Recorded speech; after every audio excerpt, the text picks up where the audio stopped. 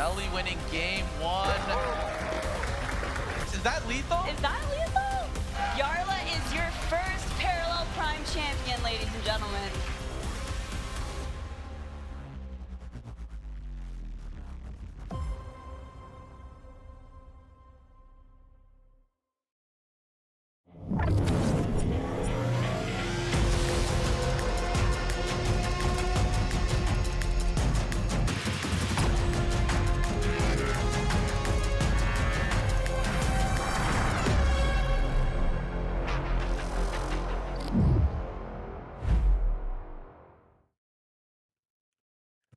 Welcome back, everyone, to Parallel Prime League Majors 3 Day 2. Today is where everything changes. One player will rise above the rest and will have a guaranteed spot at Worlds, and everyone else is going to be fighting to keep the dream alive. Pressure's on, stakes are at their highest, and everything is going to be prime. Here we go. We are going to be starting our Day 2 with Kinto and the Factor. Guys, man, this is Day 2. How are you feeling about Day 2 with our top 4 players? Let's start with Kinto. Well, yeah, I mean, yesterday we saw so many different parallels and paragons being played that it was super exciting. Some new decks, some really innovative ways of playing, things that like I've never seen before happen in the game. So, and I mean, the skill level is insane right now in this tournament. Yeah. I'm really excited to see who gets the throne in this one today. Yeah, another sort of king will be crowned today, and it's one of those top 4 right now, the semifinals. And the Factor, I saw you watch some of the streams, right? And who is the player that you were rooting for, but got laid out, laid flat out, and is already out of the tournament? Well, I've been kind of saying for I think most of the season that I'd like to see kind of Lambie win one, get quite far, and of course, Lambie kind of fell at the first hurdle again. So I really hope that Lambie has a good show. I hope he first of all gets to Worlds, and I hope he does really really good at Worlds. But yeah, I was kind of hoping that he would do well, and then also the other person I was hoping to do well, and I think we all were because we were talking about it, was Very Fat Cat, because Very Fat Cat so consistently does well in terms of these tournaments getting far, but he just can't quite take that next step to get it won. And he went out yesterday as well. But I tell you what, it was a really good day, wasn't it? Very enjoyable, lots of cool games, some stern tests as well, where players really had to dig deep, find those kind of outs to kind of turn it around. So I hope we get more of the same today. Yeah. Yeah, of course. We're going to be getting more of the same today and talking about some kind of highlights that we have had. There was one particular highlight that I would like you to see because you weren't there, right? Because Ali and Tino was casting it. Let's look at it right now. Cool. Go. Yeah. So this was a game that me and Quinto weren't casting, but wow, what a game to witness. And this is, you can see here, look, BlizzconJan on 3 health. How does he find a way to win it? Well, of course, the Wonder Kid just manages to top deck from the Logistics Mastery the supply cache, and that's the win. So that is just absolutely amazing. That's incredible. That's got to be one of the best moments, I think, from this season. Another thing that happened there is the fact that Fat Cat had 4 units in the board. BlizzCon played a Solar Grenade, and the Solar Grenade actually hit face with a Logistics Mastery for 4 damage. And then drew the cachet for 2 damage left, and that was so insane, so insane. Yeah, super insane, guys. I would like to ask you, man. This is a quick maths question. What do you think was the probability of that happening? Right? I'll ask you. What? Oh, man, bro. You caster should know that quick maths is important in casting. So I'm gonna ask you first, Factor. What do you think is the percentage of it happening? And I'll tell you which one. Yeah, can I ask my favorite best friend, ChatGPT? No, just consult with them first? We don't do math anymore. We don't do math anymore. No, right? Yeah, ChatGPT is like my calculator now. All my math is done through that person. Hey, but look. I would say the chances of that happening, I don't know, 9%, something like that, super low. 10% for you. Okay. How about you, Kinto? I mean, for that whole thing happening or the solar grenade hitting face? Yeah, the whole thing happening, the whole situation happening. I don't know. I like look. I'm I gonna mean, tell you something. I've the always seen lethal. people Yeah, like I've seen yeah. this group of people that like when they play TCGs, they calculate probabilities and all of this. Like Yeah. I've never ever calculated probabilities in that way. I do Mhm. know, like, yeah, I have a good chance. You know, like I've already drew 2 cards. I have 10 cards left in the deck. My Mhm. chances are slim. I drew the third one, or so I eyeball it. I don't like actually make the math. Give us a So number. Give Give us us a a number, number. bro. Give us a Yeah. number. so Commit to a Any number. number. 20% for Mhm. the solar grenade. Then for drawing the cache, I need to watch the clip again to know how many cards he had Oh, he in. had 12. He had 12 cards, and there were four. There were 3 units on the board plus face. He had 12 cards in the deck Yes, left. 12 cards in the deck. Oh Yes. wow. How many Okay. caches like that did Yeah, damage were in the there deck? were two caches, two caches. You're making things up. You're making things up now. I don't know. Yeah, Like to be honest, yeah. I think it's just possible. If it was 12 cards still in the deck, it was highly possible. I could tell. I could tell that it was just highly possible that he was gonna top deck Bro, that cache. bro didn't want to doesn't want to give us a number. No, that's like the No, most non-answer answer I've no ever answer. seen, I think. No, it's one answer. Like, I, I could definitely tell that Kinto was answering a math question at school. It's like, no, but does math really exist? Exist, guys? I don't know, man. Yeah. Okay, so just to give you a heads up, the answer is 2 out of 12 times 1/4, which is one out of the four chances that you're gonna hit face, and 2 out of the 12 that you're gonna be getting. It's a total of 4.16% of it happening Mm, during yeah, that cool. specific 4.16. situation. Wow. Very Yeah, cool. so, Very low. that's how lucky he Wow. was, man. It's Wow. crazy. It's crazy, man. Yeah. And Five yeah, percent win. Nice. yeah.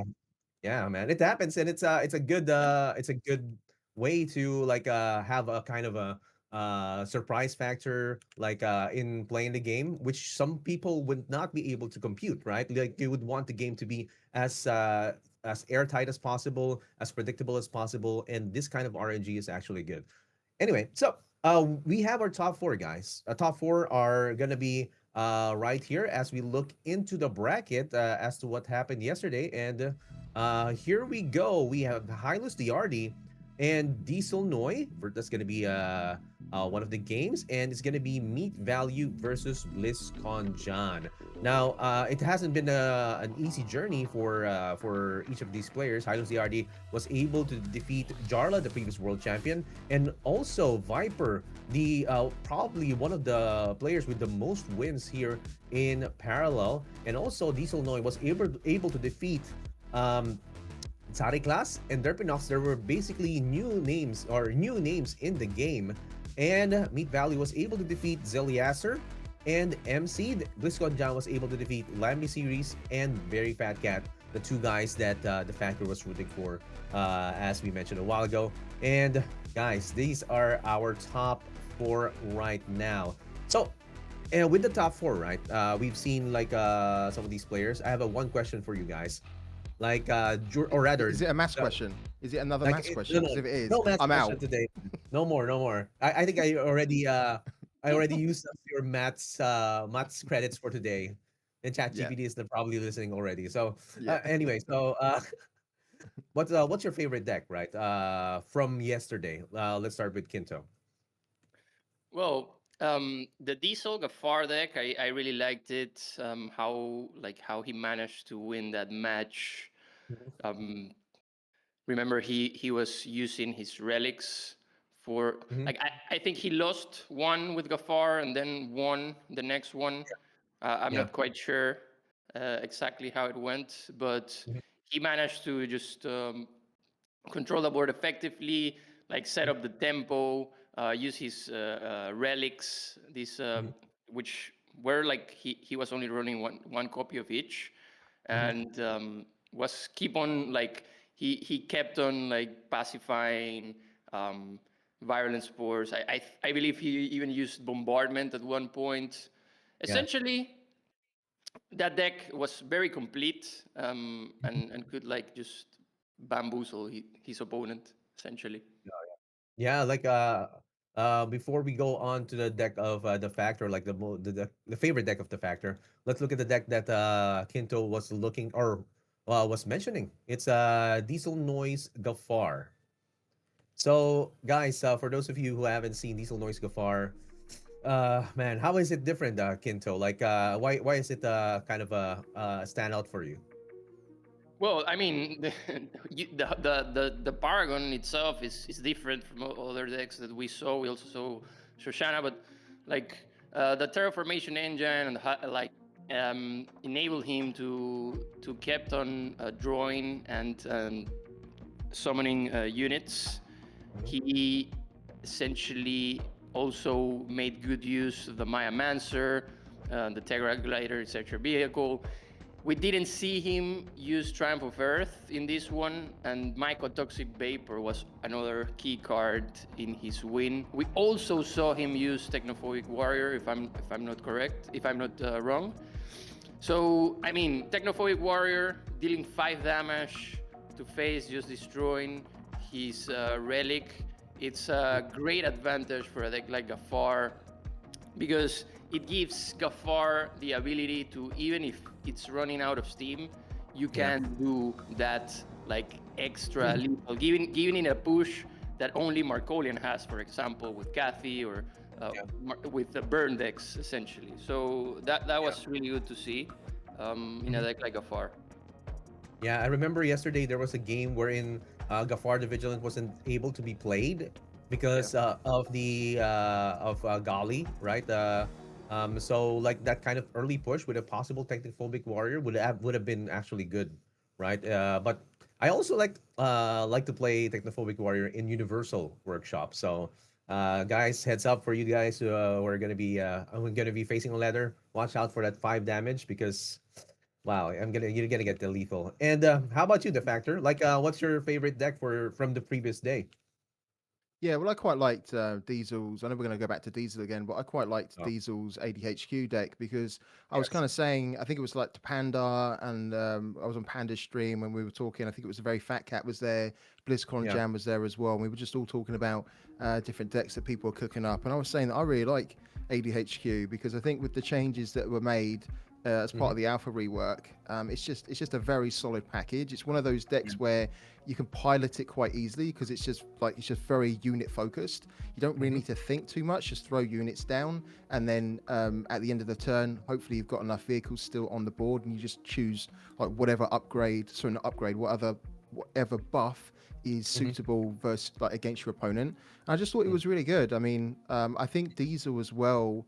Him and Viper, I think practiced quite a bit from what I Yeah. understand in the run up to this major, and I think that they were cooking up like this type of deck and like running it together. So I liked it, and even though it pains me because Diesel's ADHQ deck done really well against Derpinox's Neve deck. That was a Mm-hmm. really good game, by the way. It was just good to see like this is what it does. It's quite Mm-hmm. consistent what it does, Mm-hmm. and it's just very powerful, right? It's a very Yeah. Yeah. powerful Paragon. And when you consider where ADHQ was maybe like a year ago, where we Yeah. weren't really seeing it, it was still a bit of a meme deck. Like I Mm-hmm. think it's a deck now which is actually pretty solid, and Yeah. like I think it's yeah, a nice package, as I say, overall.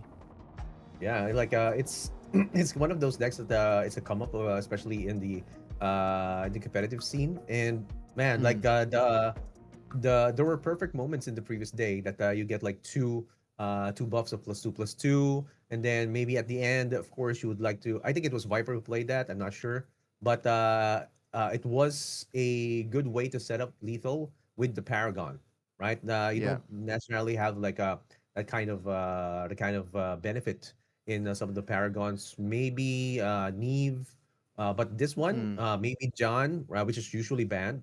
And this one actually takes the cake. And my favorite deck, the factor, is yeah. Shoshana, right? Oh yeah.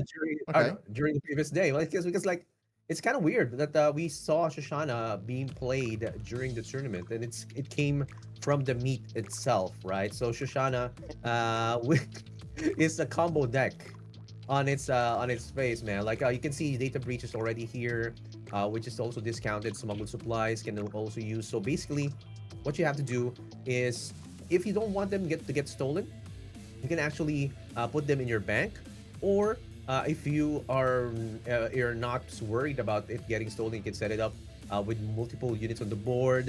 Use Triumph of Earth and seventh Blossom of Ren, and or rather, sorry, there's also damage that you can also deal directly towards the opponent with a combo. So this actually is kind of a good way to set it up. And have you guys been victimized by this deck yet? Or let's listen to the factor.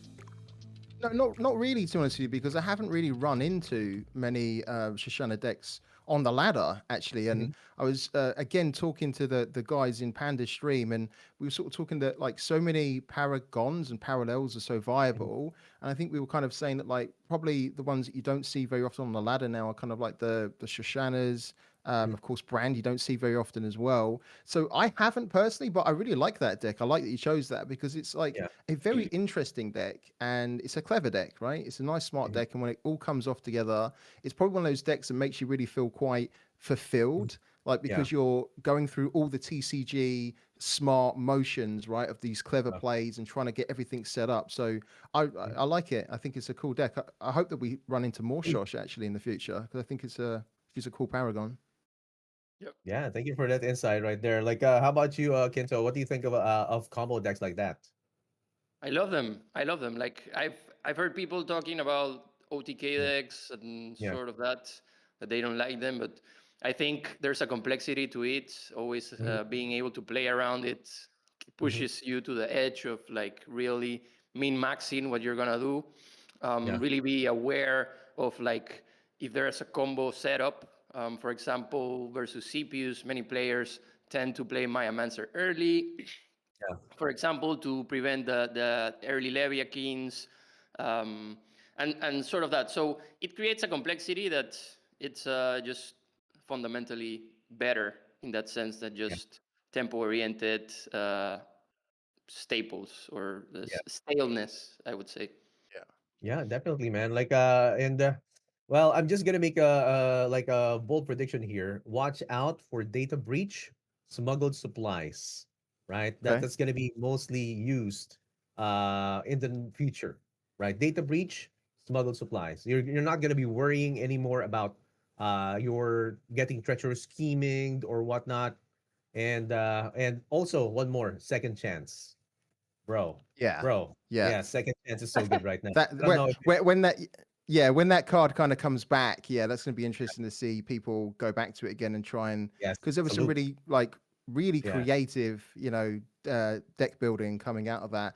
yeah, But of course, it was just a little bit too insane. So yeah, yeah, it's going to be good to see yeah, that come back and what decks people can come up with again. But I like that. I think you're right. Data breach and yeah. smuggle supplies. I think is such a good combo, especially Hmm. with like with data breach, the change to that.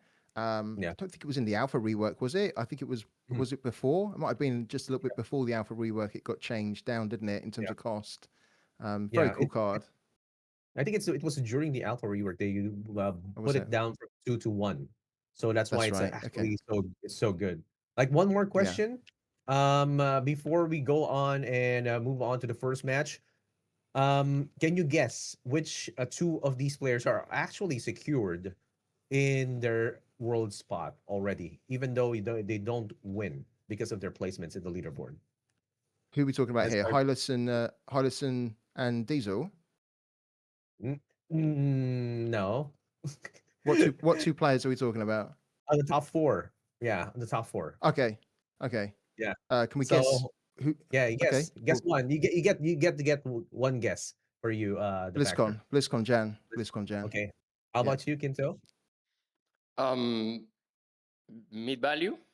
Yes. All right. That's right. So it's gonna be BlizzconJan already has 111 points. If and with this, he already has more than enough points to secure him a spot in top five. Meat Valley actually is going to be secured as well for whatever placements he's going to be having in this tournament. So Oh, aside from the open points or the leaderboard points over the next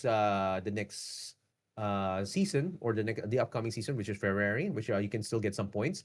So it's actually going to be a kind of a kind of a totally secured point position to be mm, in. It's actually very comfy for both of these players.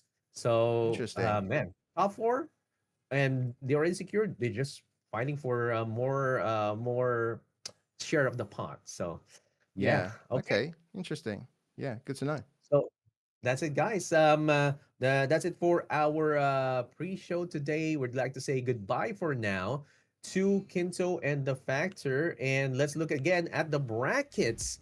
Or for the top four right now for the Parallel Prime League Major 3. And again, first match, it's gonna be Meat Value versus BlizzconJan. We're gonna be seeing this match today, and the next one is gonna be Dieselnoi versus HyllusDiardi. And welcoming back to the stage our casters. It's gonna be Fino and our 10-year Twitch anniversary.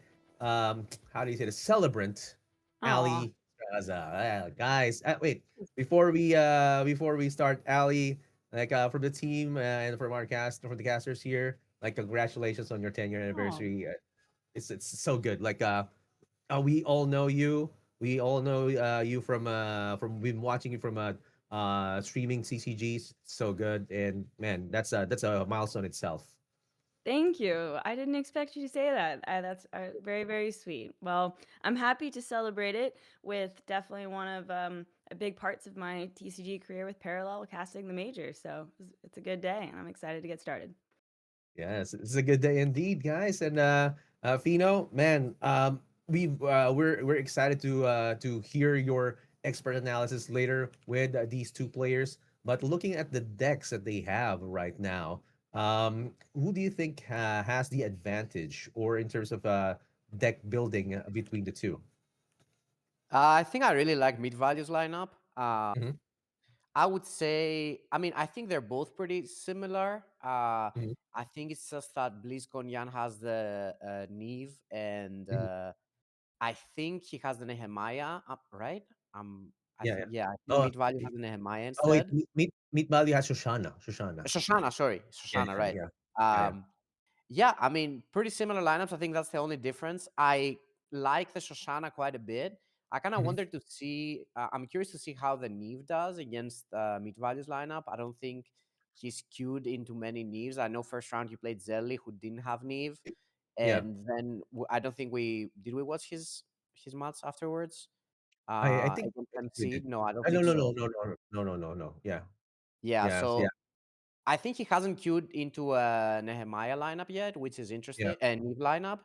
So I'm curious Mhm. to see how that goes. I'm curious to see how the Neve from BlizzconJan does in the series. Yeah, man. Like this is gonna be a quite interesting take right here because I agree with the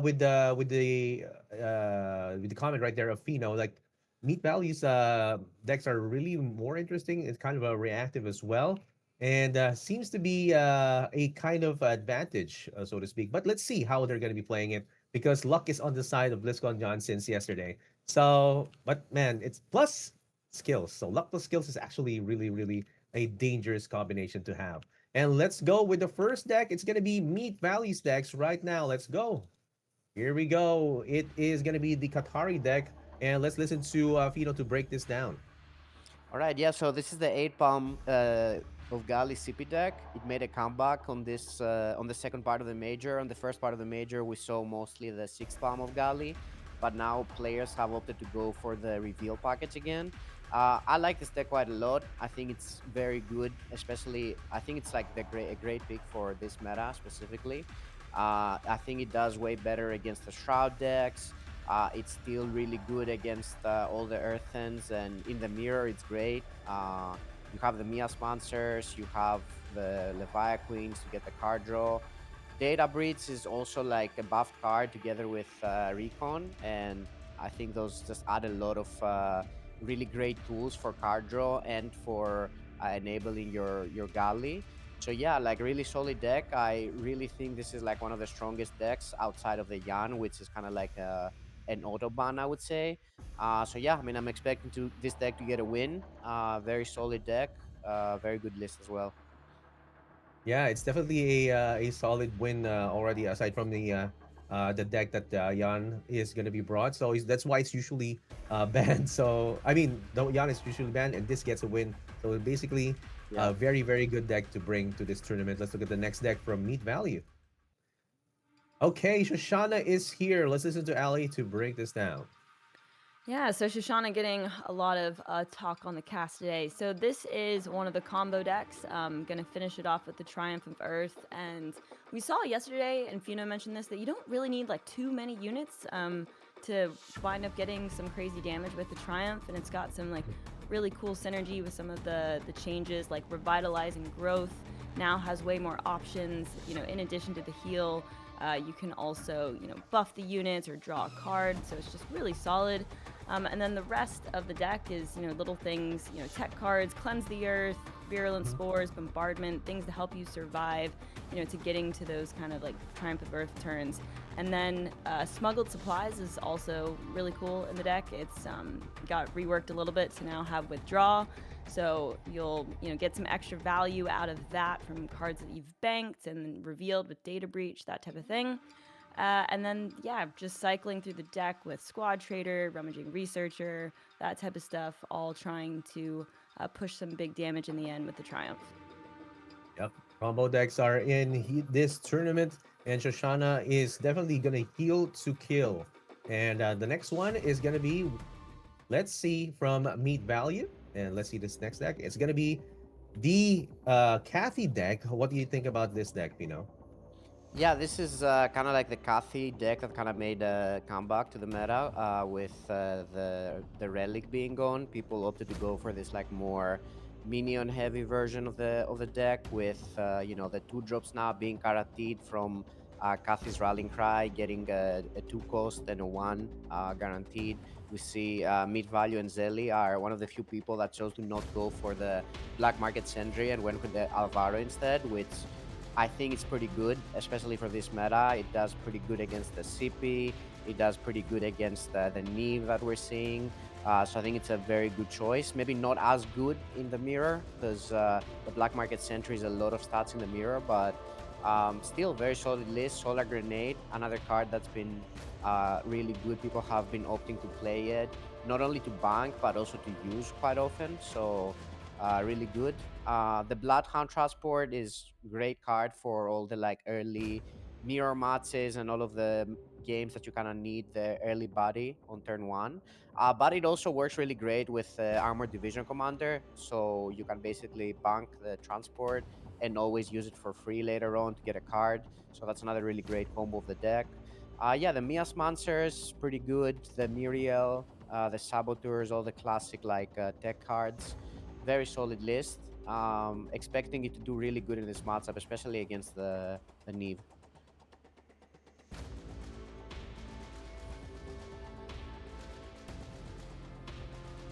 I think you're muted, Excelsior. Oh, sorry, guys. I was actually commenting on that Neve is actually under.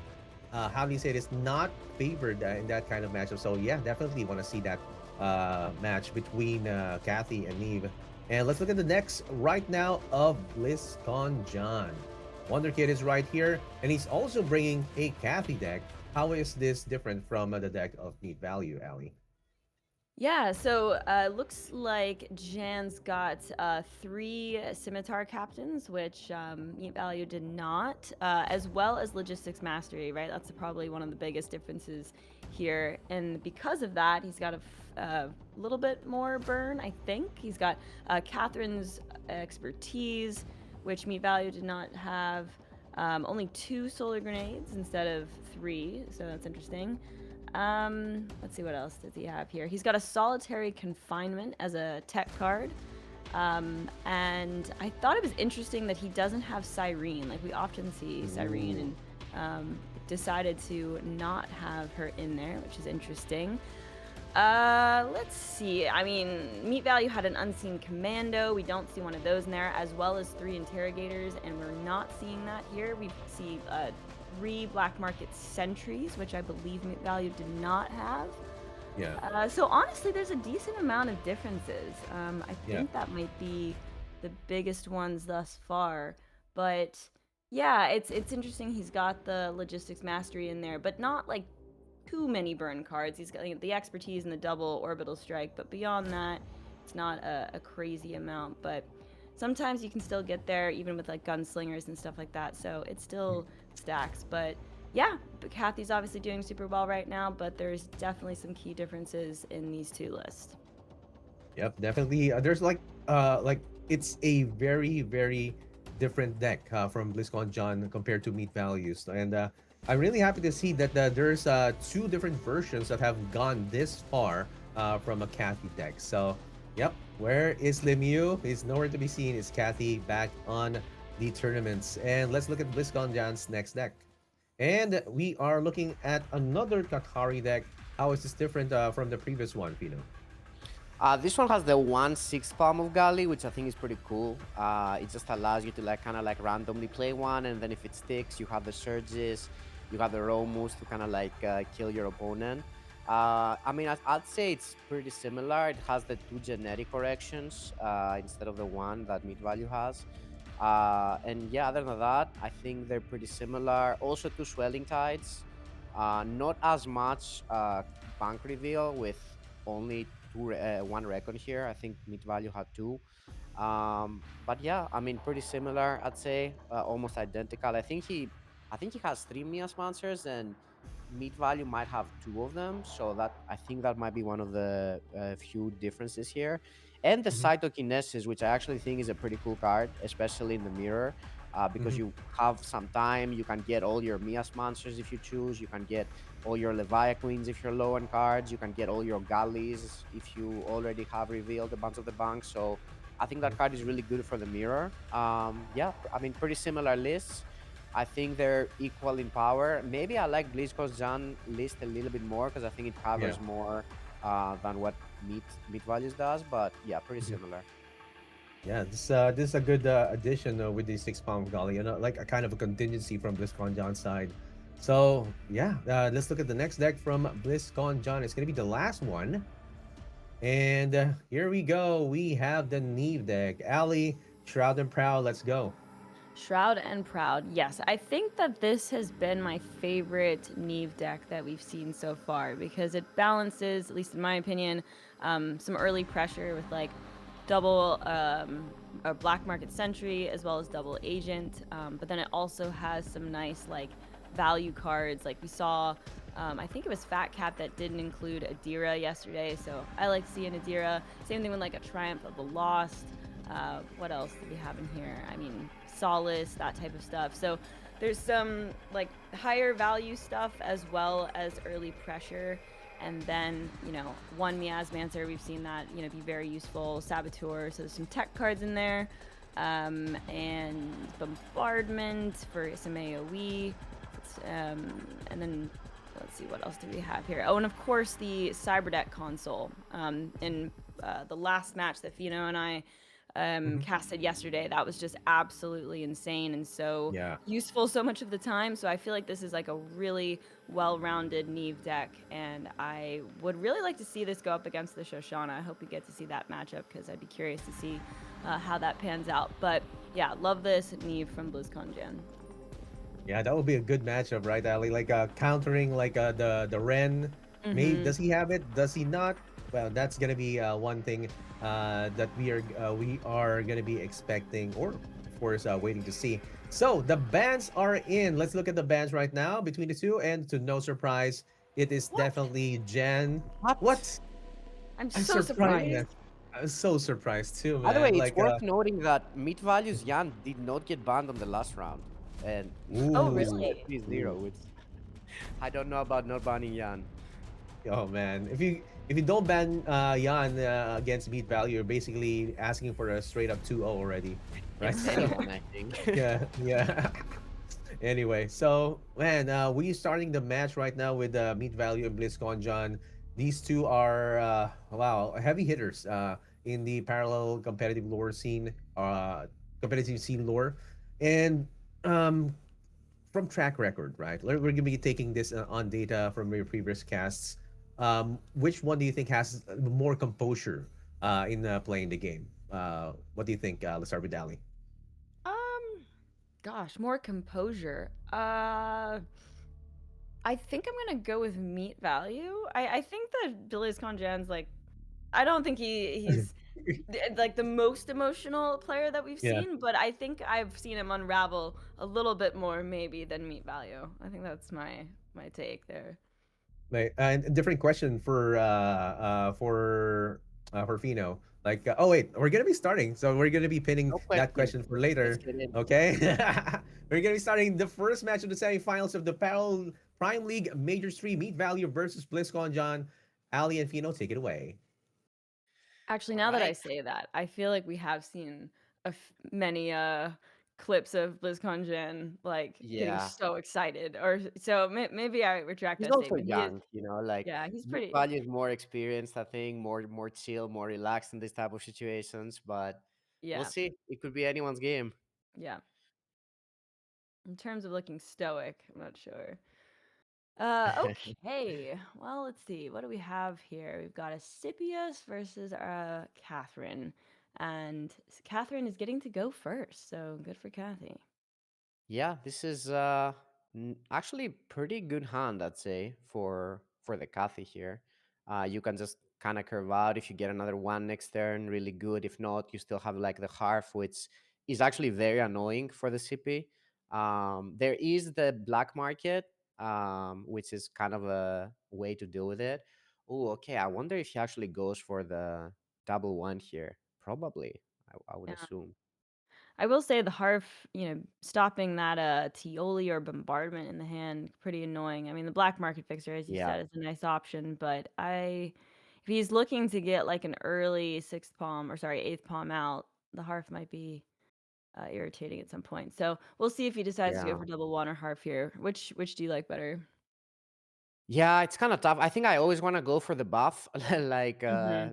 being an aggressive player, especially with Kathy. I feel like you kind of always want to get the passive proking as much as you can. So yeah, he's opting to go for that. Interesting Yep. that he's splitting the stats here, by the way. Like a lot of people normally would go for the 2-3 Yeah. on the red scout here, but he's like, okay, I know he plays black market fixer, and it's better to kind of have the stats more spread. This board dies to bombardment anyway, so there's not really Hmm. much reason to play around that. So yeah, very nice play for Meat there, Yeah. I deciding mean, to split the stats. wow. So it's the little things, like It is yeah. truly is Looks like he's gonna go for an early black market fixer, but which one will he choose? Of a cool course, one. the cool one. However, I will say, I still to this day, the perfect loop of the black market fixer is still probably my favorite. Like it's just Yeah, a no, I gotta classic, agree with that. the first one that I think we all really loved. So, This is kind of interesting though, because like now that I think about it, like maybe it would have been better to do the stats the other way, because that the other way you hmm would be able to value trade the black market fixer. Ah, nah, but I guess then he would have just killed the 2-3 instead of yeah, that. it's Yeah, like, yeah, I yeah. think he did as best as he could. Okay, he's getting to play a buffed Harv. Actually, wow, the Really machinist is strong so here. nice. That We was see a that cool. there's the counter to it though, the second fixer. That's It's kind of the true. only thing he doesn't want to see right here, but it is there. Well, he played around one. It's hard to account for playing around the second, but Yeah, still, at least he got the machinist to kind of yeah, the cycle Machinist was through. actually a really good draw because else his hand would have kind of been empty now. It's really good to Mhm. get a free one cost unit and also like kind of a free bank, right? I will say that wow, two miasmancers in hand. Yeah, meat value is definitely running out a little bit here. Like Mm-hmm. needs Definitely. to find some Researcher would be neutral. really good draw. Mm-hmm. That is not so great.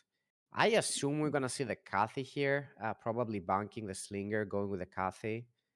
That kind of seems like pretty straight up play. Yeah, because like Yeah. if you do like 3 and 1, you have to bank your other Mia's Monster. That seems very weak. And Yeah. just playing Mia's Monster seems way weaker than just slamming the Cathy here. So yeah. This is kind of the power of Kathy. I mean, as an aggro deck, like Oh yeah. he didn't have a great option, but she's pretty good just to slap her down Yeah, on for sure. 4. Need to. Ooh, an This Astel's is interesting. Glaive. Hmm. I feel like the transforming the Cathay into a 0/1 and revealing one of the cards is really strong here. So I think he's probably gonna go for that. I mean, he could also just bombardment, but Bombardment, yeah. I feel like you'd Mhm. rather save that for like next turn after your opponent develops like another board. I don't think there's really any rush here. Yeah, I would agree with that. I feel like he's in a comfortable enough position that he could probably hold back the Yeah, bombardment for like a Catherine's rallying cry or some other threat that exactly. might Yeah. come down. Okay, he's gonna Okay. bank one of the galley. Interesting. He's probably like, I don't need that many. Oh, he goes for the Oh, glaive. interesting. You know, That I is don't very hate it interesting. because sometimes I feel like if I don't get glaive down, like the longer it takes to develop it, like sometimes I just wish I would drop it. I mean, it's a little awkward Yeah. with the Kathy there, but I can understand him wanting to get it developed. Yeah, no, it does make sense. I mean, in my head, I would just have never played it, but this is still not definitely not bad here. Yeah. Well, I understand though, because like you have the bombardment. It's gonna feel real bad, like you feel the need to throw down the bombardment, like with the glaive already out. So maybe he can get away with holding that back, but it might work out for him. So we'll see. Hmm. And going Yeah, into actually Cyrene, that's kind of nice if he gets to like yeah. do a good trade and then clean up the Catherine with the Cyrene. Maybe like there's something there after the Well, glaive she attacks. definitely has to try to kill the glaive here. It's kind of annoying. I wonder if she just chooses to ignore it. It's actually a really hard turn. Mm-hmm. He's hovering, so I can't. Let's see. There's a commando, and then okay, yeah, there we go. So does the commando have a stealth even if you don't get assault? Because like then she can just use it to like block That's a the cleave. good point. Like, it definitely doesn't get the Yeah, stats, but I it think does it look that still way. has stealth. Yeah. Oh, yeah, that was a clever. Or Oh, what? Wait, why maybe is he he playing it doesn't. there? Well, Huh. hang on a minute. You can still.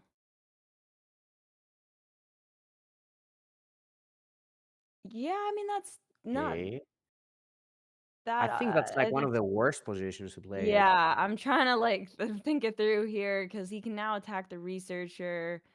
And Mhm. then, gosh, the Cyrene, like it's a good trade on just Wow, yeah. 1, and then cleans up. Yeah, I mean that's. This is kind of as good as the Siren gets. I Yeah, don't know what the it's revealed cards are, but oh, that's actually very interesting because like as meat value here, it normally doesn't really matter that much, but in this situation, like revealing cards from your bank actually matters against the CP. So you definitely want to be revealing cards that are like not as good in a way. Mhm. Yeah, good Wow, look at point. this. He's gonna reveal the stealth unit and deal the damage to Kathy like that. That's so good.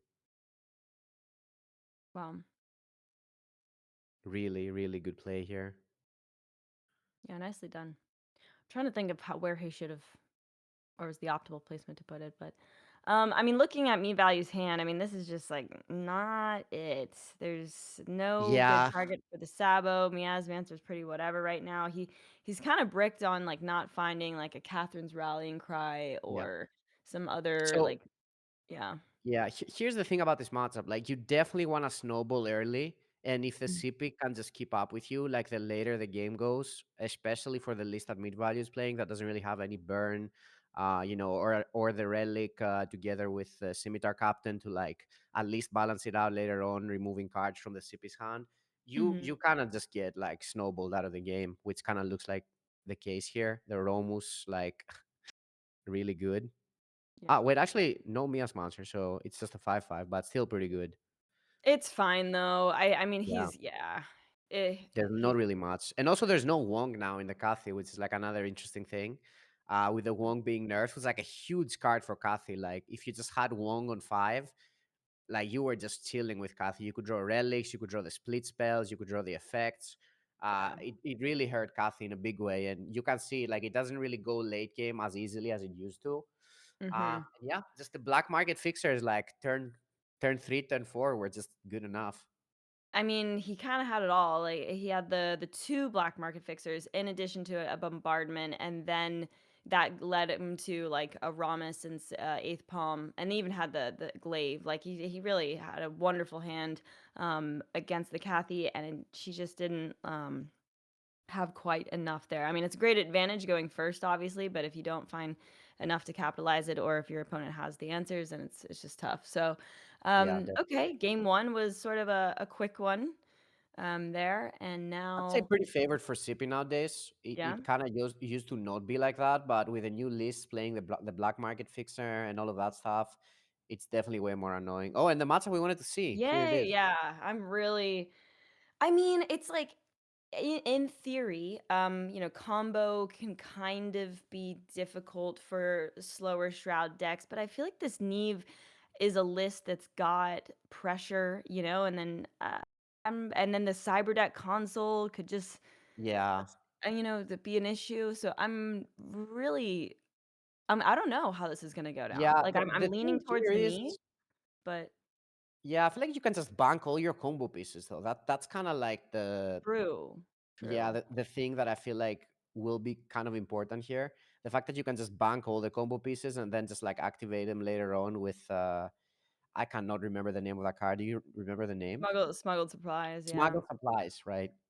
No, that's a really good point, actually, and I'm Yeah, sure that MeatValue will know to do that. Like, just for bank his sure. combo pieces as quickly as he can so it doesn't get treacherous scheming, that Yeah. type of thing. But then if BlizzconJan is like anticipating that, then maybe he'll just go for the like aggressive play and not really go the disruption plan. So it'll potentially be a chess match here, and we'll see who can think, I just don't way really ahead. know how aggressive Neve can be. Like, I Well, think it's kind of like only Adira that's like kind of a threat, and I don't know if there's like that many things in Meat Value's deck that are as annoying. So I'm not really sure how aggressive you're gonna be, especially with how much AOE the Shoshana has and the that's a good 40 point. HP on top, right? Like 40 HP, like you're I kind of having a think hard time doing that with something like Kathy, much more with the Neve, I think. Yeah, I mean that's a good point. I mean, with the a couple of like double agents, black market sentries, like he doesn't really found them, but that would have been nice. But you're right. I mean, the bombardment. Yeah. However, the sentry wouldn't is a 4/4, right? So that would have been kind of nice to keep How many sentries does he punching. play? I'm actually curious. Only two, Only two? only two. But the Yeah. requisitioner that did get it. Did that get a card? Did it ramp there? I think it did. Yeah, Yeah, it did. It did. nice. So He chose not that's to play the agent, by the way, which is interesting. mm-hmm. And what else is in here? We've got two dark dealings. Like, yeah, I guess if he can just sort of gas a Neve, Yeah, I think that's what he's Beta? looking for the most. Like, but the thing is that like even if he does gas and Eve, like the bombardment and spores, which is very Mhm. likely because I think he's playing 3 copies of each. Maybe he's playing two of something, but it's very likely to clear the Neve board. So that kind of makes things a little bit more complicated from just winning purely with a Neve. I'm actually curious how he goes about dealing with this matchup because it does not seem like an easy one. The more I think about it for the Neve. Yeah, I think as we're talking it out, maybe Shoshana is in the better position here. You just have a Hmm. lot of time with Shoshana, right? That's kind of what I'm feeling at the end. Like, there's a lot of time. There's not really much threat of the hand disruption because you just bank all your combo pieces. Oh wow, Interesting. the Saboteur is really good here. Removes the card draw potential. Yeah, that's pretty solid. And when he did get the reality sifter developed as well. Okay. Another That is really good. requisitioner. I Oh, interesting. mean, He didn't reveal any cards or draw anything with with the research. It's just tempo 2/4. oh wow. Yeah. You're right. That is really good here, though, because you can actually get the extra energy with because he has too many cards, so he doesn't really care too much about the cards. So he can just do the rain combo with the squad trader, which is Mhm. really good, especially in a deck like this where you actually could use all the extra energy you have. Yeah. So yeah, I think it's gonna be really good here. He is gonna remove the 3/3, kill the Adira with his researcher, and draw, and like not even really lose many cards in the process. Yeah, he's in a pretty good solid spot. Yeah, the Raven squad trader combo is a really nice one. Yeah. Very good addition to this like um this Shoshana deck Yeah, here. you can play it in a bunch of decks as well. Like people have been playing it in Asia, I've seen. There's some people who still play it in CP. There's a lot of people who play it in like the universal decks, like even Organ Core and stuff like that. So yeah, I think it's a really good addition to the game. It's probably gonna see quite some play in different decks. Well, now they're both sort of keeping up on mana here. Okay, he's gonna decide if he wants to put that in the singularity or not. I mean, he already has a decent amount of cards, but Hmm. he looks like he's gonna keep it. Gonna He's go for really another ramping up ramp. BlizzCon though. Yeah, I mean, I like it. Just keep going with the Yeah. requisitioners. Keep ramping. And then I suppose we'll I see think him he's draw probably here. gonna go for the Malia here, just get the extra card draw. There's not really much. You Maybe think? not actually, because I guess the bombardment does clear the whatever corrupted unit you would do. Yeah, I kind of like just saving them. I feel like at this point it might just come down to like maxing greed. Like I don't. Maybe the Malia will be relevant, but it's gonna probably be tough to get too much damage in her. I suppose if there's not like a big Dominion Yeah, board to go for. I mean, there's dark more for the dealings, card but draw, I think that's relevant at this point rather than the damage. yeah, yeah, yeah, yeah. Not that he really needs card draw though. We see like his hand is kind of full, so Well, I went with the expertise, so I got a little bit there. I wonder. I'm trying to think, like a Baron into a Triumph of the Lost. Like the Void Unleashed is now what 5? Like maybe there's yeah. some cute things he can pull out here with some extra value. But all right, what is meat value subjective right now? I mean, he could. Yeah, so MeatValue, I Um, think, just wants to like draw, but not to like a crazy amount. Yeah, he throws the one researcher in to not draw too much, which is interesting. He's like, I kind of mhm, have too many cards, and mhm. BlizzconJan keeps doing the draw extra with 2 energy spell. So yeah, he's like, Let me just draw one here. I don't need to draw that many." I wonder if he Mhm. chooses to draw with the researcher here. I mean, wait, hang on. Has he banked yet? I think it's very likely he starts saving the one costs now because of the combo. Yeah, like the Oh, you think Tanak. so? Okay, he did. I don't think he did the reveal. He just didn't draw. He just played another 2/4.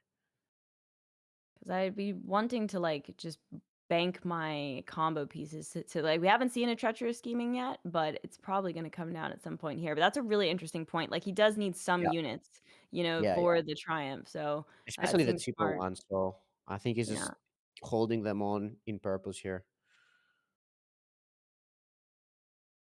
Right. Yeah, we see the Baron. That's actually quite good. Can be pretty annoying here. And another interesting thing here is he can like overdraw him quite a bit here. Just going Baron Triumph. He's gonna get his own researcher from it, and then Meat Value is gonna burn 2 cards.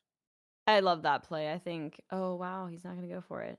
He's I not gonna think go for it. burning is pretty solid because clearly he's trying to like hold back on drawing too many, right? So, Hmm. oh, nice. Okay, solar grenade. That makes Yeah, I'm trading actually kind of neat. curious on why he chose not to do it. Uh, Oh, is he burning him this way? I guess he burns one card this way. Yeah, that's not bad. I also just sort of liked the triumph with the Baron for an extra Yeah, the 5, 5 huh? cost Yeah, spell. I would like that as well. But he could be holding back the triumph. I mean, it is a threat, right? It's annoying, and if you really want to get something good that Hmm. your opponent cast, I mean, What did he burn? I Oh, Triumph of Earth. oh wow, nice. I think there's already one banked, if I'm not mistaken. I am not 100% sure. Yep. Oh, he's going for the I just saw Zanak. it. Okay. What is that? Is that again? That looks like it's just a bank here. Yeah. Hmm. Yeah, his hand is not looking that great right now. Oh, he's just jamming it. Not much to do. He's like, let me just overclock this. Why not? Sure. I mean, you kind of just want stuff to do, I suppose, in the meantime until you find your more combo pieces. But Does that draw a card? Did this just happen? uh, I don't know how he drew a card. Or did he just end the did turn? he No, he hasn't play to ended. know? Oh God, yeah, I don't know. Maybe that thing draws a card. I've never really seen it before. Undiscovered Ogdencore cards. Yeah, yeah. Um, yeah, I It's- mean, this is one of those things though where it's like it's looking kind of dead right now for MeatValue, but at the end it can kind of all come together. He finds the smuggled supplies and then just pulls out like crazy amounts of damage. So, yeah. looks like he's gonna develop that bounty hunter network to keep cycling through the deck Well, here. he already has a smuggled supplies in the deck, which is in the bank, Ooh, so really good. true. Eclipsed Fate is interesting. He could target that to knock and Yeah. hit the other ones if he wants to. Okay, that's gonna. I think he only plays 2 Triumphs of Earth, so does that just mean he's out of the combo now? I think he might be. Right? Let me double check, but I do think I I only saw 2. no, 3. He plays 3. It's 3? Okay, so there's Yeah, but he's one more. got okay, hang on. So Jan's got one and sniped one. There was one in the bank, and then there's one in the hand, though. So I think we've Oh, there's only one in the bank. Okay. I wasn't sure about that. think so. Oh my god, he's emptying his hand. Wow. That's Well, so I think we're good. getting our answer, Fino. I mean, Yeah. like there was probably a way, or I don't know, in this particular game, there might be ways to play around Neve, but I mean, she's just snipey diping the Yeah, pieces that are definitely really very important. annoying when it curves out like that. Just ramped all of the early game. Yeah, Oh yeah, we can see Meat's reaction. He's not happy with this. definitely not happy. That barren living. Okay, yeah, Amalia, how sure. much damage does it deal? Does it deal anything? I don't think we've seen a dark. Oh, Oh well. my god. Wait, hang on a second. What did we see with the Oh, the Malia? corrupted saboteur. So he took Ah, 3. that's what it was. Yeah, good Yeah. catch, good catch. Wow. I mean, man, I don't foresee Meat Valley. He look at his, there was a little nod or shake of the head there. I'm with you. I don't really see how you get yourself out of this one, Meat Value. I I'm mean, sorry. I think he has quite some damage, but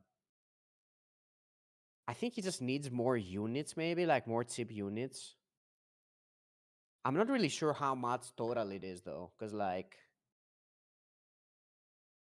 it Yeah, is kind of expensive to play everything from the bank and play mhm. units.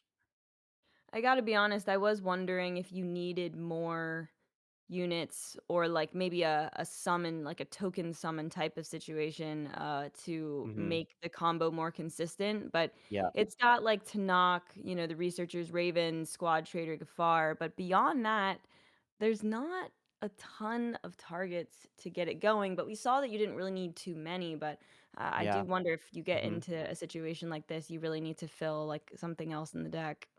Yeah. This is kind of awkward here because like you're gonna get the the Neve now, and he can kind of deal with it, I guess,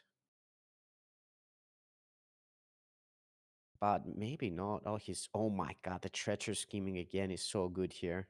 Have we seen 3 back to back with the Yeah, I Baron think out? so. Yeah. We even saw him get the extra one from the Baron one Oh my time. god. Yeah. Gross. Disgusting. Yeah, that is so good.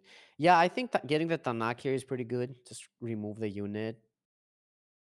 Definitely makes you feel more safe. Sure. Okay, Another that solar does grenade. nothing. Yeah, It's in the tournament. Oh, neutron bomb. Okay. yeah, does nothing. I Ooh, think does it's that only make you enemy. target your own stuff? I mean, he could just not I'm kill pretty the. sure it's only enemy, but Okay. yeah. Yeah, it's looking bleaker and bleaker for meat value here. BlizzconJan's in pretty Yep. much complete control of this game. Yeah, I think the starting hand for BlizzconJan was really good. Starting with the relic early on, just so he can kind of decide more for his draws was really good. Then all the ramp, then all the kind of like that D round curve, really good. The treacherous schemings kind of all came in perfect time. He's just building a board here. Nice. Oh, I love that. Setting up with the Miasmancer. Yeah. You can't do anything. Can't throw your Shoshana down. Oh, the smuggled Oh my supplies. god, Okay. another how many are there 6 schemings in this deck? How is this possible? Yeah. Okay. I feel like he's played 3 already, but it's because the one played itself Yeah. again from the Baron. So this was just the last one. Well, we see his smuggled supplies. in MeatValue's hand, but I think you said there's one in the bank I wonder how many already. units he has in the bank here. Like, how many units can you play from the bank together with the supplies? Mm, We'd have to. Because like There's he one. still needs to OTK him. Like it's not enough to just do like a little bit of damage. You have to actually kill him. Yeah. But the two revitalizing growths in the hand, I mean, it might be one of those things where he could just sneak out enough damage, but he's got to do it quickly. He's gonna be in trouble. Um 20. Okay, so I'm just thinking, so like if you've banked the 1 mana spell that heals twice, that means that is how much damage? Like, oh, he's not picking. Oh, yeah, he is picking that. Yeah, I was gonna say this is really good because this kind of blocks the combo. Like, I don't know what you can do against this card, the Cyber Deck console, especially with all the saboteurs gone. Yeah.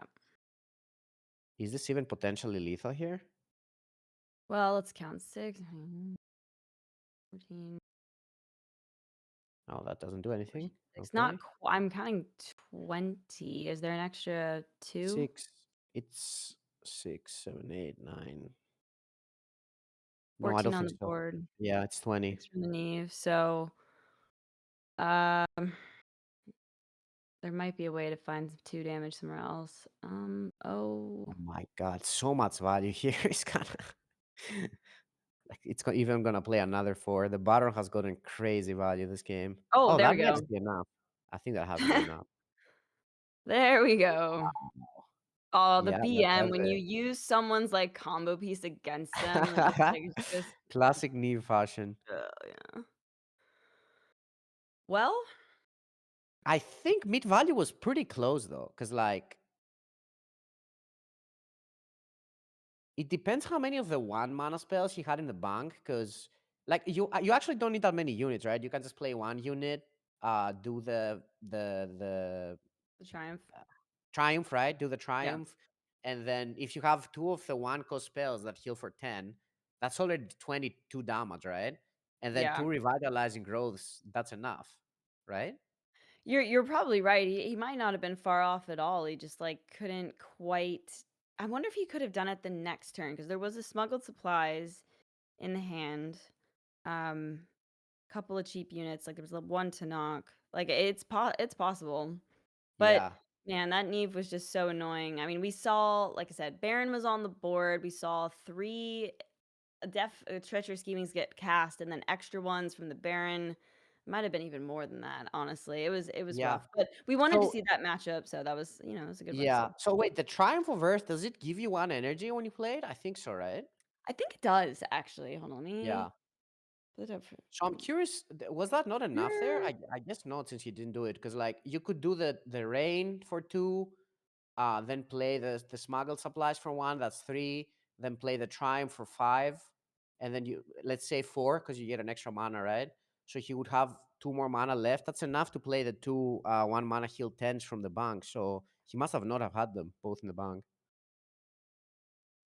No, I'm not actually 100% sure. Because I think that's exactly 30 as well. They might have. Triumph has gone through a couple different iterations, like, Oh, does it it not now give you the 1 draws. Yeah, anymore? so Maybe I'm not. not, yeah, we'll check that for sure, but yeah, I think you're right, it could have been very, very close. Yeah. Um, I wasn't really keeping track on his bank that much, to be honest, but I think he must have been close. yeah. Is it actually? Wait. I think it is that you can only play revealed cards. Is that true or no? Yes, that is true. That is Okay, so true. he did not have data breach. I guess that's kind of it, because I think else he had it. He needed his cards revealed. I don't think the combo pieces were actually revealed. Yeah, no, I think that probably Yeah. was the crutch then.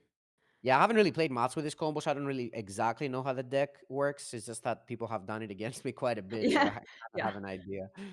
No, that's a key point though. Smuggled, you definitely need Yeah, it to be revealed. So, and we did not see the data breach. But yeah. all right, moving on to the Kathy mirror. So, who's Oh wow, got the that's an insane hand from yeah. BlizzconJan. That is as good as it gets, if not better. Honestly, Like this could be a 3-0 for BlizzconJan here. I mean, this does all of look these like a quick games. 3-0. I would be surprised if he does not win this game. Like such a good curve. Like Yeah. Machinist into the rallying cry is just really, really strong.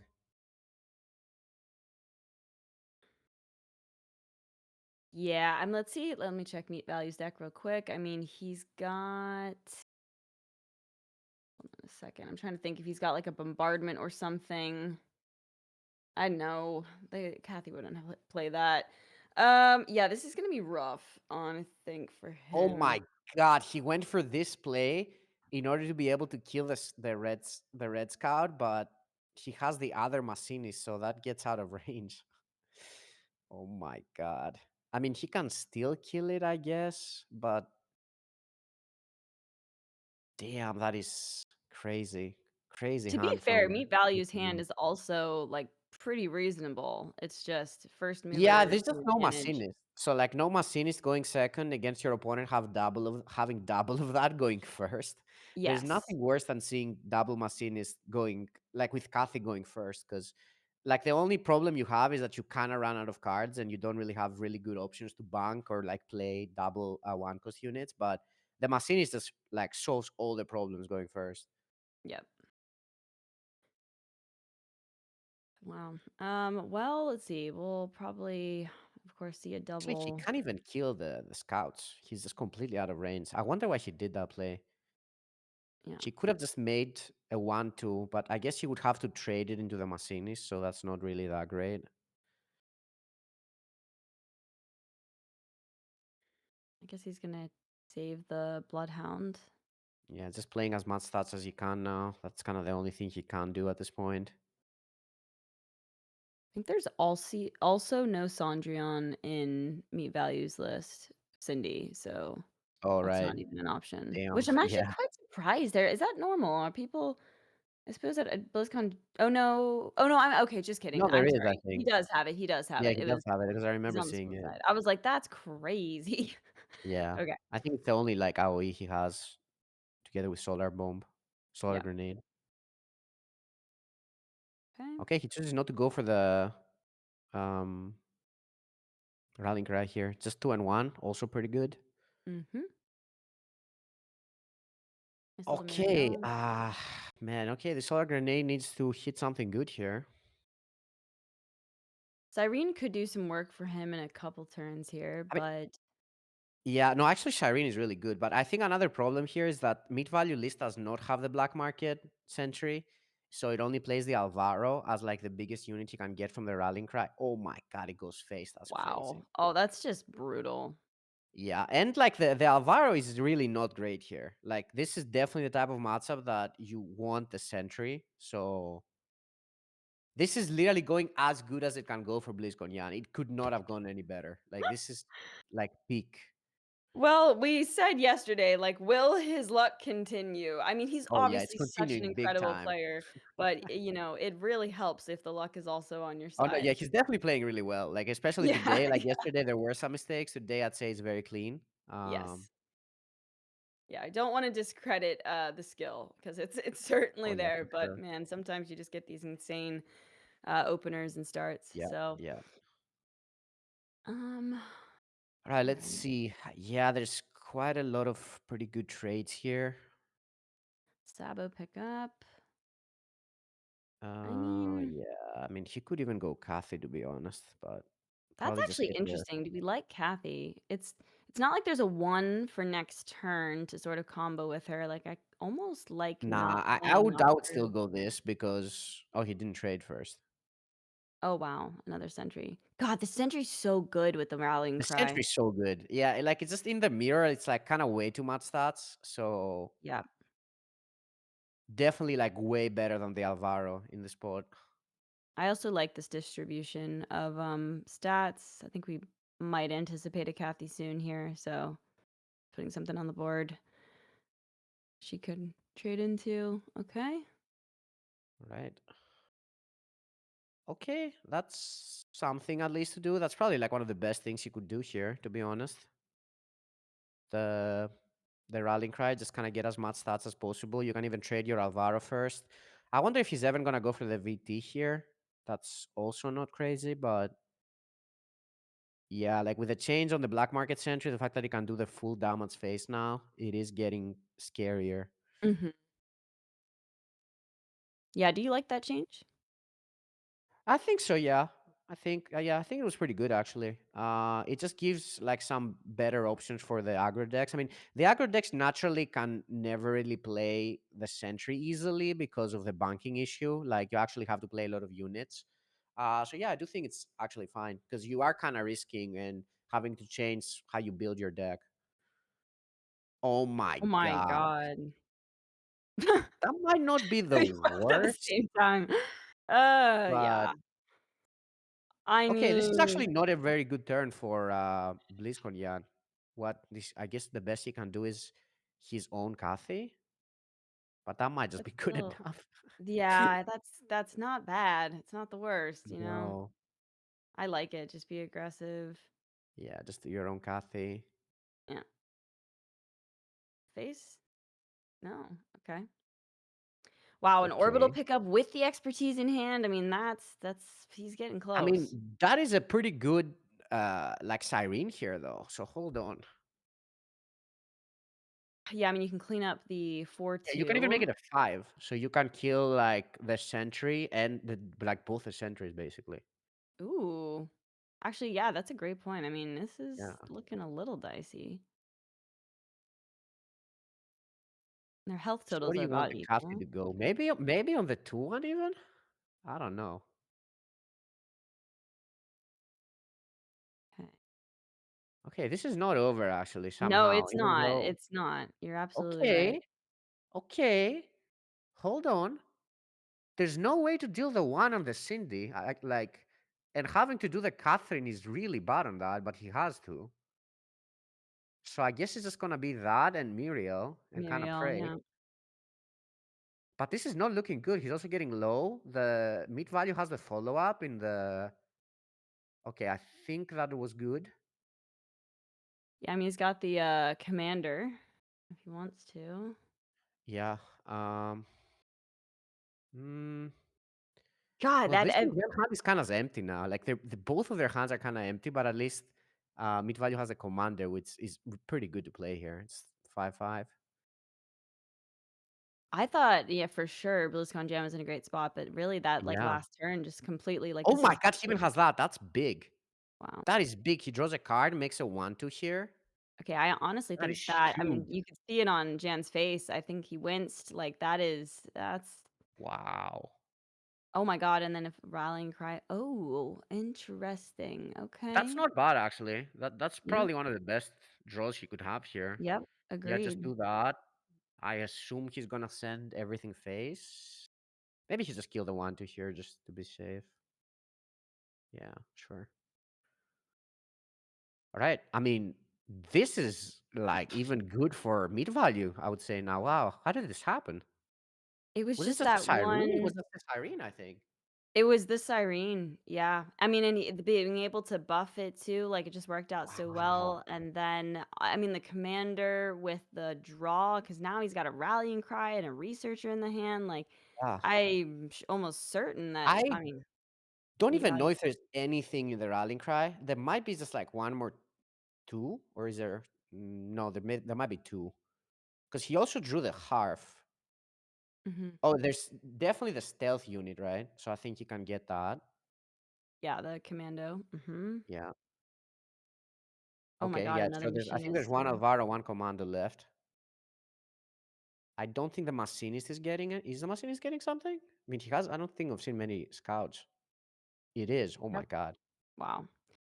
Oh, yeah, I mean, this is gonna be tough. I mean, maybe Cendrillon, Cindy could do something off the top for BlizzconJan here, but this is a ton of pressure.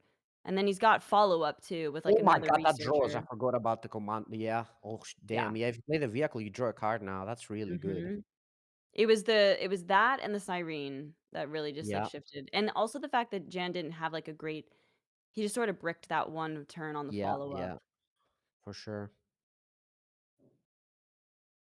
Okay. He's It's just playing everything. Can't blame him. That's interesting.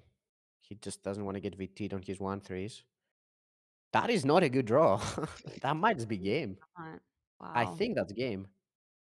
All right. Well, I guess we don't want to call it just yet, but almost certainly. I mean, MeatValue was like, I I think am Elliot not just letting dies you on the three. backswing, right? Does he not? Yeah. Because, okay, best he can do is like remove, what, like 2 units, and there's still the Cindy we see in hand. Yeah. I mean, I think he's at So, 10 damn, this here. is not good. He's He can't. sending it. Yeah. Can't really Wow, make okay. use of that orbital. I guess that's. Hmm. No, he's not playing it. He's just gonna play that and not bank, I think. Yeah. And that's game. Yeah. That's game. Meat Wow, Value was like, what? I am not letting Hold you on. 3-0 me in this major here.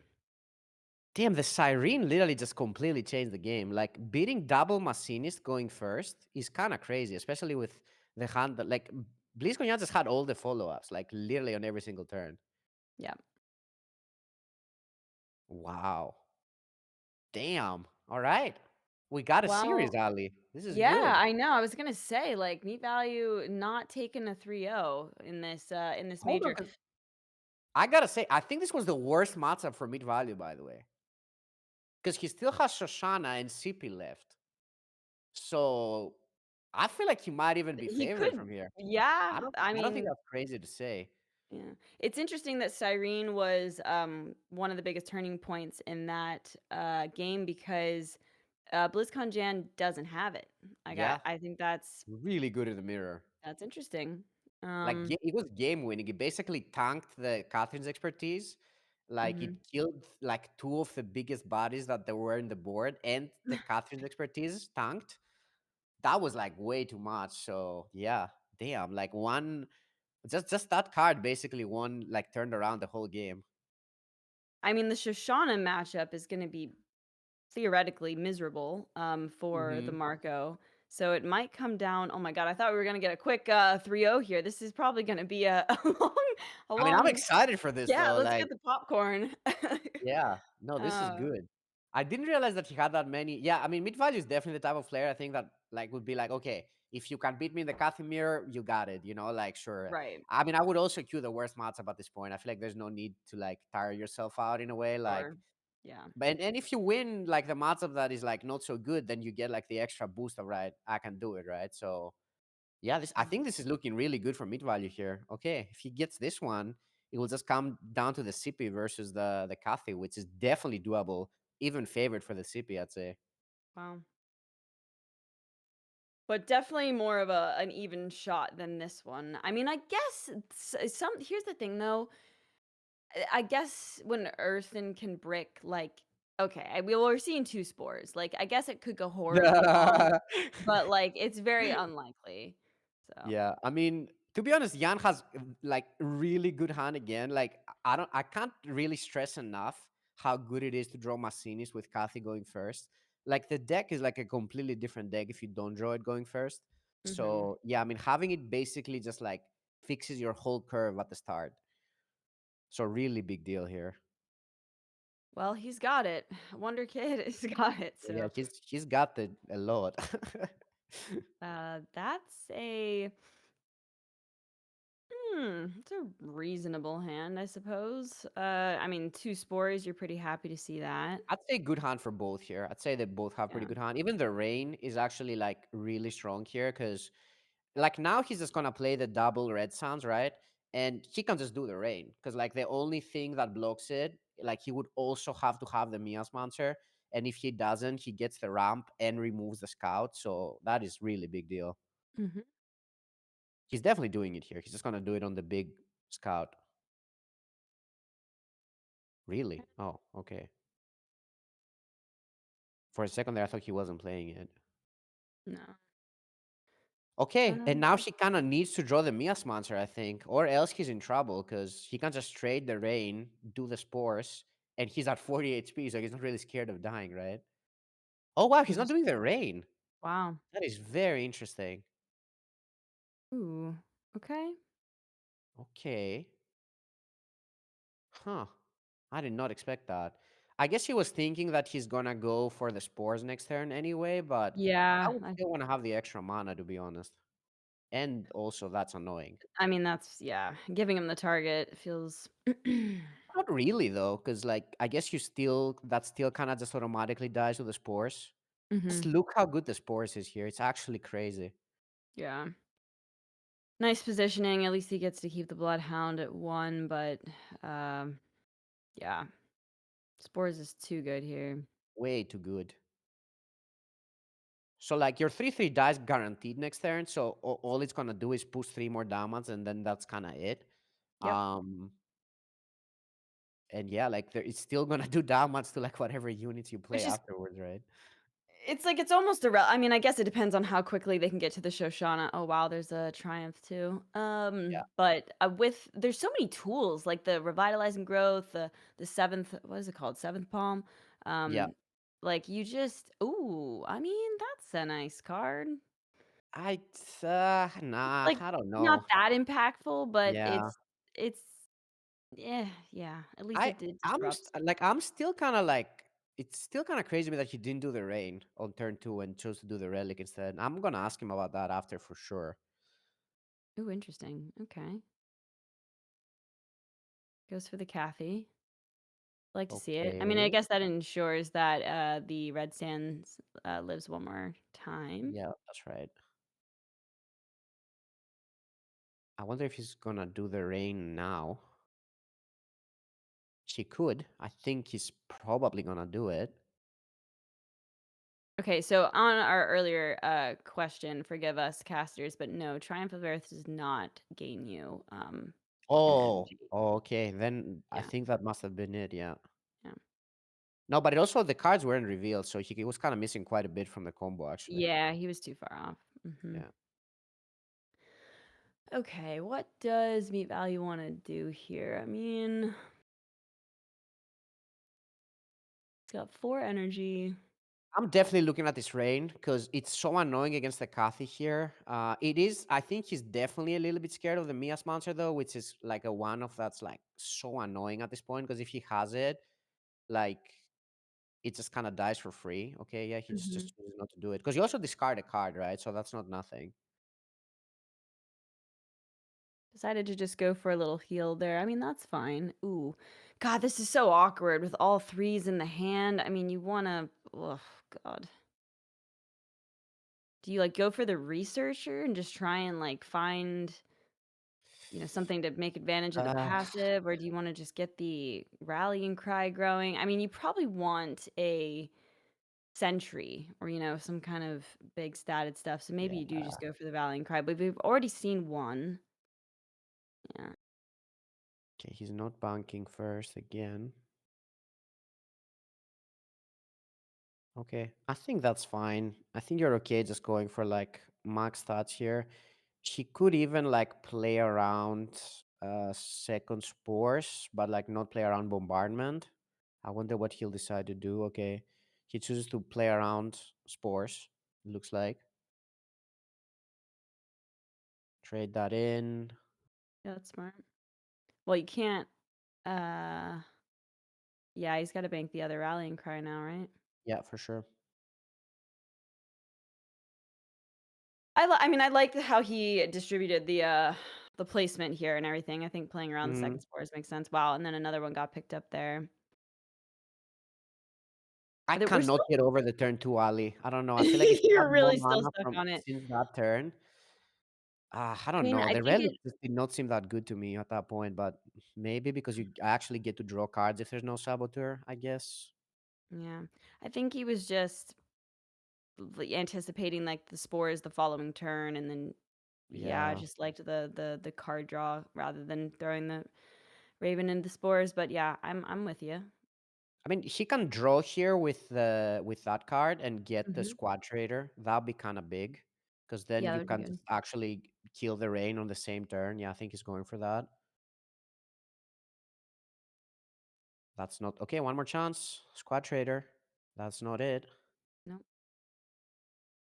Okay. I mean, I assume he has to go for the spores here, but it does seem like kind of risky in a way. I mean, I think with a extra one in your back pocket, like, you just gotta go for it. I don't think you can be. It's funny he just tempoed the rain, like did Yeah. nothing with it, just so he has a body on the board, which I actually like. Do we, or do we want to hold it back for like triumphs? Since I mean, No, I think it's fine because it actually like makes it pretty annoying against the board here. Um, and I think it's a unit with decay, so I think if he dies, he actually gets another unit from the burial grounds, right? If I'm not mistaken. I think he oh actually yeah, added the decay to no, you're that as right. The well. tombstone, yeah, will pop out. Mm-hmm. Yeah. Did he? Now I'm having second thoughts. I think he did though. Okay, another red sands. I mean, it's Okay. definitely like early enough in the game that like the Shoshan is not coming down for a few I think turns he's here. going Like, low face potentially. yeah, I think Even with you're a just on 4-1, I the think. crazy aggro plan and hope that there's no other heal that comes into play before Shosh. Was Okay. this really right? Oh, Man, I don't know. well, I guess he could have guaranteed the 5, but maybe that wasn't. Hmm. Okay. I think you would have, yeah, loved for that 5 damage to go face there, but that's That's what it not is. bad. You can just play that. Oh, Void Keeper. Yeah, there we Oh, go. wait, but that doesn't draw actually, does it? Now that I'm thinking about it, because nothing goes into your. Nothing goes in the sea, yeah. Oh, okay. Well, hang on a second. Hold on a dang second. Isn't it when it damages? But if there's no singularity to Yeah, go that's what I'm to, thinking. then perhaps not. Oh, He's okay. getting close to the Shoshana, but the card draw here is a big deal. Like, really Mm-hmm. big deal. Logistics mastery is interesting, though. I mean, he might just. Ooh, okay. Oh my god, that's quite good as well. Wow. Okay, I think it's actually Oh. kind of looking good for Jan here. Like, Mm-hmm. Oh, I don't know if I like that though. I think you could just sneak out enough damage maybe if you hold that mastery. I mean, I don't know. yeah. Oh man, really? I Okay. don't know. I kind of like it. Right, he's going for the max draw, which does kind of make sense. It is a lot of draw. There's the orbital. Okay. Man, this is a close one. Yeah, I wonder if the Shoshana will just be enough, but like there's not. I guess the Spores is also quite good here. It's just that there's not really anything to do with it in a way. Yeah, there's not. Okay, I mean, he's on 7, so we can't do it this turn or next turn. I think there's definitely a world that Jan can just get enough damage before the Shosh comes down. I mean, we'll see. Yeah, he didn't ramp that turn. I don't know, man. I don't know, Because like man. if he Yeah. had, he would have been able to do the Shoshana next turn, right? But that's the only turn that I'm kind of questioning from mid here. He still needs to find that squad trader. I think Let's he has to see. draw here, to be honest, and give him the draw very likely, because like Yeah. he's kind of out of stuff. Yeah, he needs to find the squad trader. I think so too. He has one draw for it. God, I wish we had his cam. This is tense. I think he was having some issues with his internet, guys. So just for a little Yeah. update, that's why it was like desyncing the game or something. So that's why we had to swap the photo in. Okay. Okay. The rain. She's using it. Oh, okay. Now she's using it because now she can play shows next turn. Yeah. Okay. Okay, but I wonder if he will ever go for the solitary Oh. confinement of that just so the shows doesn't proc. Ooh. Ooh, that is a move. That might be the right Is that play. I mean, game? Not really, right? It's quite a bit. He can draw a card, so I think if he finds another orbital strike, it's just lethal. yeah. Oh, that's so sweet!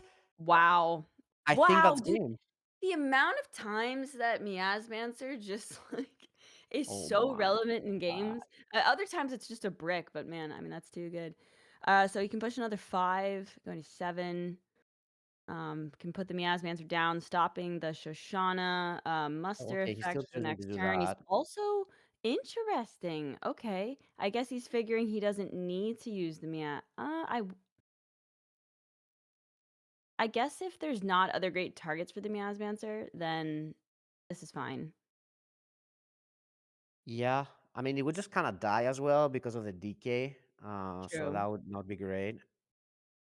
Well, and I guess he figures if he had a good way to stop the ramp that turn, and then if he for whatever reason can't kill this turn, then he could go for the Miasmancer the following turn, stopping Hmm. the Shosh, right?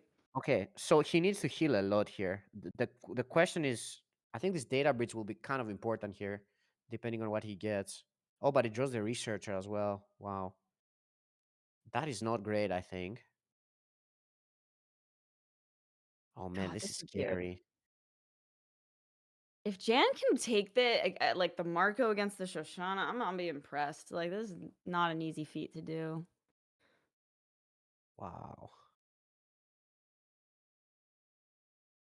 Well, he has to eat it now and pray for healing. He has like 2 chances for it. He kind of has to find like a lot of healing here, I think.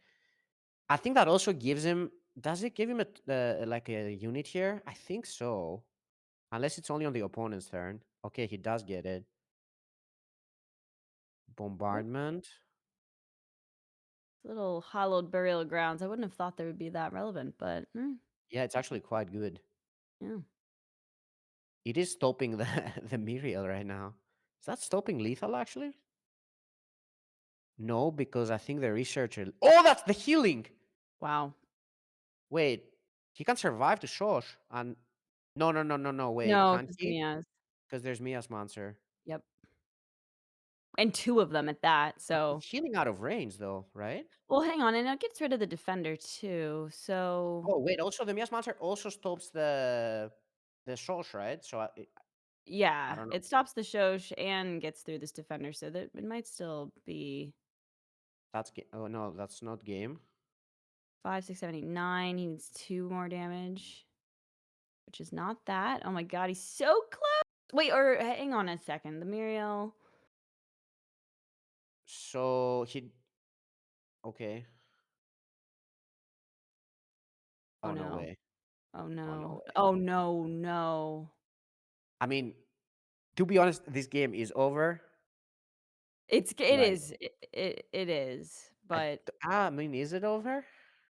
oh no. No, come on now. Just give it a second. Just give it a second. Please. Nice. Good strat. Good plays there from Jan. Good play. He's trying to find the line. Um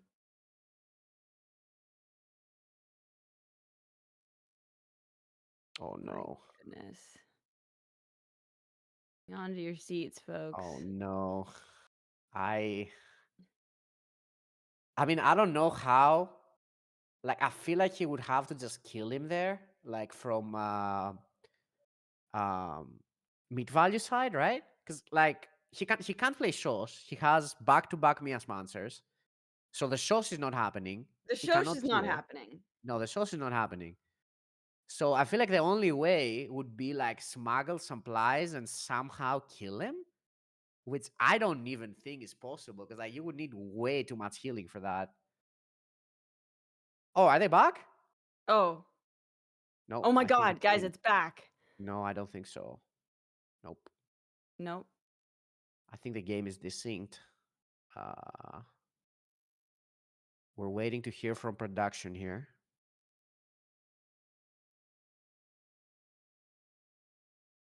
Oh, is Sorry it guys, back? hang on. But I think he lost his turn, right? Even if it is back, it doesn't look like it's back. He's got there his demeanor is sort of acting like it's back though. Well, nothing is happening, and I'm pretty sure it's just like paused for Yeah. both players. Unless it's like he's lost his turn and it's yeah, good. Oh man. Hmm. Yeah, Yeah, they can't play I cards. don't know. The replay here would be kind of weird from Jan's side, I think, because he kind of wins. I don't know. I honestly don't know if there's any chance for MeatValue from the spot. Just because of the double Mias monster, I feel like that's kind of locking down the game. With the Shoshana not being able to work, and I don't think he was actually any close on killing him. Yeah, I think the technical rule, was there 100% lethal on the board? And if there ooh, wasn't, there then wasn't. if there wasn't, then I think that look, Maybe it's one of maybe those luck will be situations. on MeatValue side for now. Yeah. Who knows? It's hard. It's one of those things where it's like, if there's not a systematic, like, if for every future time going forward, like, if you do follow the rules and like it feels really bad, but like structure is structure. But man, yeah, unless there was a guaranteed lethal, I think they might go for the replay. I guess we'll There wait to hear from wasn't. production. Yeah, damn. That would suck for Jan because yeah, okay, they're replaying. All right. Holy smokes, guys. This is a That's bit of a roller coaster just because, I mean, we were saying that like that win is pretty unlikely for Jan just against the Earthen with all that healing and AoE and Shoshana. So like getting to that point was a feat. But yeah. yeah. I mean the Triumph top deck, like could that have healed him out of range though? Like it might have been possible. The Triumph doesn't heal, right? It just damages, I think. Um you might be right on that. Hold on one I second. like I honestly don't think there was a chance. Like Yeah. uh because like the Yeah, it's squad just units, creator so also yeah. wouldn't work. It's just that the Mia's monster is so strong at this point, and he had it like back to back. It was So stuck for yeah, both of them, and then Jan lost a turn, so yeah. okay. Well, folks, They're they're restarting the client. restarting their game client, and I think we're going to replay the match. Wow. Well, the drama of the third major for Parallel season 2 here. Wow. All right, yeah, it is. I mean, you kind of have to go according to the rules. It does suck for the person like Jan here, but I mean, those are the rules, so you kind of have to go with it. That's why they're there in the first place. So we are gonna have a rematch. Yep. Yeah, I mean the RNG gods smile upon MeatValue. Looks I like he's gonna know have we've been another chance. saying that BlizzconJan is like the luckiest player, but I mean, maybe if the force is Yeah, with it me turned value around. The today. luck turned around. It looks like. Yeah, but again, look, I was saying earlier that like it is really unfortunate, but if you don't follow the structure, then like any future time, players could get upset. Like if you make a case for one, and so it's just like you gotta stick to it to keep it Yeah, fair, despite it being really frustrating sometimes. So, folks, we will be restarting that match. I think the players are just restarting their client to make sure it doesn't happen again. These things happen, and there's a lot of money on the line, so and points. yeah. Like that's the thing, right? There's also like too much at stake here. So like Yeah, even if you have like a 1% chance of like winning the game, yeah, like you gotta get the rematch. Like even if there's 1% here, even if there's like even the tiniest percent that you can win that game, I feel like you have to go for the rematch. for sure.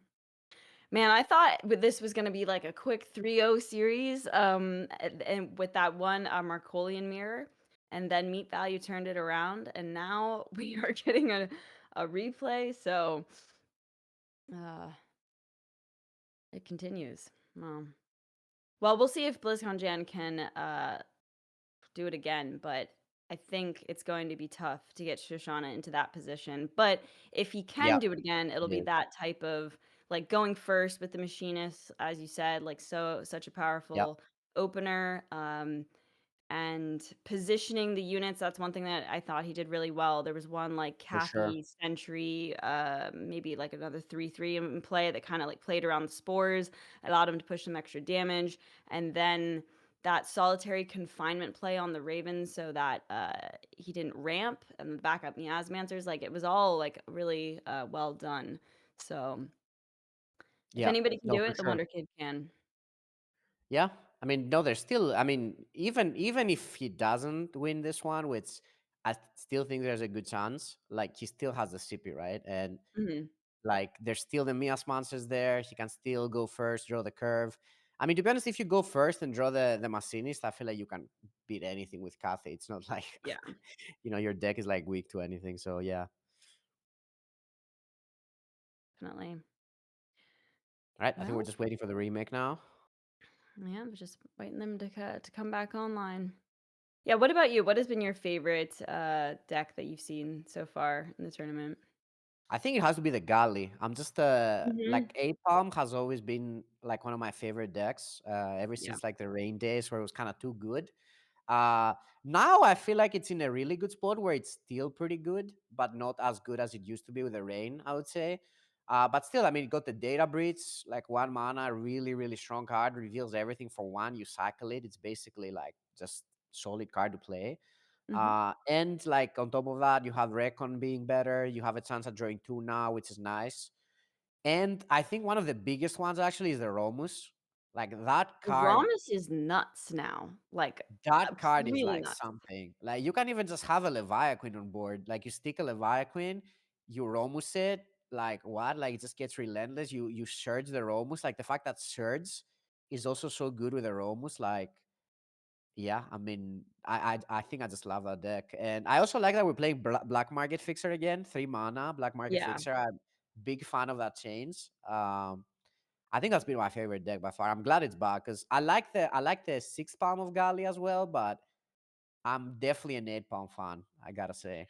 Yeah, Scipius is one of those where it's like it has been good for so much of the competitive parallel like a couple of seasons here, but I do think it's one of the most interesting classes to watch or paragons like, and it's very like high skill cap. So Hydraless Chamber is so cool, the little things that you can do like the different I don't know, plays that Yeah, one enables. So it's been good for a while, but you can't really be too mad if it's one of the more interesting paragons to watch. So it is what it yeah. is. It's also the deck that I have like the highest rarity out of all of my decks Oh, in the really? game. Nice. So many prime variants and stuff like that. So every time that's like good in the meta, I'm like, okay, I'm gonna get some good prime loot. So You're like I I'm think uh I'm happy with yeah, that.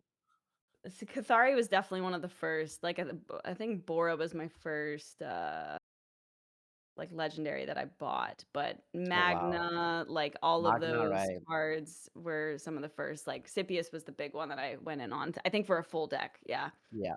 So I feel you Yeah, I on think that it one. was the first for a lot of people. It used to be like really good back in the day. I remember. Mhm, yeah. I'm glad they brought it back. Like it's I think it's to me it's one of the coolest decks in the game. Like the fact that I mean we know Shatterwalk, right? Like Shatterwalk was kind of like always a Of big thing course. in Hearthstone Yeah. as well. And the fact that you just have that as your hero is like really cool, I think. So yeah, I'm a big fan of CP. I think it's my favorite, if I gotta say. It's probably the one that I've played the most, I think. So really happy with that. What's your favorite deck from what you've seen? I was just thinking about that. I mean, probably watching the Scipius, I would agree with you. Again, just for all the reasons that we discussed. It's like I want to say Shoshana, but I don't know. I think it's like these versions are missing something for me, and I'm not really sure Hmm. why. The Because Shoshana deck? normally I really love a Shoshana deck, and I still think this one is quite good. But like, there's a little. I really like greedy, like high value type of stuff, and then finishing off Right. with a combo type of thing. And I feel like there's not enough meat in the middle of the deck, I feel like, of this Mm. particular Yeah, I get what Shoshana you list. mean. I've Yeah, always loved definitely. ADHQ. That's probably, like, my favorite mid-range style to play, and then, I'm a Shroudy, through and through, so I always love the The Neve, Neve? but the thing about the Neve is just that we've seen Neve so much, and the lists are always so tight, like, there's not much Hmm. variance in Feels Neve, and so it's repetitive in a way. yeah, so it's getting maybe a little old, but Yeah, okay, I guys, we agree. are restarting. All God, right, what Kathy game are we going on second. now? Finally. That's like a Yeah. really big deal. Like that deck automatically becomes way weaker going second. But we do see the Machinist at least. That's good. Yep.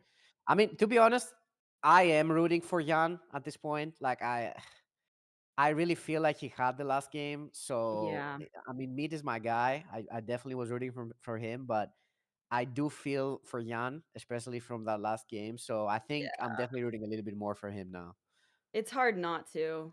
Yeah. Honestly, this is sort of like a similar hand. I mean, we see the Bounty Hunter Network and the two spores. I think that was like the same type, Yeah. very similar Mhm. cards in the last opener. Indeed. But yeah, going second definitely feels a lot worse than the previous game. So yeah, it's all right.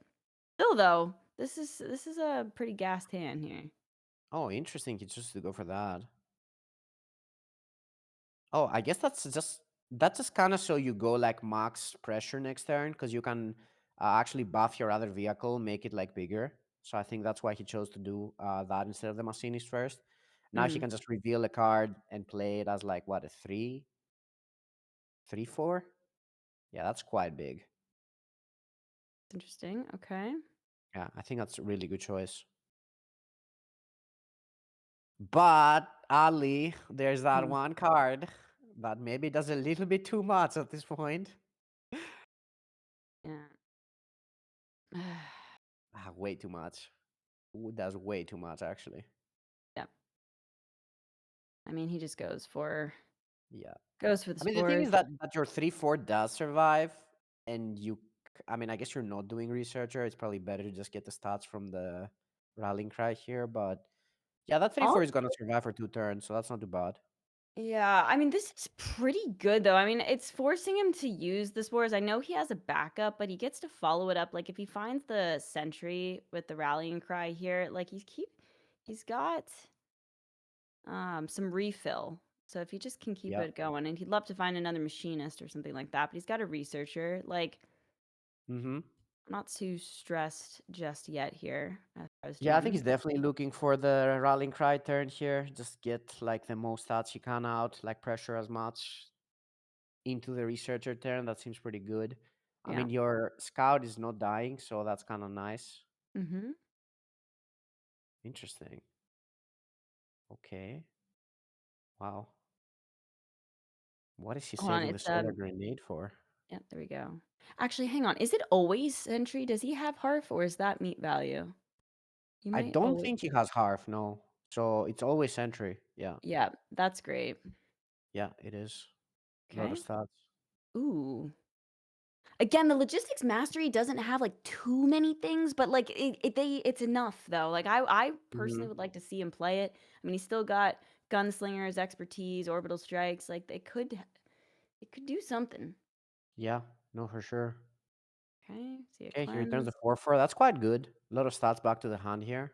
Oh my god, though. Two spores, a bombardment. I mean, geez. Wait, what happened? Why did he draw so many cards? Was that the Well, wanted unit and it counts like he removed it? Is that what happened? well, he just got one bounced with the cleanse the earth, and then he just drew the researcher, right? No, no, So, I'm talking about meat value. He drew like 3 oh, cards this turn. It must oh, have the been that. bounty hunter network must have. Yeah, so I guess bringing I think it must have been wanted, the 4-4. Mm, So I think, yeah, that's what it was. So if you bounce the wanted unit, you still get the draw from that. Oh, that was so big, actually. wow, That yeah. was huge. I mean, meat value's got like a decent amount of tools here. I mean, he's got needs to keep clearing with the AOE's, and then I mean, he's even got that heal if things get really dicey.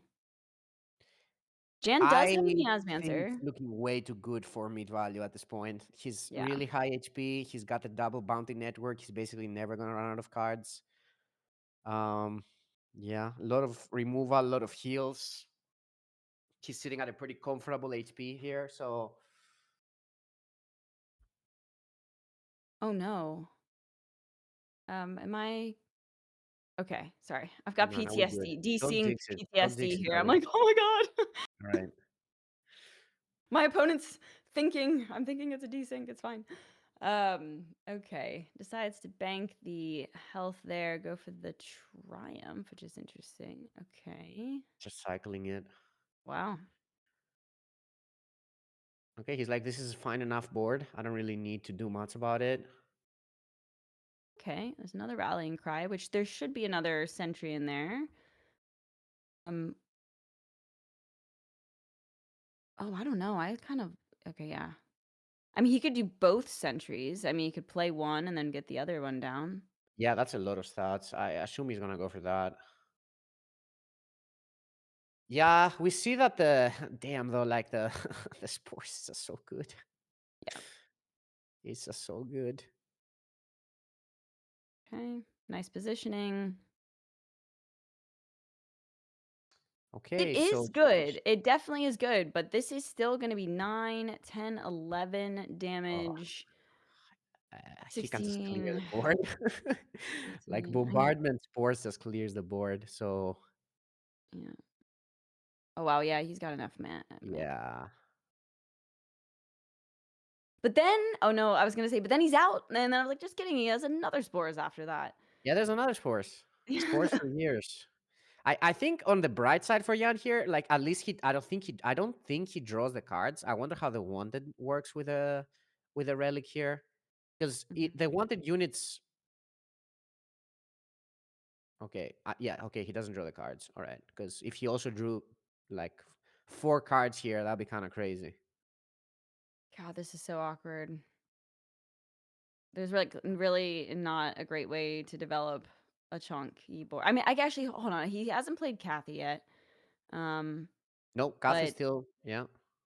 there's not really like something to combo with her though. Oh, okay, that's a card.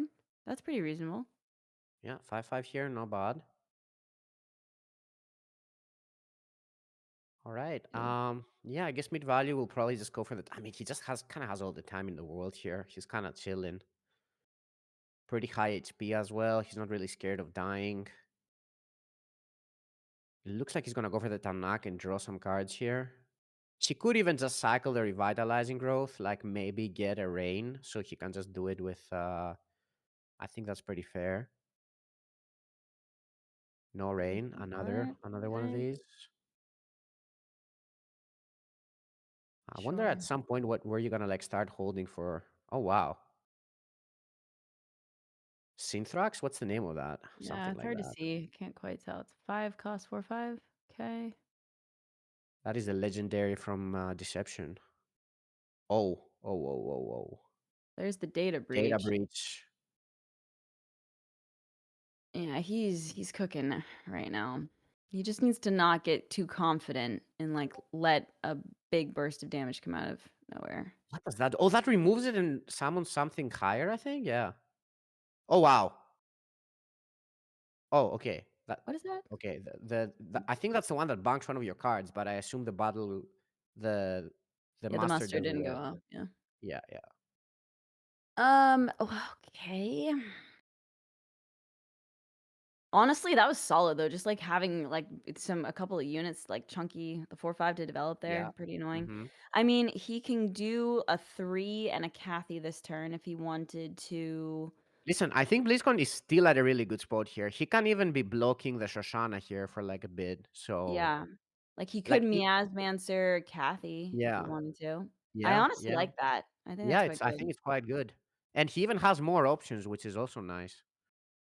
And then the follow-up, Miasmancer too, because he can Shosh. Would he really Shosh here though?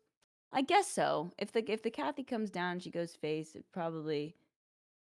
But it's not gonna work with the Mias Mantra, right? It's just. No, I'm saying if he decided not to play it, Oh, like for okay, whatever yeah. reason, and wanted to like Uh-huh. give him the option, like I think if you're meat value, you anticipate the Miasmancers and just kind of get value where you can get it. So Right. I think I Oh, is he like. doing scimitar? Don't think that's Yeah, also I was just crazy. curious if he's gonna like decide to be greedy with them, and when it kind of looks like he is. This is a Um, hard choice. Yeah, he's evaluating his bank as well because that also matters quite a bit. it's against. Okay. Yep, Oh decides to go wow, for the Kathy. that seems very risky here. Oh, Yeah, I mean, oh, the shows is. Oh, is he just dead? Okay, I think he's oh, dead. I mean, I well, don't know what else. okay, maybe he doesn't concede, so we can see this at work here. Oh Hold wait, on. he's not dead. Or no, he just banked it. Is there a triumph of Earth there? If there is, yeah. Okay, I think he's dead. Seems like Oh he's yeah, going he's for mega it. dead. There's double heal 10 there and double revitalizing. Okay, Ali, we're going to a game 5. Wow. Oh my This was, like I god. said, I anticipated this in that Marco in the beginning of that Marco mirror that this was gonna be a 3-0 to BlizzconJan, but that Yeah. was too easy. MeatValue is not going out like that, Wow. and then a little bit of unfortunate for Jan in that last game getting the desync, but we are getting a game 5. I like I it. think this turn was kind of important, though. I'm not sure if the Scimitar captain was correct. I feel like the Kathy together with the Mias monster and trading looked kind of strong to me, but it's hard to say. It's definitely hard to say. Well, would that have stopped the combo though? I mean, Yeah, I mean, there would be no unit on the board, so there'd like be there would be no. nothing to do. And I don't know, unless Oh, he you're had saying he some. would have traded, like guaranteed Yeah, yeah, made the trade. trade Yeah, so yeah, yeah, so of the Kathy course. goes face. I had Because like he knew actually his bank, I right? am definitely gonna agree with you there. Like if he had gone with the trade, didn't have a unit, stopped the any kind of refill or sorry reheal with the show. I mean that could have just given him enough time maybe to pull it out. I don't know. Yeah.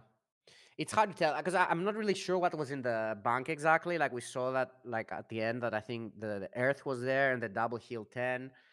Um, so I feel like it makes sense to like kill the unit, like because then you kind of also force him to have like another unit like in hand. He also did discard something with a similar though, with which I guess could have been like the card reveal or something like that. It's hard to tell. It's really hard to tell. I just thought that blocking the Shosh and being in this state looked kind of good.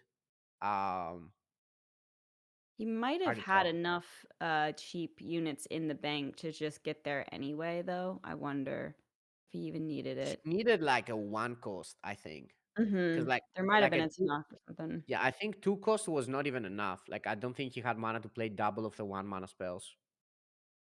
But I think either way, going for the block in that position was probably the safest thing to do. And that's why I was like considering like if he doesn't go for the Miasmancer, I could see him being a little greedy and going for the Mm. scimitar instead. But I feel like he was yeah, also debating it quite a bit. Like that turn took him a while. He like came down to the rope, so I think he was also like, it was kind of a really hard turn. So I can't really tell. It did really seem to me though, like I would definitely think of the Mia's Monster play first. That mm, was a little bit weak to like the spores, but like that would have to be like the last spores. true. Yeah, And having not, already I don't seen know though, two. it wasn't really that weak to spores because your Kathy would survive. Yeah, And then you just had another Mia's Monster the turn after to look the Shoshana again. I Hard to would be tell. Hard to tell. interested to hear Jan's kind of assessment of that Mm, play yeah. because I mean he might be seeing something we aren't. Yeah, I think that's definitely a game to like rewatch. And Mhm. he gets the double Massini starting hand going first against CP. Is he throwing Wow. away a Machinist? Wow. Okay.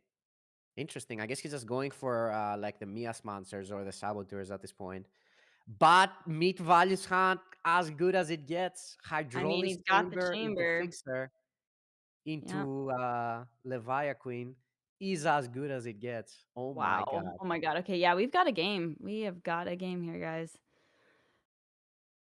I would say that meat value is crazy favorite from this position though. I gotta be honest. Like the hydraulic chamber Oh my into black market fixer is just so strong. Like yeah, he even just picked up a Tioli there. Yikes. yeah, Oh my yeah. The god. Tioli means the Leviathan can also come down pretty quickly. Mhm. Look how strong this black market fixer is here. You remove the 2/4, you develop a 2/2 that actually contests the board quite well.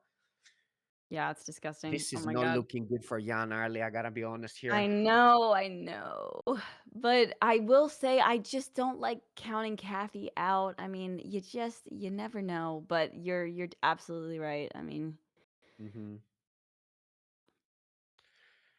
Yeah, I mean, I guess you can get a 5, but there's another black market fixer. yeah. I wonder if he even goes for the 5 out here. I feel like he could just get a 4/4 and like get the other unit with more stats. I don't think that's crazy at all. Be interesting. Okay, decides to bank the machinist. Interesting instead of. Hmm. Yeah, I mean, you have to go for the pressure play here. I mean, Okay, yeah, yeah, he chooses to he's go for gonna go that. for it. Oh, Oh, I don't know if he is. Oh my god. okay, he is. Interesting. Do you I mean, it's trade? kind of crazy to play around the second fixer as well, but I think it's fine to like spread out your stats at this point. I think there's not much downside on doing it. I wonder if he even goes for the Leviathan instead here. Uh, let's see. Yeah, he But banks nah, and then sacks. he can go Swelling Tide and Black Market Fixer, which but then he has to use the Tioli though, which I don't know I don't about know. I that. almost kind of like the Leviathan just to also contest the board a bit. Yeah. Mm-hmm. Hmm. I think it's Mhm. only like the one Rite of Redemption that's kind of annoying, and that's pretty much it. There's a one of Rite of Redemption in BlizzconJan's deck. Yep. Okay. So you think the play is the fixer in the Swelling Tide? I don't know actually. I to be honest, I think I like the Leviathan, but I definitely don't mind killing a 4/4 and developing Yeah. a 2/2 at this point. Because the thing Yeah. I is mean, here it's so that you hard. can't even do CP next turn. Like your CP kills 2 1 drops next. That Like is so true. No, you're right. yeah, Like you take the opportunity to get the 4/4 off the board, yeah, and then like you have time. You know, if you're just yeah, keeping the damage off, the pressure off, then like you can always Leviathan later. So I'm with you. yeah. Okay, that's a lot of stats. That's quite good. But there is. Oh wow! Oh Wow. whoa whoa Oh whoa my god, whoa it's whoa! so That gross. with the I feel like Cerulean Surge is. I mean, it doesn't kill that much, I guess, because of the because like the 5 HP and the 4 is actually quite annoying. But that is kind of good to have, especially with the Cerulean Surge.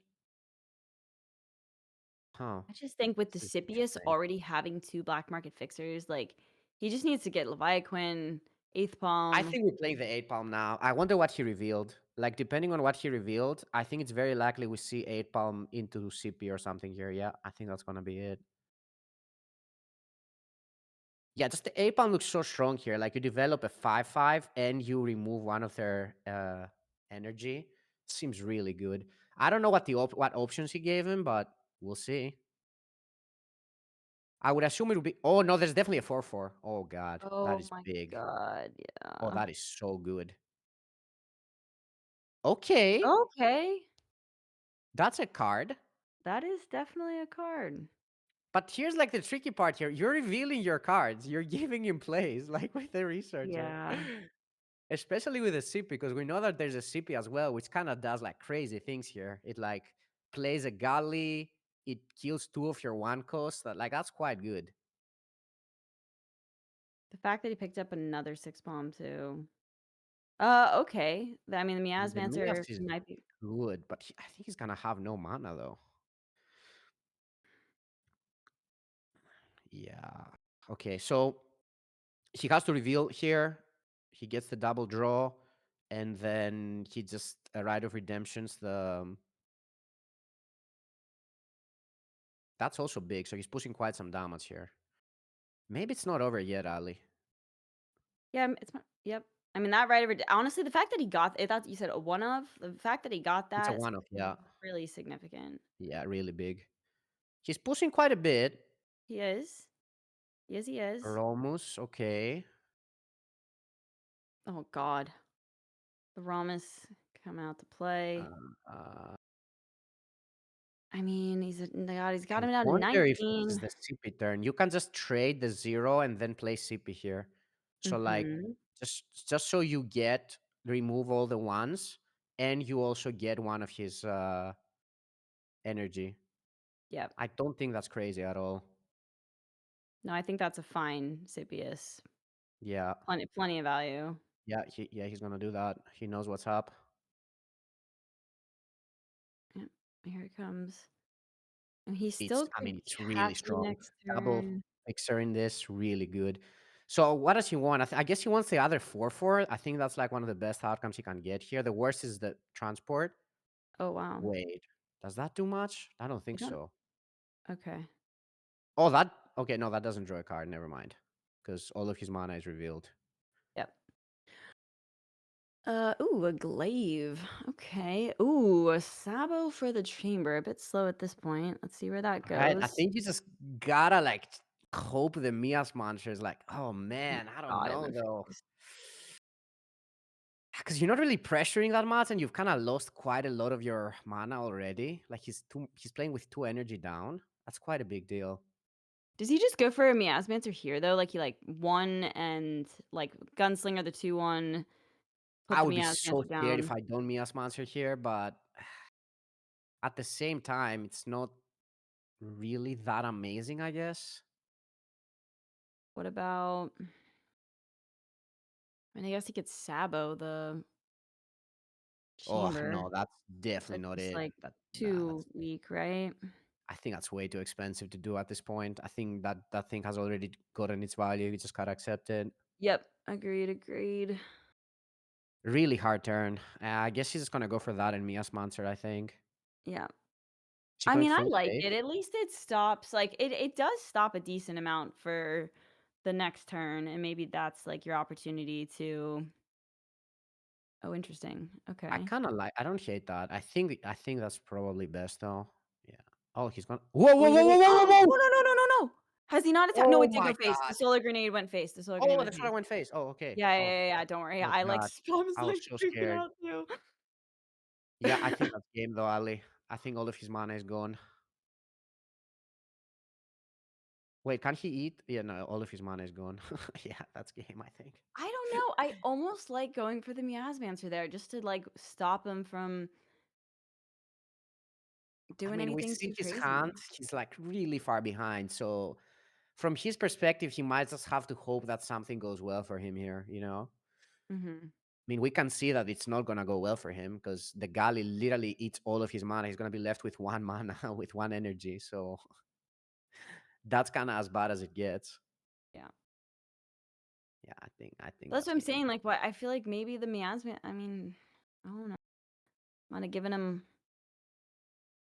Ah, yeah. I mean, the good thing with Mia's Mancer is that it gives you a chance to top deck another one. I feel Mhm. like that would be like the only thing you can do from there. Um, but yeah, I think that's game. Wow.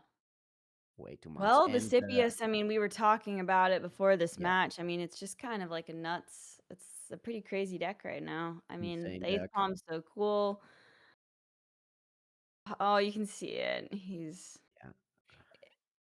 It's funny because I think both of us actually came into this match like look, BlizzconJan, he's already qualified like 111 points. Like he's done so well. I mean, but Yeah. so I was kind of pulling for meat value, but that desync like just feels really bad, you know. So Yeah, I think, to me that's the only thing that feels really bad about this. yeah, The desync, I think he had that game, so it does feel kind of unfair in a way. But I mean, those are kind of the rules.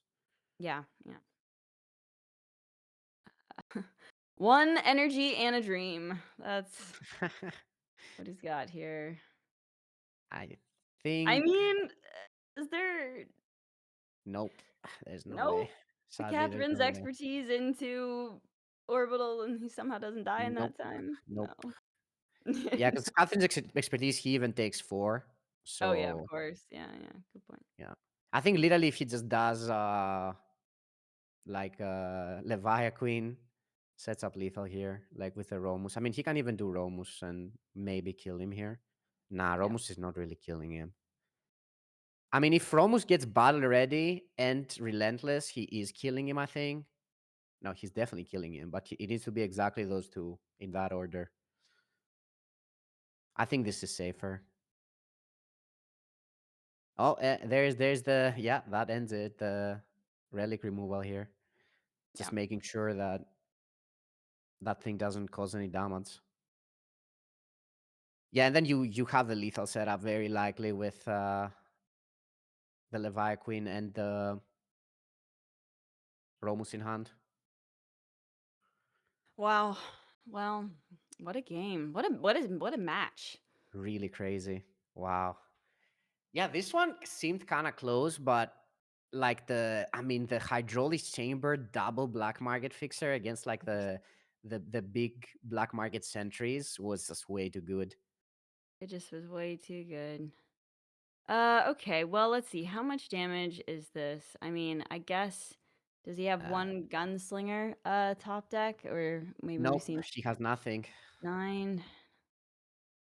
I don't know what he's hoping for, Oh, you're but right. Yeah, there's not enough energy with the orbital. nope. Ramus. I mean, if it's not just lethal this turn. I don't think there's anything. I mean, she can even like do a recon here and oh wait, is that? Oh, that's enough. That's lethal. Yeah. That's lethal because you can just do it on the Romus and you definitely get relentless here. Yep. Yep. Wow, Fino, that was Oh my god, what a game! what a I know, like I said, the roller coaster of emotions throughout that series. I mean, it was a Pretty really good one crazy. to start out the day. I mean, way more exciting than a quick 3-0 for BlizzconJan. Oh, Yeah, you got to feel for him though. yeah. Wait, Really. does he not see it? Oh, I think he's seen. He's just attacking, doing the Romus last. Yeah, I mean, if you get relentless, you still kind of just attack with any unit, so it doesn't really matter. He literally just needs to get relentless from one of the three. He doesn't even need battle ready. Okay, for He whatever has three reason. chances. That and Cerulean Surge. He got it. GG's. MeatValue in the GG. finals. Oh my god. Wow. I don't know. Yesterday, I had like this feeling. I was like, I could see MeatValue taking this. So I mean, he's one step closer. I mean, he's on to the finals.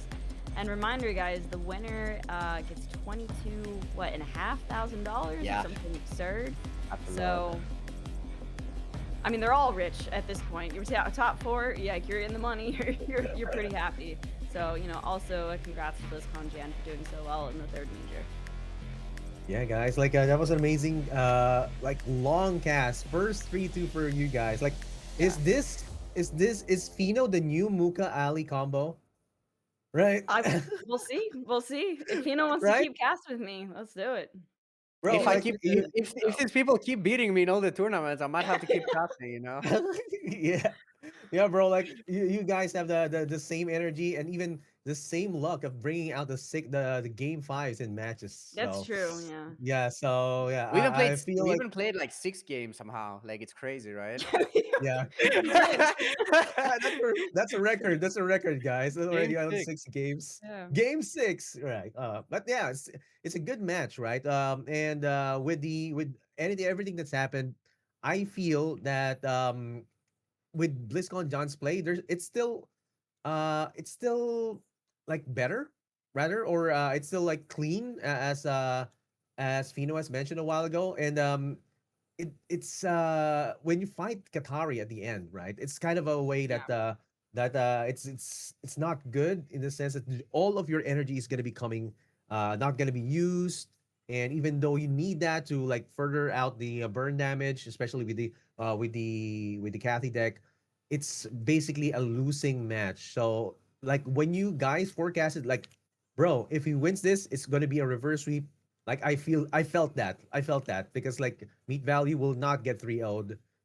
It will not be standing down in this semifinal. So, well, if you were like if you had like a favorite moment during that match in terms of the play, like which one was it? Let's start with Fino.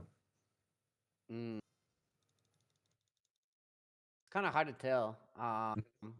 Because I feel like the last game was kind of like autopilot for Mid Value. He kind of had Yeah. like everything lined up for him, and the game before that with the Shosh, that also kind of failed. Mm-hmm.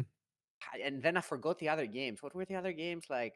We saw the Neve Neve, Shosh yeah. match, which was Oh, I interesting. Yeah. think the Just to kinda Neve see was how like the one that I liked the most, to be honest, yeah. Yeah. because it just kind of completely like destroyed. Like with like Jan just had like the hand, I think.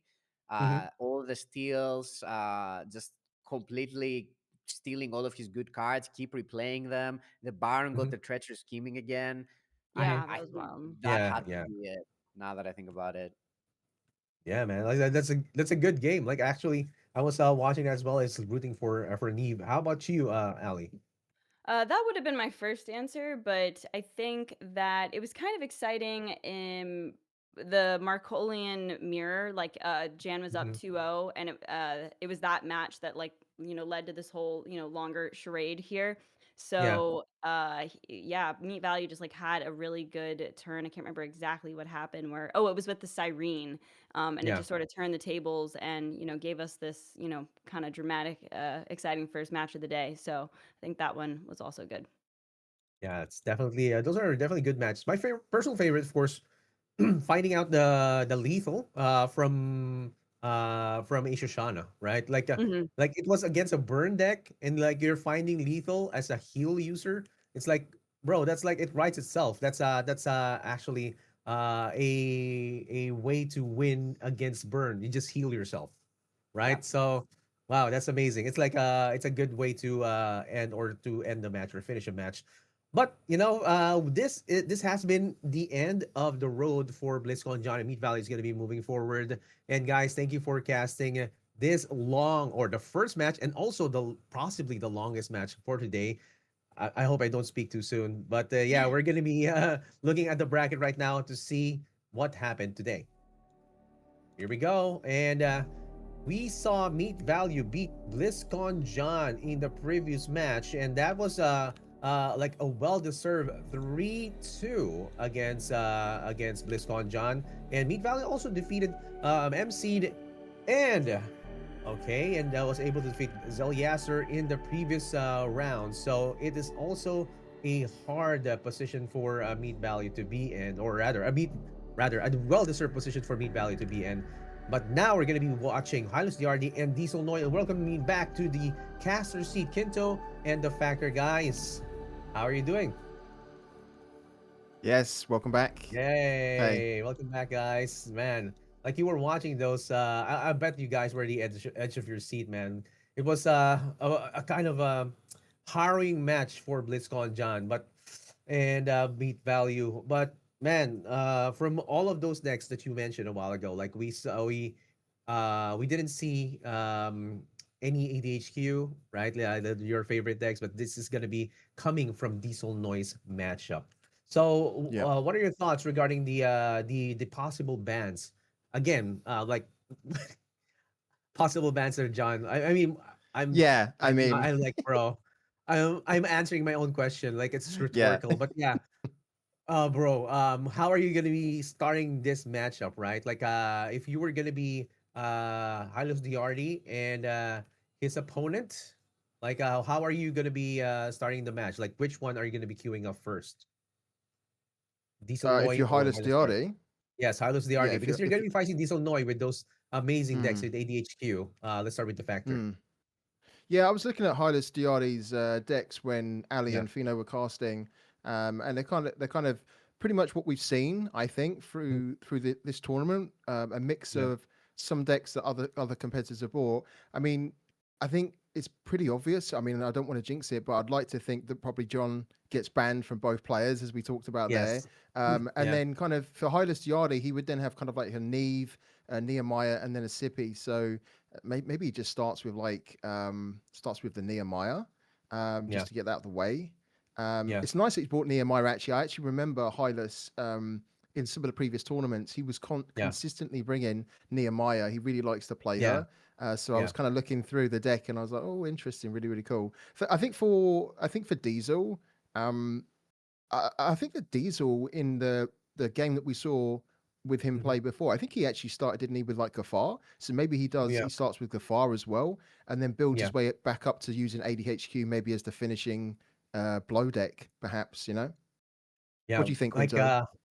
Kinto, like, do you agree with that kind of lineup?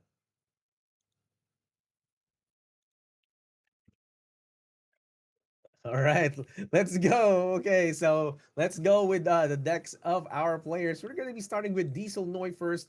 Our semi-finalists right here are going to be facing HyllusDiardi. Let's go. So here we go. We have the first deck. It's gonna be coming from Dieselnoi. It is a Scipius deck. Let's listen to Kinto to break this down. So yeah, we saw this diesel list yesterday going on with the Hydroly Chamber, Cyberdeck console as relics. Then this whole deck revolves around the 8 palm, good use of Romus, clutch plays from Romus, Recon Specialist, and essentially to reveal cards, prevent your opponent from doing like just wasting their energy. Aside from that, we see Swelling Tide for cycling, Data Breach also for revealing cards. It essentially revolves around that. So really good list. He's also running Aetius Operatives in this one and 6 Palm of Gali, which are like tech cards for this CPS list. So yeah, overall a really interesting one, this list. All right. The first one for Dieselnoi is gonna be Katari deck. Let's look at the next one. And here we have the Gaffer is already gonna be discussed by the Factor. Yeah, so we saw this yesterday, and I quite like this deck. We know that a few other players who come to this tournament have brought a similar type of Gafar deck. So we've got kind of the double 1-drops really with Steward of the Garden and Tanark. Tanark, of course, provides such good value because he's giving you cards that you can withdraw and you can bring out. It just allows you to kind of consistently get some good card draw from Tanark as well. Steward of the Garden with the rework is actually quite nice in this deck because you know, kind of before it was good, it gave you a little bit of a ramp, but actually this type of deck really revolves around having that nice early tempo and trying to get the board wide with units. Works really nice with Steward of the Garden because you can use that extra energy to trigger the token of the well-fed recruit. And yeah, you know, just kind of a lot of the other almost units there just to be a bit of a pain. So for example, half in Gafar is really quite powerful actually because there's 17 effects. It then allows this deck to start, you know, triggering effects quicker because they're cheaper, and just being able to buff the board quicker as well. So this is really all about just trying to get the board nice and wide, nice and early, and then just using some of those effects like Change of Heart, Mycotoxic Vapor, just to give you the buff. And then of course you've got the Triumph of Earth, which we've seen so far at this tournament is a massive card because that can do a ton of damage. And if you've got so many units on the board with a Gafar deck that sticks, then a Gafar board that sticks, then the Triumph of Earth can be very powerful. It's a really cool deck. Yeah, really cool deck indeed. We want to see Gafar get those combos in and make them units big. And let's look at the next one for Dieselnoi. And it is, oh man, ADHQ vehicles on the road. Let's listen to Kinto to break this down.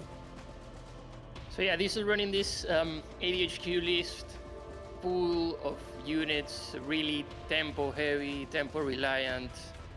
Has some AoE effects like artillery volley and solitary confinement for specific removals. The rest is a bunch of units where he just essentially gets the tempo going through the passive of his Paragon and through his vehicles getting buff. If he gets Nura, it's like a big advantage because everything becomes a vehicle, everything gets buffed at the end of the turn.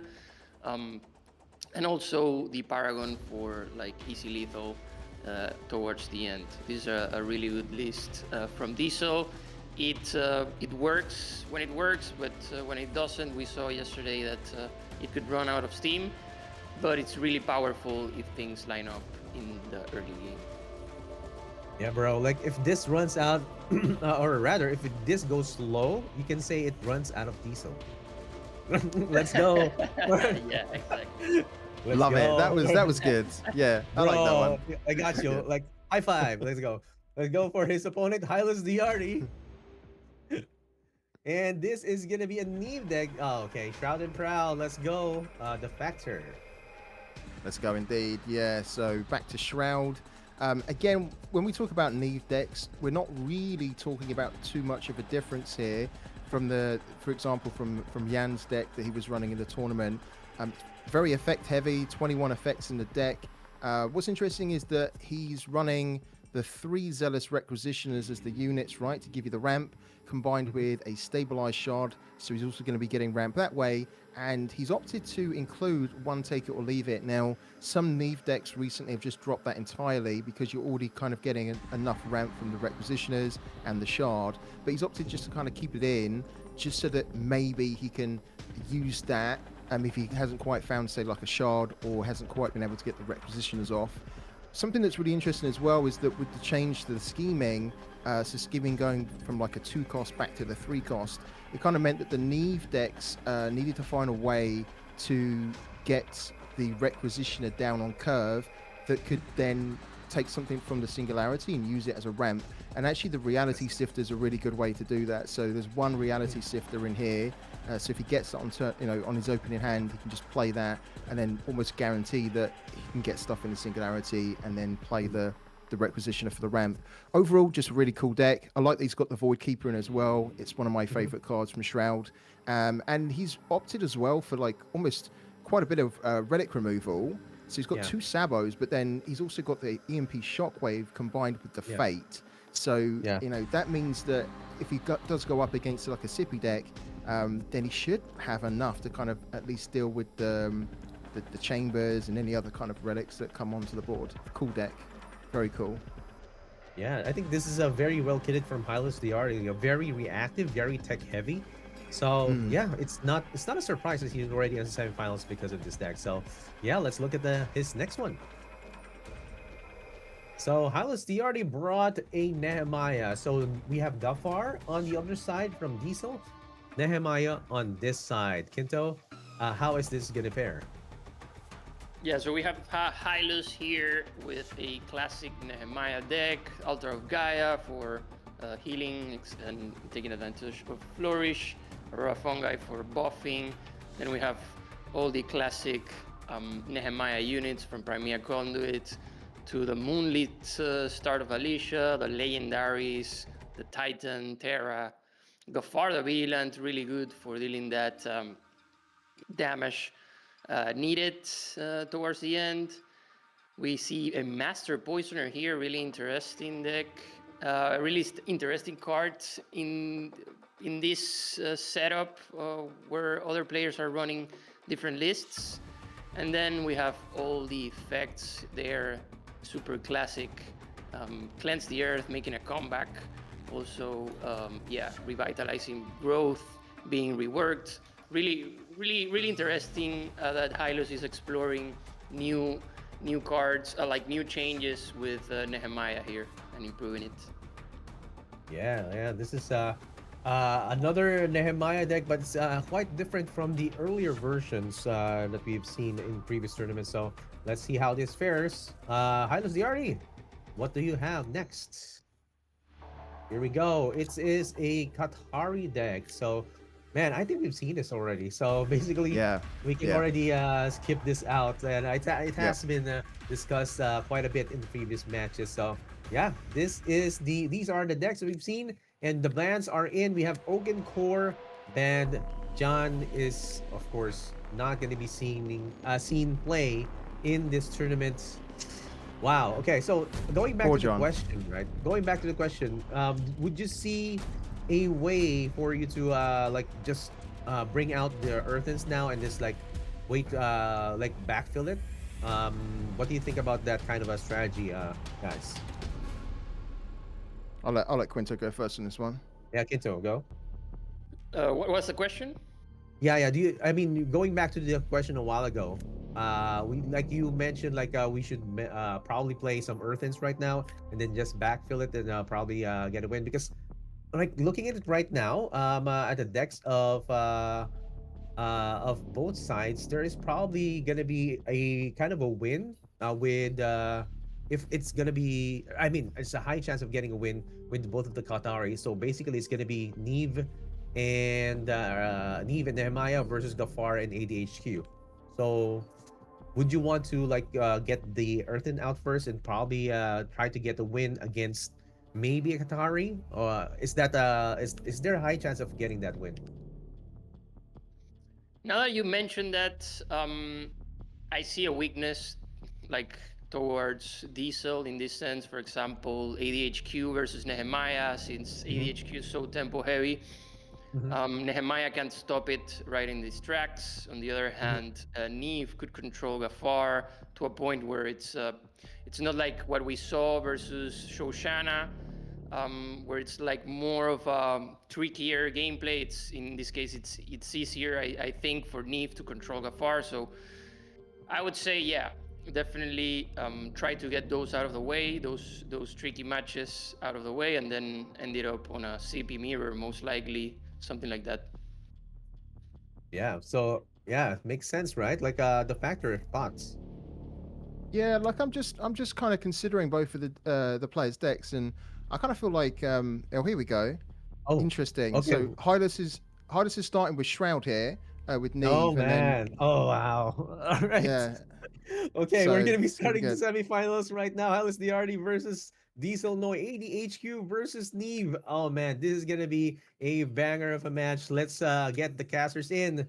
The Factor and Kinto, take it away.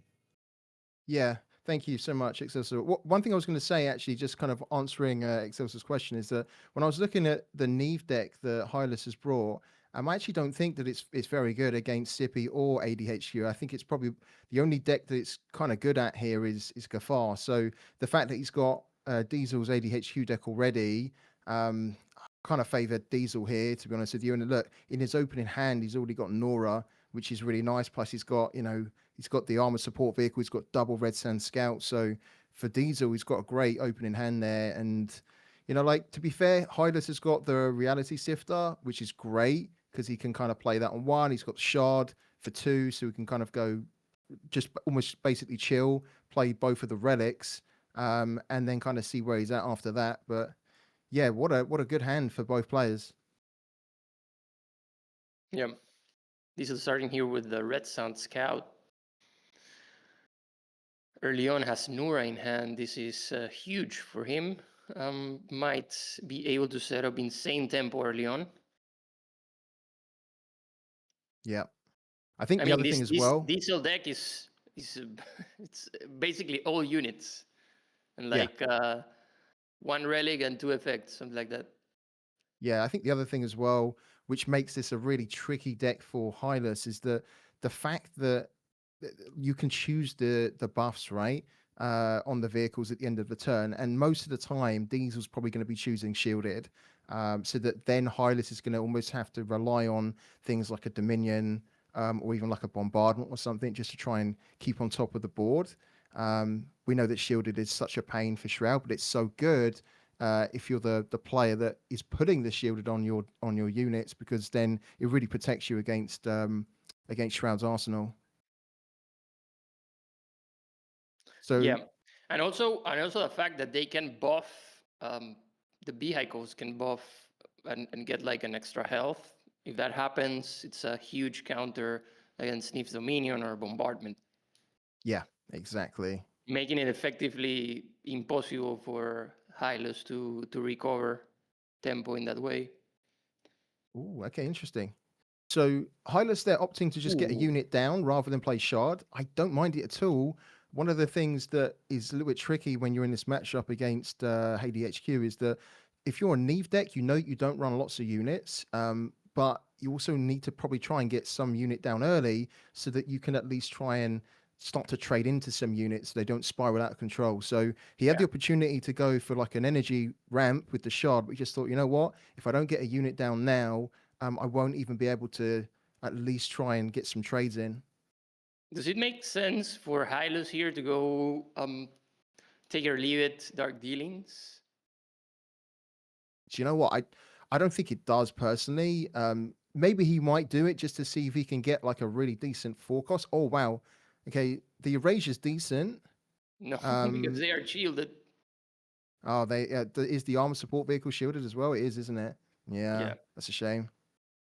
Yeah, this is what I was talking Shielded. about. That shit. Shielded is Shielded such a pain for Shroud. vehicles is insane. Like that buff at the end of the turn, having the possibility of getting shielded for all your vehicles is just wild. Yeah, against Shroud, it's just because Shroud doesn't actually have a card that can just drop the shields other than a Miasmancer. So he could play Miasmancer, drop the shields, but it's completely almost. I mean, he could do it and then maybe just look to trade into say the Red Sand Scout, but doesn't feel great. Okay, so he does actually end up playing the take it or leave it. He does get revitalizing growth from the. Okay, that's decent. That's decent. So the Zealous Requisitioner is good because it at least allows him to get another unit down on the board and get some energy ramp because he's already got 2 cards in his Singularity. And as you say, like almost Erasure is kind of a bit irrelevant. It's probably the bank actually. Maybe my answer is the best way to contain tempo here, just to clear the Red Sun Scout in any case. Because if that thing starts getting buffed, like that compounds eventually. Yep. And he's opted to do it, so also decent play. We like it. Oh, what's happened here? Okay. Good stuff. So definitely Nura here for Diesel, right? I mean, Yeah, I he think has so. a bunch of vehicles that he can like just populate the board insanely. Hyllus definitely with Dominion would be a problem. Better to just set up Nura in this case, just to have that out of the way, I would say. Yeah, I think so.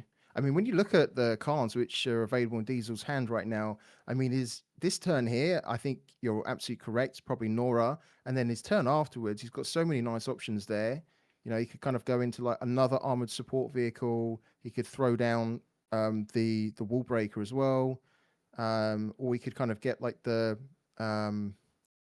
is it the director? I think it's the director, isn't it? The armored systems director. Just to kind of get some buffs going in the deck. What's he going to go for here? Ooh. Give friendly vehicles +1. Attack Why for not? everything. Yeah. A little bit more stats on the board. Well, Glaive is good as well. Glaive's decent. Because I think Glaive, if you can get Glaive down against Shroud, because of its high base health of 6, it makes it really awkward for them to deal with it, even with the Dominion. And of course, if you can get it to stick, you can keep putting buffs on it after the end of each turn, right? Through your Paragon. And then that can kind of get really out of control. So Hyllus here with a kind of couple of decisions here. He could go Zealous Requisitioner, give him a ramp, and then go into Brand's Expertise. He might also be thinking, do I just try and clear this board with the Dominion? Which he won't technically be able to do because he will only have, all of them will be cleared apart from the armor support vehicles. So it's not super clean. Yeah, he's thinking, like, I mean, he's building up a Singularity. Wonder what he has in there right now. Yeah, Dominion is tempting. He is doing it. Yeah, he's doing it just so he can kind of keep on top of the board, and then he makes a trade here with the Baron. Yeah, this is a good play here. Yeah. This card doesn't do anything, really? No, it doesn't. No, it doesn't do anything at all. Yeah, it's a bit unfortunate. But just, again, another 1 cost, right, for your Neve board. But yeah, nothing to do for this. Oh, wow, gets a Siren as well. Lovely. Okay, so Siren comes in. That's it. That's great. Oh, and a Bombardment. Wow, nice. Very nice, actually. Yeah, so these are good cards which really come in. It's about that, like controlling the board. He knows that if he controls the board against Diesel, he will eventually make Diesel run out of steam. Right now, that was a big play there from Hyllus, really well played with the Dominion, just keeping his Baron alive and being able to clear the whole board. Resetting the board for him is huge at this stage of the game. Yeah, it is. Diesel's got a decision to make here because he's got 4 energy to play with. He could just get the Nora down, but then he's kind of floating 1. And he's going to do it. I think you have to, right? The sooner you get this down, the better it is for you longer term in the game. So it doesn't really matter too much about the 1 energy. Can't put shielded on it, but looks like he's going to put the +1 on health, which I don't mind. Yeah. I think giving the extra Tricky buff because is good. that's Well, it tricky. goes Like fight. It goes for stats. Okay. you're playing against Shroud. Better to just go with the attack because essentially an erasure, for example, can deal with Nura. Yeah. So it doesn't take much. It's better to have the attack because if he doesn't deal with Nura, then there's 5 attack instead of 4, and that actually works a lot towards getting that last bit of damage if he needs to I like the reach. card. Yeah, I agree. I like the cards which Hyllus has got in his hand. For a moment, I think 2 turns before, it looked like he was kind of getting into a bit of a sketchy position, but he's actually got some good card draw. He's got, like, of course, Siren to throw down and just keep on top of the board as well. Bombardment's nice. The Black Market Sentry is kind of one of those cards where if he'd have got that early, that would have been really useful because he would have been able to have made that stick and deal with some of the early units. He might still use it because it is a strong card, kind of like contest some of the units you're going to face against ADHQ. Erasure, though, and a little bit of card draw from the brand's expertise. Good plays. Again, just building up, stacking up the Neve board with 2 effects played. Here comes the Director, though. So this is going to give plus, I think it's +2, isn't it? +2, +2 to all units in the deck. Very strong card, actually. And Yeah, that's all Muriel he's at going this to be able to do. point is the best Yep. to bank because he needs to set up a Shielded. board first before thinking about Muriel. Shielded once again. So And the fact yeah, that he has been getting shielded a lot is also Yeah. a statement of how Hyllus has been able to play around it.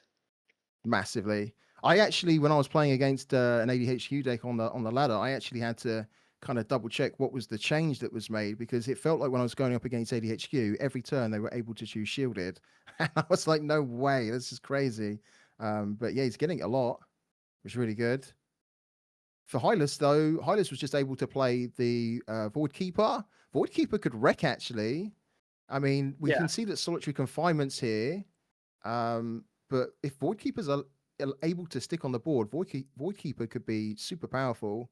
Because just being able to 1-tap banish and then get some card draw would be great, but it's going to be answered.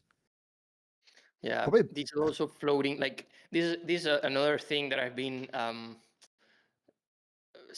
watching regarding Diesel's list is that if its tempo gets contained, he starts floating a lot of energy. Yeah, there's 2 energy that's just gone there, isn't there? Yeah. And this is where we see that was kind of awkward for him because I'm sure he would have liked to have. That's the thing, when you're playing ADHQ, you almost don't want to be answering, right? You want to make sure that your opponent is answering your game rather than you having to kind of play a 4-cost effect, and you can't get a vehicle down, right?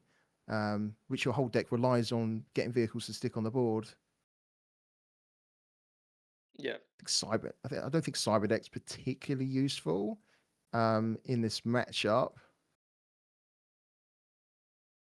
Man, for Hyllus. The semifinals. So Hyllus really thinking his turns slowly. He has a lot of things in the singularity. Can start thinking about dropping those big effects like Dark Dealings and starts playing stuff. So he can get like an early Neve, for example. Definitely Artillery Bowley for Diesel is going to be key in this matchup, maybe with that wall breaker, for example. But Diesel vehicles are getting chunky, though. They are, yeah, from the buffs. We can see the 2-cost wall breaker, which is already like a what's that, like a 6-3, if I can see correctly, which is kind of scary. Hyllus opted in to just kind of like get the dark dealings down nice and early, so he can draw more, pick out the cards that he needs. He actually gets a Siphon and a Solace. Oh wow. Okay, Solace is actually pretty useful. Yeah, in this Here it matchup. goes. Look at this. If Diesel manages to populate the board insanely, like he just needs one turn to actually drop a bunch of powerful and big chunky units. He kept his Ramayan Researcher before. It's a key card for him at this moment to keep cycling his deck. Yeah, he needs to try and find more vehicles, doesn't he? More cool vehicles that you can pull in. Bigger the better. Oh, Ooh. Miasmancer is nice as well. Okay, Miasmancer is really decent. Yeah. I think So he's gonna Glaive, yeah. keep Yeah, it I like think that this is right now. yeah. Yes, I Mancer. don't think he necessarily needs to play Miasmancer now. But it looks like he's going to. I mean, Okay. he needs to set up like the pressure before setting up a board. Okay. I wonder if he goes for shielded. Of course he does, surely. There you go. So all of them get shielded. Really nice. Against Shroud, against Neve. There's the Malia. Nice, okay. So there's already a little bit of damage stacked up on for Hyllus here because of the Dark Dealings. Not a ton, but there's a little bit there. I think the Black Market Sentry, it definitely needs to be traded into most likely the Miasmancer. You can't really allow all these units to be on the board. You've got to stop removing them. I don't think it's a bombardment turn either, to be honest with you, because there's almost not enough. Their health is already kind of starting to scale a little bit outside of bombardment range. Yeah. This is what we were talking about. Like the buffs from ADHQ like get you away from this sort of plays like bombardment. Mm. And he already used the Dominion. Yeah, Siphon's completely useless, really. So he opts to bank that. All the Hyllus units with are shielded. energy, he can like actually the fact that Diesel top decked another Maya Mancer might confuse Hyllus in a way where It it's probably like, okay, will. I'm gonna set up for Neve next turn, and then there's another Maya Mancer, for example. Yeah, Something like that. right. God, look at the stats that are coming in here for Diesel's vehicles. This is what scares me so much about ADHQ. The longer the game goes on, the more value they get on the board, right? And it just becomes so snowbally. Yeah. That you then almost you can't match them on the board. You can't go toe to toe because they just get so big. Yeah, I Diesel mean, wants to keep the artillery bowly, but he knows he has the chance to just drop an insane board here with Maya Mancer and actually set up for lethal. Yeah.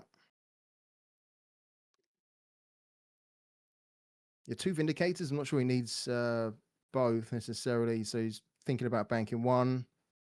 The artillery volley, I guess he's keeping hold of that, right? Just for the Neve. Yeah. If it does get to a situation where, the Neve ball comes down, he's got a nice way just to deal with it. He doesn't actually have a ton of AoE board like wipes in this deck. I think actually the artillery volley is really his only one. So he's And going it's actually kind of board. And the fact that the Crimson Bleach Machinist is also buffing here, making his units stay away from bombardment. Another buff Yeah, why here. not? Yeah, if Hyllus doesn't manage to clear this board, it's probably over for him. I think he has a Dominion in the Singularity. Oh, he drew one. Wow. Oh my days. Wow. And now, seriously, like, I think everything has changed with that Dominion top deck. Everything. That's huge.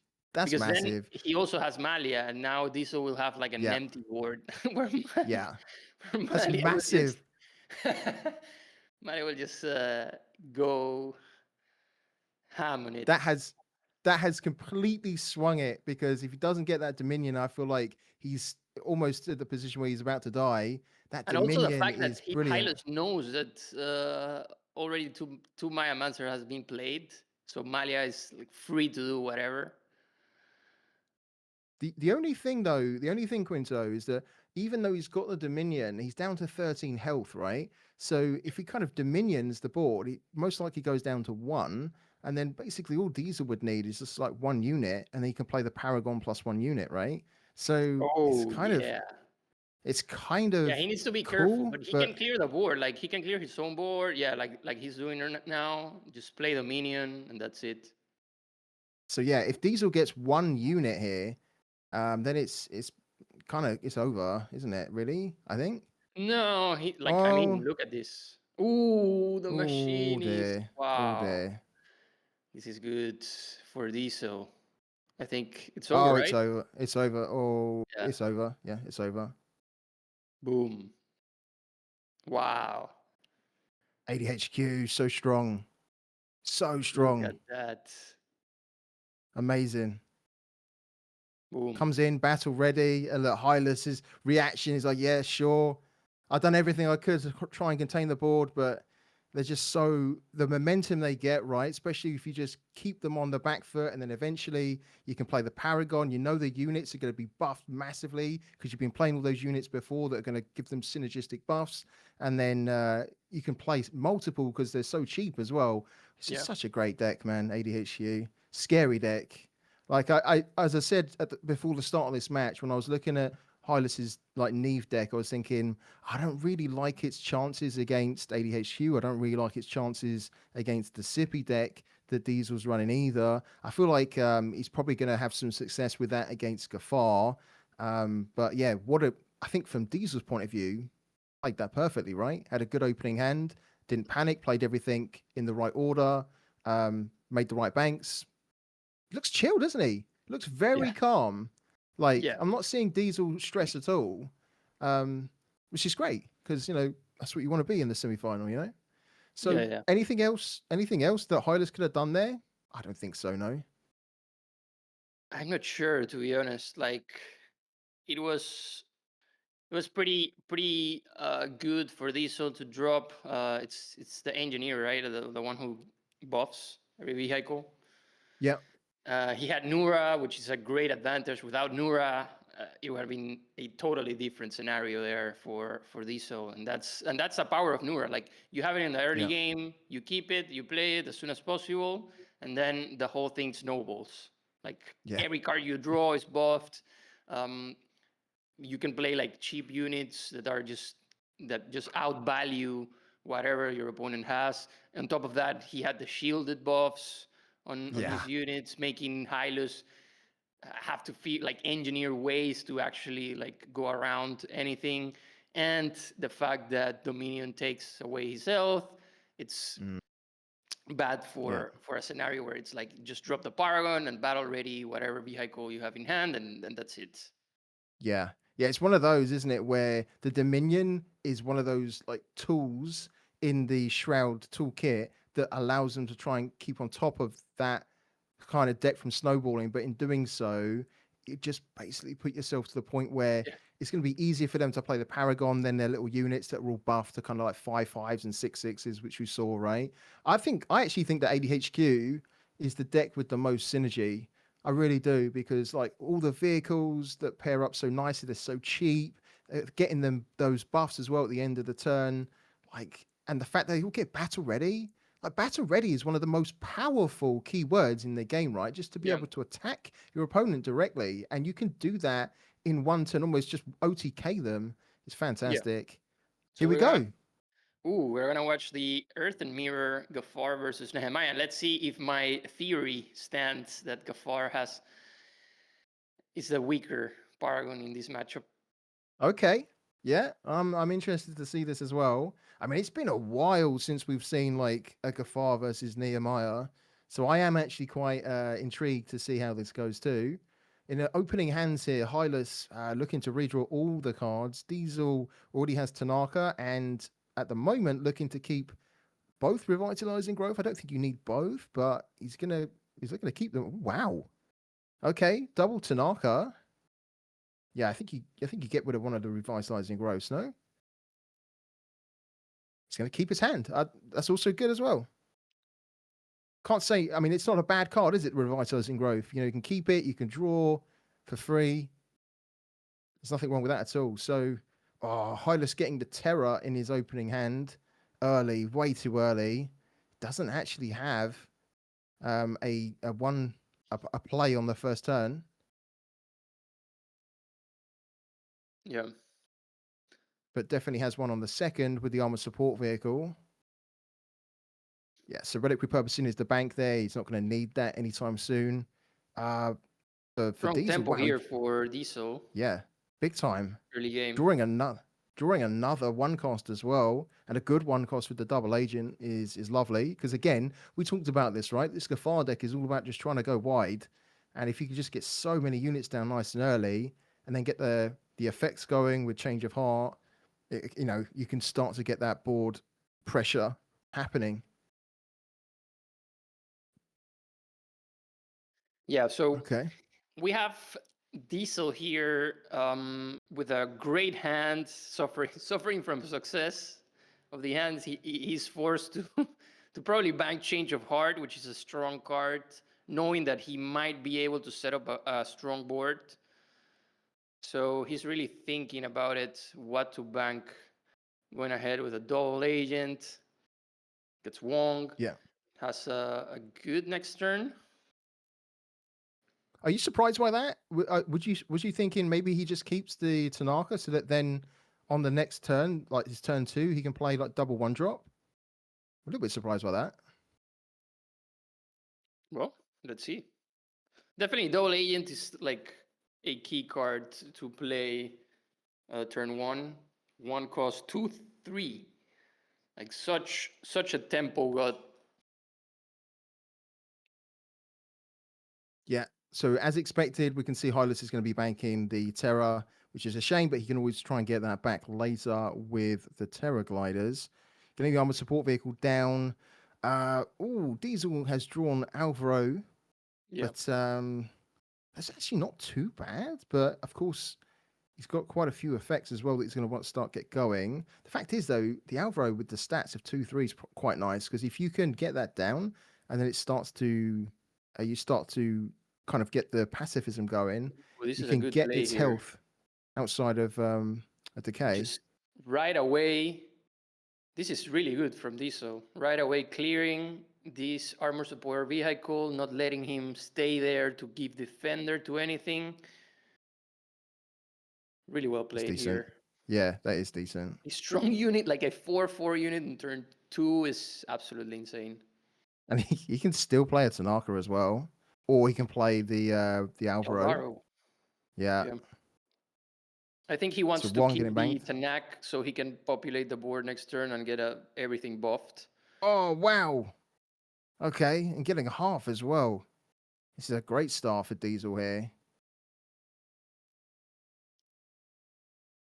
I mean, Hyllus, the problem with Hyllus is that he knows that whatever he plays has the danger of basically buffing his opponent's board rate. So it's a tricky game. What do you commit knowing that it could just kind of get pacified? And then potentially putting you further behind on the board, and then your opponent just getting huge buffs to their attack and health. He does have a Tanaka, which he could play. He's also got, of course, the take it or leave it. So he could just try to kind of get a couple of units down by going straight into the Terror Glider. Yeah. It seems like Terra Glider, but it's a trap either way. Yeah, it is. Yeah. Yeah, it It's is. a trap either way. Because it gives the pacifist. I mean, really well played by Diesel. That play last turn might define the whole nice. game. And this is also really well played by Hyllus. Like just ramming that Nehemiah there and making Diesel deal with it. Yeah, really good actually. Kind of forgot about Nehemiah there. I was oh wow, nice. Getting an extra buff as well on her. It's really decent. Formidable presence coming in for Diesel. One thing that I thought was kind of interesting is that when we were going through the decks for Hyllus, I didn't see any formidable presences in Hylus's deck. I don't think he's running them at all. And in fact, he isn't. I'm just checking now. So he doesn't have the formidables to fall back on if he needs to try and clear a ton of things on the board. Half here, quite nice. Yeah, he wants to play it there so it has a better chance of surviving. Yeah, he wants to play around virulent spores. Yeah. Thinking about it. Yeah, definitely this. The thing is that he's gonna attack Nehemiah, I believe. Yeah, it's gonna get the buffs though first. I mean, this isn't too bad actually because he can clear it. I mean, he's gonna lose his double agent, but he's gonna get a heal, which is fine. And then the Nehemiah becomes a 3/3, right? And so then your Alvaro can just clear it, and you still keep some units on the board. Yeah. Nice play, nice play. Starting to run a little bit thin in the hand, but yeah, still keeping the tempo. Right now. Ooh, and that virulent spores actually. Oh my word! Not bad. I mean, Diesel needs something to set up a bigger board right now. Yeah. Or just Yeah, because it's likely that maybe the formidable doesn't get kept here. I mean, it depends, right? Because you could play Tanaka, then see what you get, then bank that card possibly. Maybe hold on to formidable. Because then if you get, like, say, change of heart, would you can. Hyllus keep the Maya Mancer here? I don't think he is, no. That's his bank, I think. Yeah, I think you go into the Terror Glider, don't you? Here, I think. Yeah, Terror Glider. There you go. Yeah. Let's see what he's gonna get. Imagine if he got. Oh, he doesn't. Okay, Ooh, he gets the Gafar's Peacekeeper. This is actually. Sorry, Gafar Emissary. I don't know. What's so? Oh dear. He's gonna choose to pacify something. He needs to, right? Yeah. I think maybe pacify the Terror Glider and then just like deal with the other one. No, I don't know. Yeah, the Emissary. Take advantage of getting pacified because it's one turn only. Yeah. Because the Emissary is a real pain, right? But then technically, I mean, technically the pacifism would actually be helping Diesel, no? Yeah. So maybe actually just keep it. Yeah. He's going to do you more favor than Hyllus. He can pacify it. Like Diesel can pacify the Emissary, and everything that he's he checking kills, it now. Then will make Hyllus like literally pacify back and buff everything. That's the Giga Brain play here. Gafar coming down. We like it. Let's get Gafar going. There you go. And here we go. The buff is going to happen. This is great, actually. Oh my god. It's perfect. Wow. Worst possible unit Hyllus could have gotten from the paraglider. She's not an emissary. She's a double agent. She's working for Diesel. She's working against Hyllus. The real double agent. Yeah. Oh my god. Okay. Excited to see what happens here. Ooh. Not many options for Hyllus right now. No.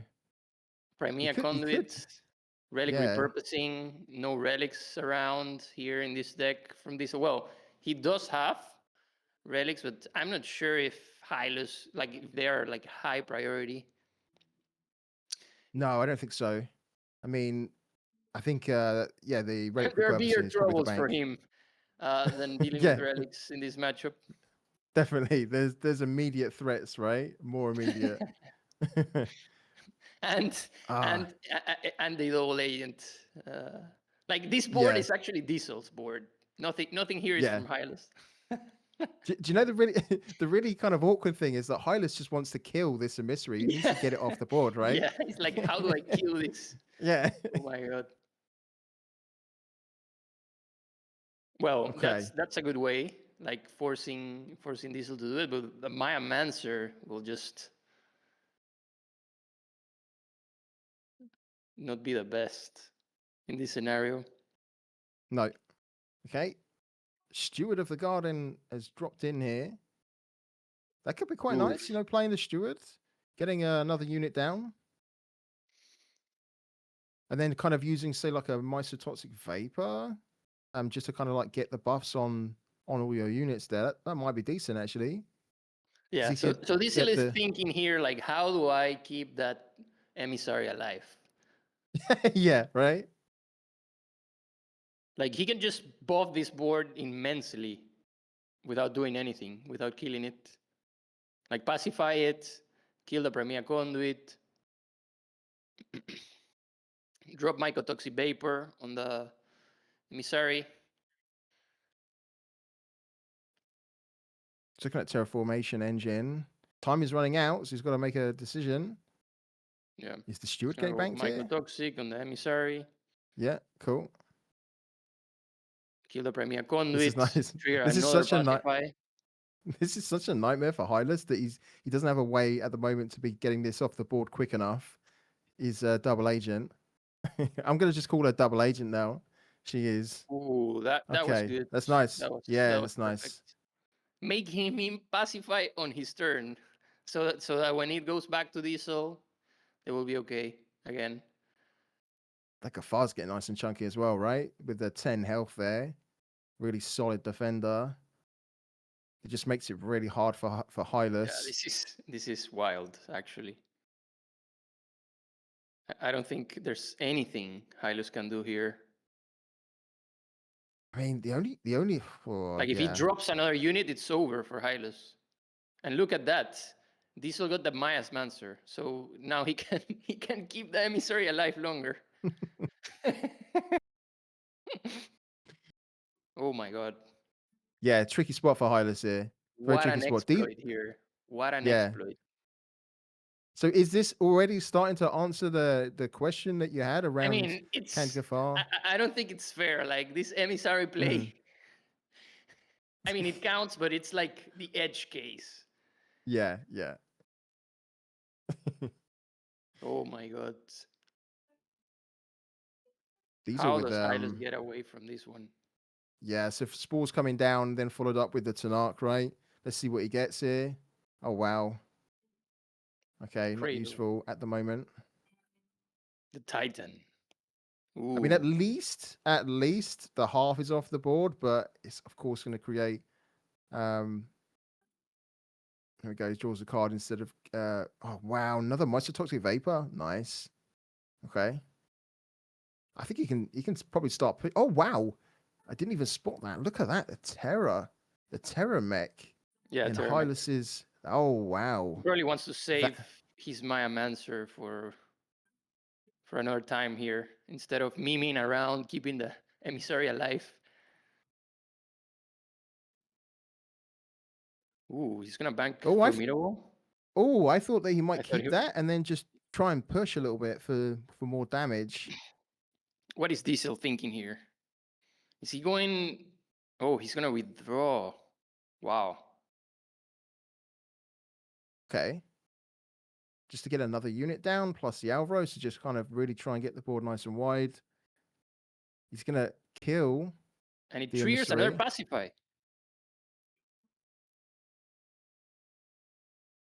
Huh? I know. This is the defender passing down, right? Yeah. Defender's being passed there.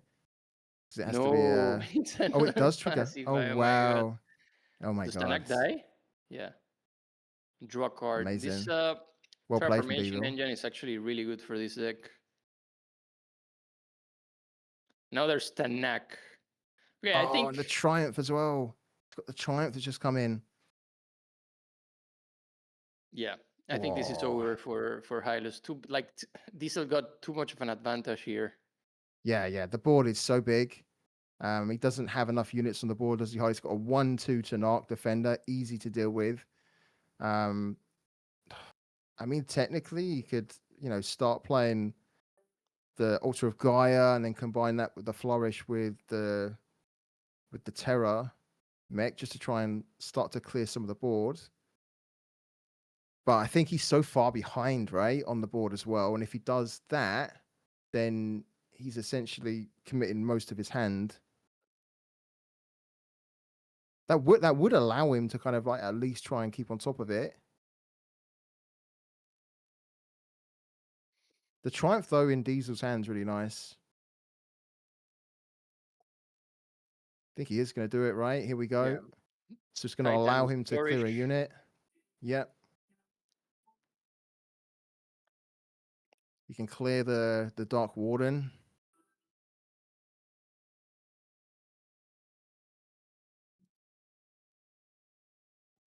If I'm assuming that's the card that is the card that he chose, right? Yeah, cool.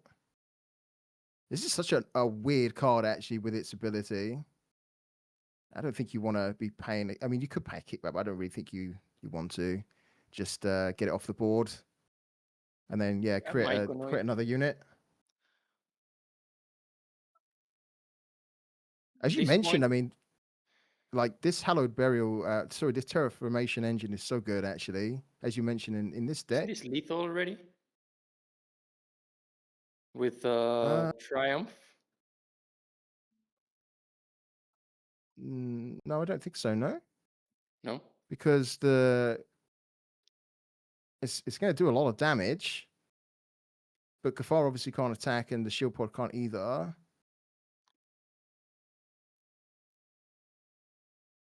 Calculating it though.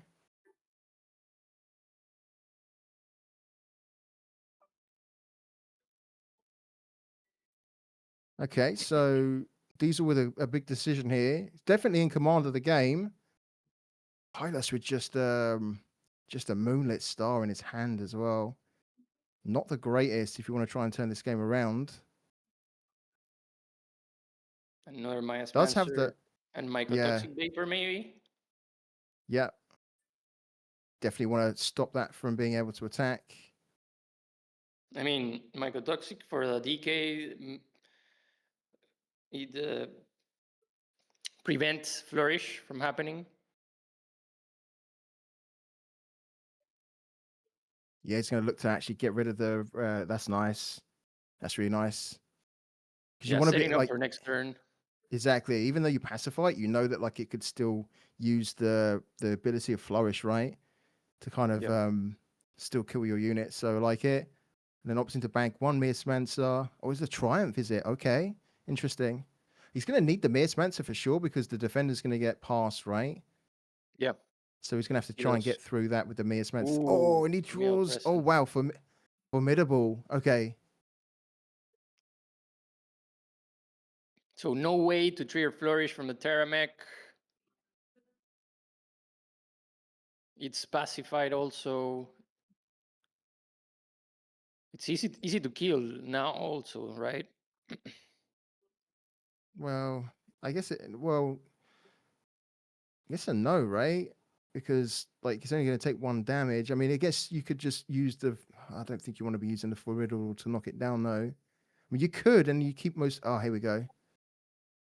Getting the Moonlit down is quite nice, right? Can heal it back up. God, Hyllus just really running out of like options, though. He's got one card in his hand, the Miaspancer. He's kind of running out of ideas.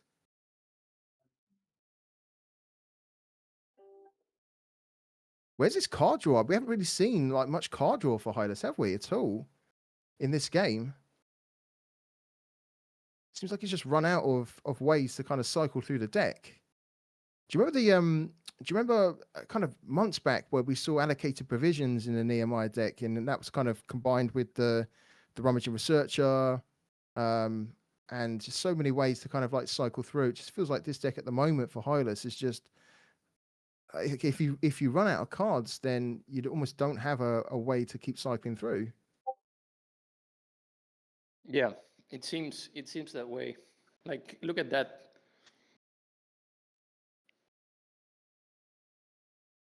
I was gonna say Diesel. Diesel trying to just think. Okay, can I bait you into the Moonlit Star? Defend.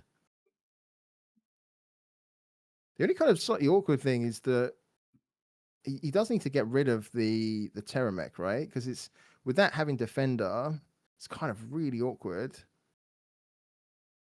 and it's just so chunky, right? Only taking one damage. So, what's Diesel's plan here? I bet Diesel wishes that he had like a Rite of Redemption in his deck, so he could just kind of get rid of that that Terramech. Unfortunately for Diesel, he's not running them.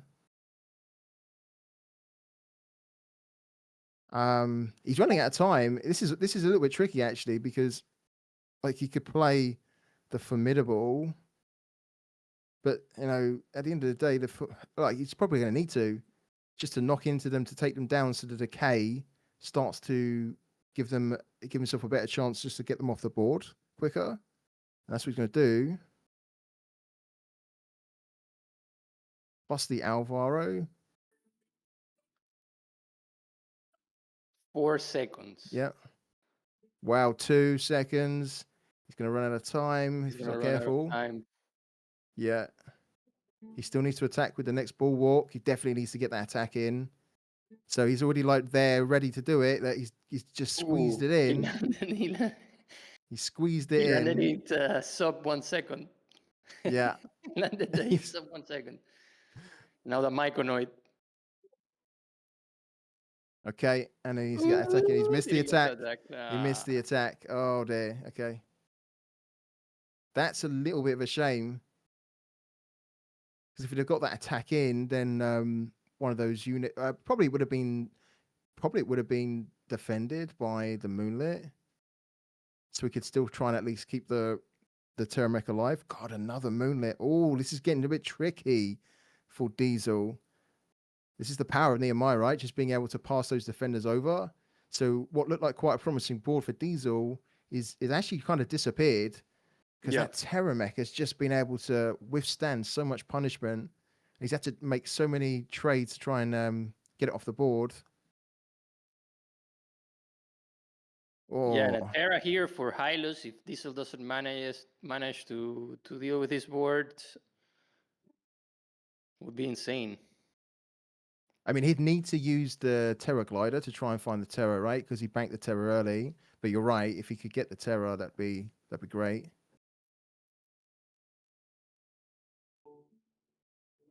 Oh, look at this! What? It's just all fizzled out, hasn't it? For Diesel. Well, I mean, yes, like both are in a tricky spot. Both of them. Hyllus, especially because he's not drawing cards. He still has 21 cards in that deck. He can start getting cards that don't do anything, like at this stage of the game, like the Steward of the Garden, for example. Yeah. Oh man, he needs to get that Terramech off the board. A Glaive. Okay. Interesting. Is he banking though, just so he can find something else, or is he playing that? I mean, playing Glaive is actually not too bad, but because it's of course shielded, it makes it difficult. I think as well for Diesel, Diesel isn't running things like a Peacekeeper, for example. But where's the turn? I mean, we've got a bit of a turnaround for Hyllus, but where's his draw as well? Can't just be drawing one card each turn. I'm kind of like trying to look at the draw potential here. When I think, if anything, if he gets Gafar the Vigilant could be a massive card for Hyllus as well.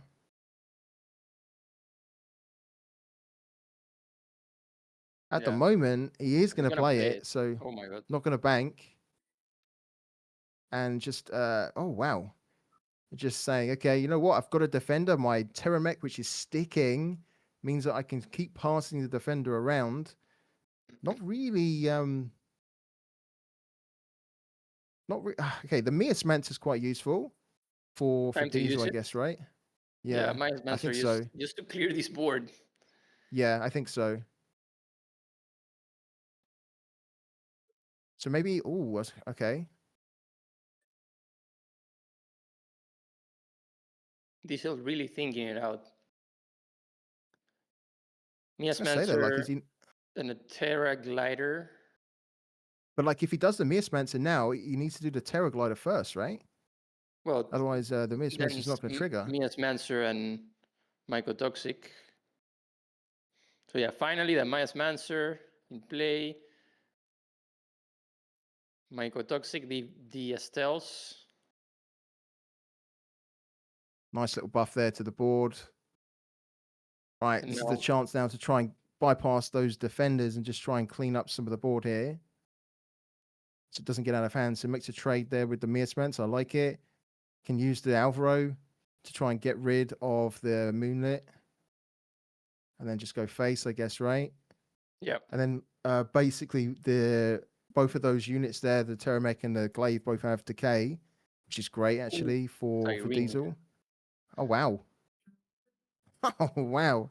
I mean, I've seen games where Nehemiah plays like this. It's like card after card, and it can win.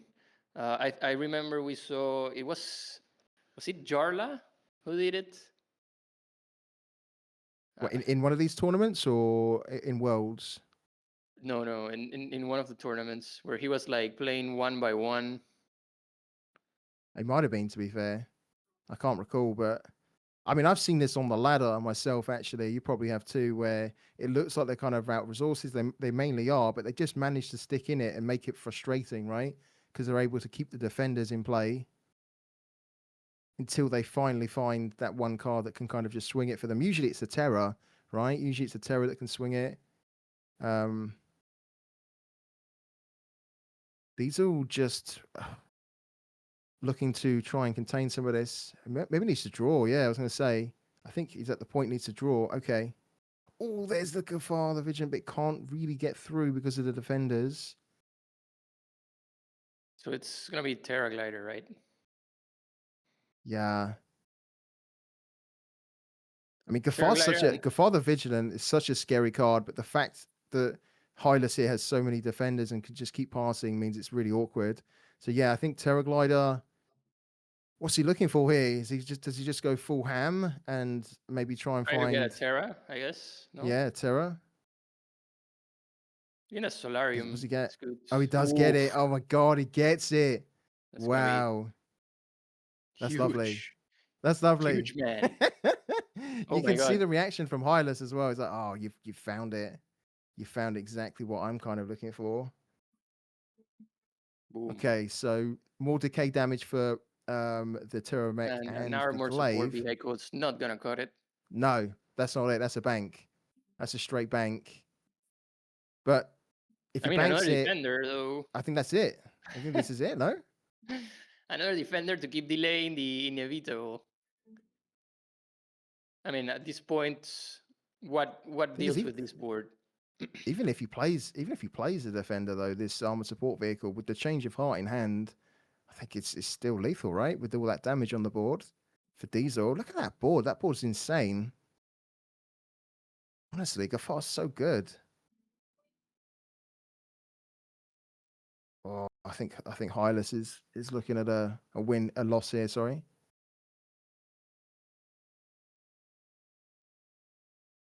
Okay.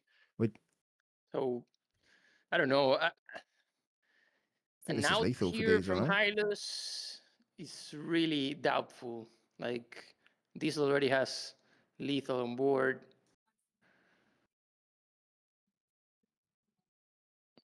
I mean, to be fair, if Ooh, the glaive hadn't have been pacified, then that would have been a little bit awkward. But yeah, he's got it here, hasn't he? Especially with even the Triumph. He's absolutely got it. it's 10 damage. That's a GG. That is a GG. He can do Big boss. he can do double. He could do double change of heart here if he wanted to. Insane buff. Look at this board. Yeah, Hyllus knows as well. I really feel that he kind of just was not able to find enough answers quick enough.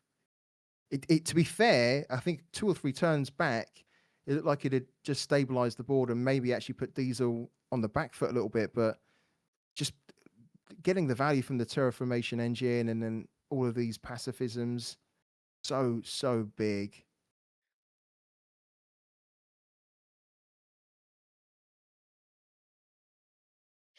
Thirteen, Oh my God. 17. I mean, Like yeah, 13. I'm genuinely asking if Hyllus really thinks there's an out here. Oh, okay, hold on. What am I missing there? What? Create a Myconoid. Yeah, there it is. Yeah, I mean, he got it anyway. Yeah. Yeah. So there you go. Win for Gafar, win for Diesel. In the end, it looked quite one-sided, but how did you feel that went, Quinto, for both players? I mean, the emissary, like it all started with the emissary meme play, and it snowballed there. Like it didn't matter how strong Hyllus turns were. The emissary just like, if there was a chance for him to get cooked, it was that. Yeah, it's almost like the worst 4-cost drop that you could hope for in that situation, right? You don't want a unit that basically buffs your opponent's board with a pacifism, right? Which is exactly what they need. So it was an awful drop for him. I think after that, though, to be fair, I mean, like, I really was kind of expecting Hyllus to be able to cycle through the deck and just mount a bit more of a challenge on the board. He couldn't cycle through, and I think that's a big weakness of that deck at the moment for him. I do like his Nehemiah deck, but his inability to kind of like cycle through and find options quick enough just meant that it gave Diesel the time to keep building his board, building the presence, putting the pressure on. And it never, to be fair, it was only that 1 or 2 turns, I think around turn 7, turn 8, once he got the glaive down along with the Terramech, where I thought, well, maybe he can stabilize a little bit here. But in the end, pacifism wins. Always choose pacifism over anger and direct attack. Yeah. So Well, great victory. At this stage, like all my theses before the games were wrong. I thought Hyllus had the advantage over deck lists, and now Diesel has his best deck essentially. Yeah. To deal with everything else. So Diesel's in a great position here to advance to the finals. Yeah, just needs to win the next game with his Sippy deck, which is strong. And we've seen that Sippy reveal deck, the 8th Palm of Gali, can just really lock an opponent down, right? So, but I did say before the match that probably the way they will play it out is it would end up in a CP mirror or a CPU's match, and it happened like that because they know that they need to get out of the way the other decks that are not probably as strong in this scenario. Yeah, absolutely. I mean, when you're looking at the decks from Hyllus here, I know that Hyllus has to still win with like all 3 of his decks.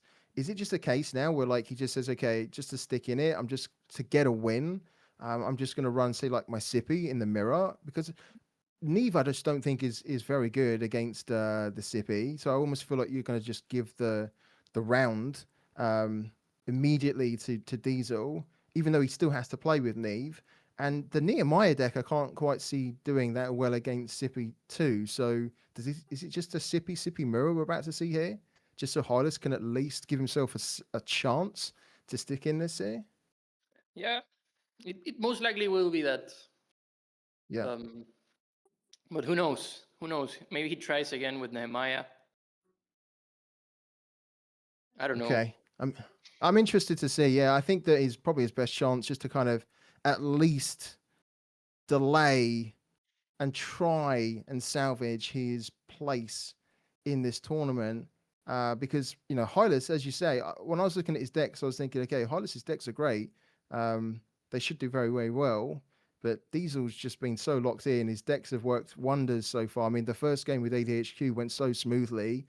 And then that Yeah. last game as well with Gafar, I mean, it couldn't have. He's actually gone with Neve. Okay, brave. He has to win with her anyway. Yeah. With all of them. So, yeah. So he just figured, okay, he decides that this is his best shot at this moment in time.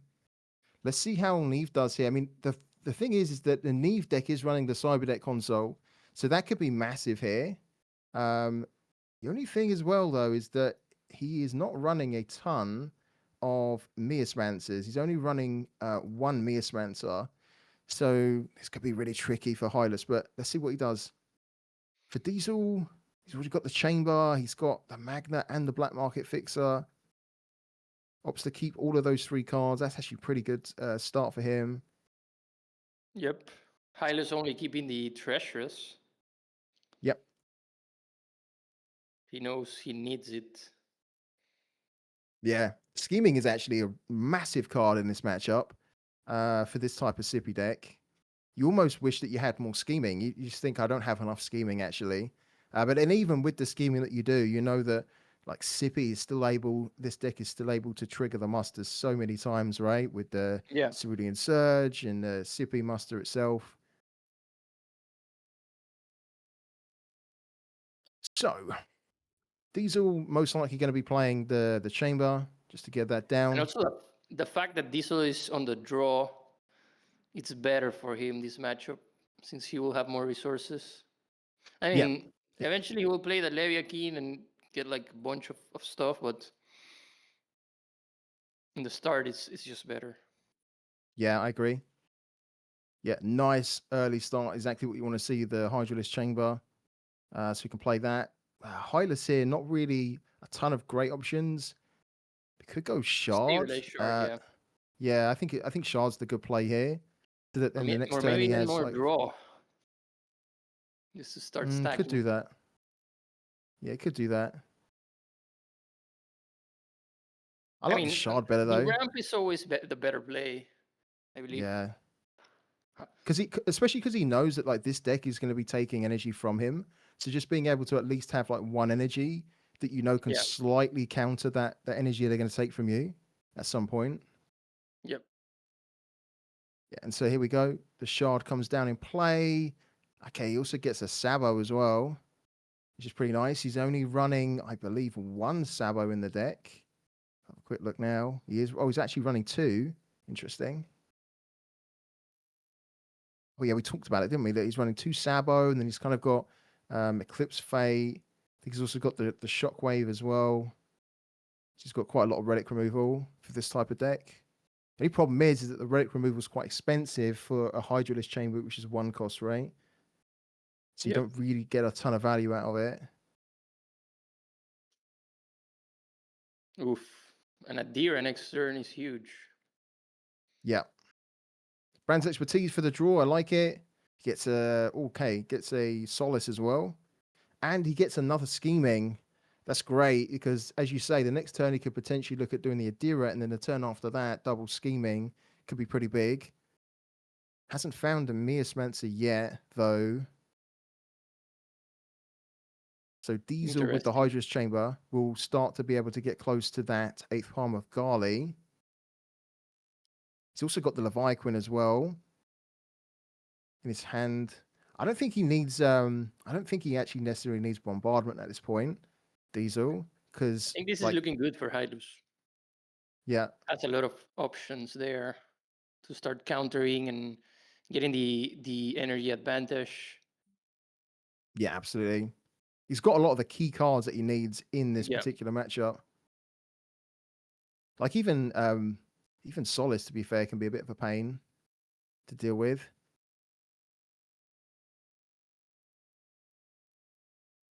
Is he thinking like he's like, I need everything here? Yeah, it's a difficult bank. It's a difficult bank, yeah. Okay. Oof. The half's actually quite nice here. I think it's time for his next turn. What is the play here for Diesel? The optimal play. He can reach actually.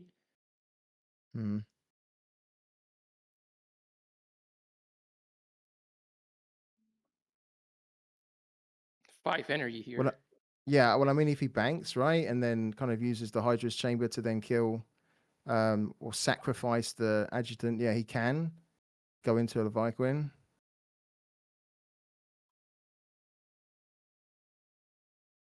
I think Banking one that might be what Leviathan. he's doing. Yeah. Just try and get a chunky unit down on 5. There we are. He's really considerate though, isn't he? What I like about I Deez mean, at the if he moment already is like he's sacrificed not. Magna, he needs to play that Leviathan. Like, Yeah. Yeah. Here it comes. there it goes. Okay. Oh wow. Double Meospants are coming in. That's almost what Hyllus needs. Wasted one at stealth. Okay.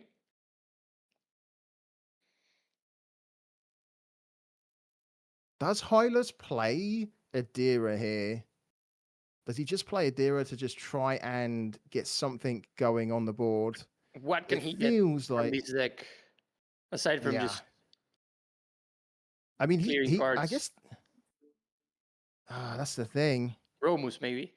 Relentless on Adira. Could get Romus. Yeah, could give a relentless. I guess also to be fair, he could kind of. Well, there's already 2 Cerulean Surges, isn't there, in the hand? So he's probably got like a low chance of triggering one of those. But then that wouldn't really be that useful anyway. He's not. Oh wow, okay. I like this because if you push that back, it gets discarded, it gets wasted. That's quite nice actually. That's one of the things with Solace. So if you push Leviathan back, you almost want to do it so that it doesn't have a chance to come back at you, and that was the perfect way to do it. Plus a embedded agent. Embedded agent's quite nice, right?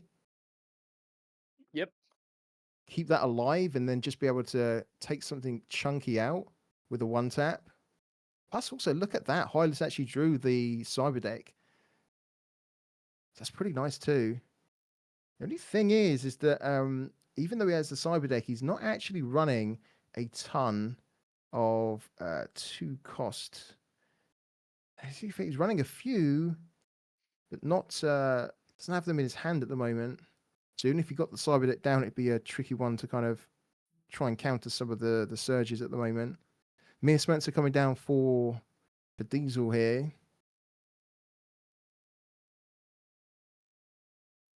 Do you know what? Like, this is actually kind of quite a nice turn, I think, for a bit of scheming. If he double schemed him, it could be pretty disgusting. Double scheme, getting rid of both of those 8th palm of Garleys could be massive. Yeah. It's over basically. I think that's what he's going to do. Here we go. He's going to be able to see he's got both. I think you just go straight back into the hand again and take the second one. It's over. No 8 bombs at this point. Yeah. Play a second one. Yeah, I would. I definitely would. I'd be looking to get rid of because you just know that card is such a problem for you, especially to get to your Neve, right? You let that card, if you let that card get on the board, it can win the game easily. So I'd be going straight back in again. I don't think there's anything here to kind of erase, really. I think that Solace and the embedded agent can deal with things quite well. So yeah, I think it's just a second scheming here. You take the other 8th palm of Garley, which is what he's most likely going to do. Yeah. Take away the key cards from your opponent's deck. The cards that he was relying on to do the bank reduction. And for Diesel now, he doesn't have a ton of good stuff here now. What is left? Yeah. What is left for Diesel? So have we seen we've seen both of those 8th palm of Garleys getting taken. We haven't seen one being banked yet, have we? Or am I tripping here? There's still one left in the deck, right?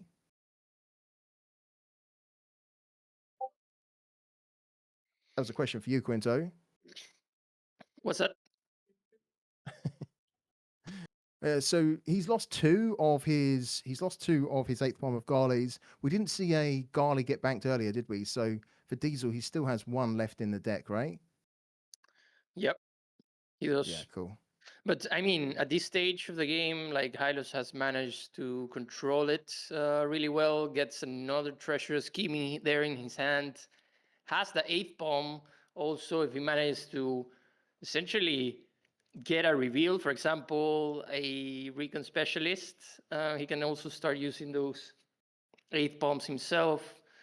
I think overall, the main strategy that I've seen going around with CPUs is just preventing your opponent from doing stuff by playing Gali and reveals.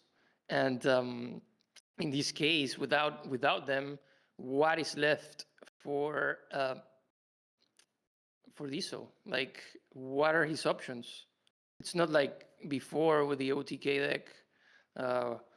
Where he could do stuff. Like, how is he gonna set up a board also to take advantage Actually, of Romus, for oh, example? oh no! Didn't Adira just found it? Hasn't Adira just found the? A 6 bomb. Oh no, he's got. Look at Okay, that. nice. Oh my god, this is over. Nice. I think he This also is over found for the this. last 8th palm of Gali as well. Did it not go in the singularity? I was looking at the card that is revealed on your opponent's deck. I think he also got the last 8th palm. Either way, But like there's getting the sixth palm is awesome. this bombardment doesn't like this, like Diesel doesn't have a way to clear that 6 bomb of Gali. No, not at all. What an amazing steal. I mean, they almost don't have a way, do they? Diesel here to kind of deal with it either. It takes damage one at a time. So even bombardment can do anything. What Adira doing Adira things. Okay, draws through the deck.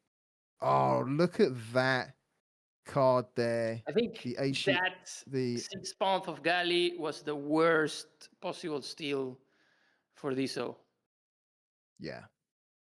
I'm pretty sure, as I say as well, that the other 8th palm also got put in the singularity. Because I think it was on the card we saw on the top, I think it was a 6 cost 4/4. It was definitely 4/4 in its stats. And of course, we know that the 8th palm of Gali is a 6/4/4. So he's basically taken away all of his toys. And Diesel is now left in a position where all he's got really at the moment is Sippy on the board. None of the key cards where he can trigger the musters to like really reduce the bank, right, for his opponent. And to be fair, Hyllus is at the point where he could actually play Neve very, very soon as well. In fact, he can go straight into Neve this next turn.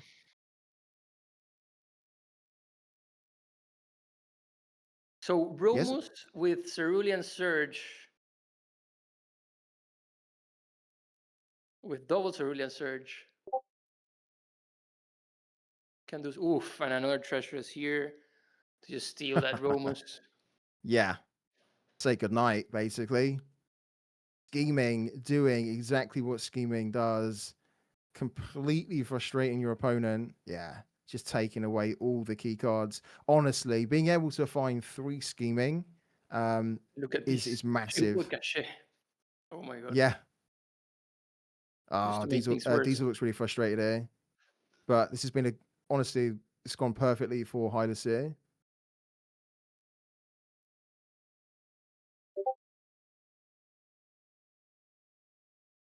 I mean, Asia's operatives doesn't really change the game here at the moment.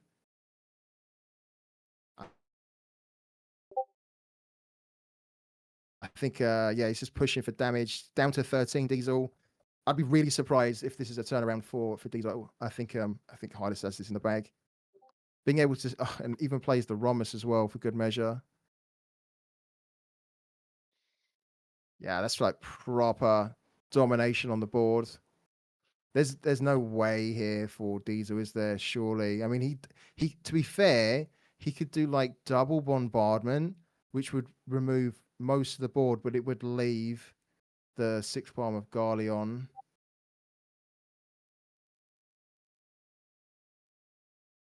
It might be what he needs to do. It's not great though. Or he just concedes. Yeah, he just says, "What's the point in that?" You know, it's over for him. Like, what else does he have in that deck? Like, at that point. He already Yeah. lost the 8 palms. He lost the 6 palm, which Lost the against Romus. Shroud, like the 6 palm against Shroud is bad essentially. And yeah, what was left for him at that Yeah, point? nothing. Even the Romus got taken. So like the Romus, the 6th palm of Gali, the 8th palm of Gali, all the key cards were really taken. All basically Diesel had was like essentially the Cerulean Surges, but nothing really of value to surge, right? What would you be surging? There was nothing there. So for honestly for Hyllus, that couldn't have gone any better. Like in that matchup, you really need the scheming, and like usually if you can find 2 scheming to then steal 2 cards, that's great. But being able to find 3, and then using a Dira to kind of get your 6th palm and your 8th palm is just insane. So yeah, I'm glad that in a way I'm sort of sad for Diesel there, because it kind of felt like it was a bit of a passenger in that game. But I'm glad that we got a win for Hyllus, because it means that this round continues, right? Yep. It's not over. So, these What players are we watching next? well. I mean, we know that like Sippy still needs to be played for Diesel. Sorry, for Hyllus.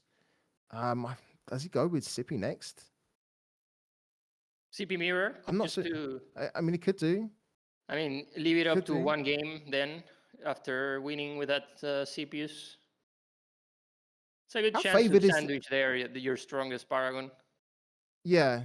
What's your opinion though with the Nehemiah deck into this Sippy reveal deck? Because I've honestly not really seen like that those 2 decks go up against each other. So I don't really know who would be the favorite there. I'd almost say Sippy, but what's the opinion there? I guess Nehemiah could just kind of like steamroll through you if you're quick enough. Yep, that's what I think too. That's what I think. This CPUs is more like it's more tempo oriented also, and the fact that like you Yeah. need to set it up so you can drop the Levia Queen, draw stuff, then drop the 8th palm, prevent your opponent from doing stuff. But at that stage, Nehemiah would have been good to just take the advantage. Yeah. Could have easily 'cause if taken she- advantage. Yeah, exactly. Because if they get that nice kind of early start with those good units coming down, and then of course with getting Nehemiah down as well, big chunky unit that becomes like a 7/7, you could do a lot of early damage, right? And then maybe a couple of formidables just gets you over the line before your energy starts to get taken away from you. And the other thing as well I like about that, I guess, is the fact that Nehemiah probably has one of the best relic removals in the game, right? With the 1 cost relic repurposing. We were talking about Hyllus with that last deck that he had. Almost his relic removals are just like not good value at all to be limiting what Sippy can do with the Hydralisk chamber, because they're just too expensive. So anyways, we are seeing that Sippy mirror. You called it, Quinto. Talk us through the mulligans here. What's good? What's bad? What do you want to be keeping? Well, it seems like you definitely need the high risk chambers early on. Get those recon specialists start to reveal stuff. It's also good if you can pair that up with a tempo play. Also, it's the best scenario. Ooh, Yeah. this hand for Diesel is not what you want to see. No, that's And really look at bad, that, actually. Hyllus with the stabilized, like the high risk chamber into the stabilized shard. Oh my god. Yep. It's looking bad And for with the Diesel already. Leviathan as well. Yeah, it doesn't look promising. These are with no ramp at the moment other than the take it or leave it. Just too many high cost cards. Too many high cost cards at the moment. I mean, Romus is obviously a card you want to be having, but it's got it quite early. Data Breach, you want to be keeping that too. This is a little bit tricky. He already banked 1 genetic correction, didn't he? And he probably wants to hold on to like another one. Because he's already looking and thinking, okay, there's a lot of ramp there, so I should be expecting probably the Leviathan soon. Yep. Luckily for Diesel, he does draw the Hydralisk though, right? Yep. That's useful. He does. Okay, and has a take it or leave it too. He can maybe ramp um, also, but Hyllus with the stabilized shard and the hydrolysis chamber already in play, it's like staple ramp. Yeah, yeah. That's like the perfect curve, really, isn't it, for this deck? When you know you want to be getting to Leviathan quickly, it's like Hydralis, Shard, and basically, the Leviathan done. I like the bank from Diesel there, just to bank the Siren. Probably the card that you don't need as much, right, in this deck. Just nice to keep control, but essentially you want to be just trying to get the Leviathans and then trying to find your eighth palm of Gali so you can get those going. But once you've kind of got some reveals happening, I was gonna say, sure, you don't play the data breach now. You want to get some good value out of the data breach. Yep. Now Hyllus So just holding on here to that. with Recon, he might start revealing stuff. He can play the Leviathan. Yeah. Also. And this is gonna give him a huge advantage already. I love watching Hylas play. I love watching him play, especially with those those animal. What are they like? Cat ears, dog ears.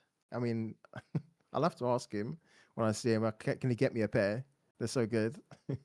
I would definitely wear them on stream. His headphones. That's his style. Yeah, I love Cat them. I love earphones. them. The razor cracking cat ears. I'm being told. Yeah, I might need to look into them. Or here might be super good.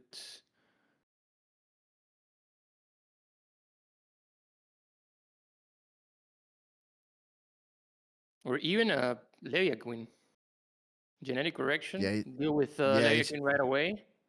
Yeah, That's I good. think that's why he held on to it the turn before, because he was expecting that Leviathan, right? I mean, initially when this game started, I didn't quite like Diesel's hand, but look at this now. He's now getting the cards that he needs, and he's got data breach as well. So this is useful, but top decking. Hy- What's needed? yeah, Hylas needs to start revealing cards, right? At the moment, he hasn't revealed any cards from his opponent's bank, even though he has the eighth palm of Gali in his hand. So maybe the play here actually could be kind of like a recon into possibly like the Speculator or maybe like a Macemancer, just to kind of block out your opponent for a turn. Yeah, Here this we is go, where recon. we start to see the Macemancer's getting played usually in the mirrors, just to prevent Leviathans and all of that. Yeah, it's almost kind of quite important, isn't it? Because if you can get that Macemancer down before your opponent, right, blocking them out, then you can get going on kind of like your eighth palm of Gali, reducing their bank down by one. Just makes it that harder, right, for them to kind of get to their eighth palm of Gali, because they're almost like they're down on energy, right? And here we go. I think he's going to play the Macemancer. Yeah. Which I think is cool. I think it's the right play. Which will every really card in Diesel's hand is a muster. Yeah, exactly. Oh, look, and he even got to take it or leave it as well there. So if he hadn't been blocked out, that could have been useful. Like if he sets up here, can have a big play next turn. But Hyllus too. And Yeah, Hyllus Hylas has is going the to have. ramp and has the Cerulean Surges, so this is gonna get really ugly. This is going to get rough for Diesel, yeah. Eighth palm of Gali coming down with the data breach revealed is going to be huge. Speculator. And then the thing is as well is that like Hylas, right? If that eighth palm of Gali, of course, sticks on the board, right? He's already got two Cerulean Surges in his hand, so that he could just completely block Diesel out of this game. Okay, Diesel saving his Maya Mancer gets another one. Yeah. Ooh. But look at that. This is gonna be it could be a 8 energy turn for Hyllus. That's an 8 Oh, bomb with Cerulean Surge. yeah, And I he was has going to take it or say, leave it. So yeah, can he stretch it up to remove his, like, can he stretch it up to 10? stretch what's up? Stretch? No, he can't.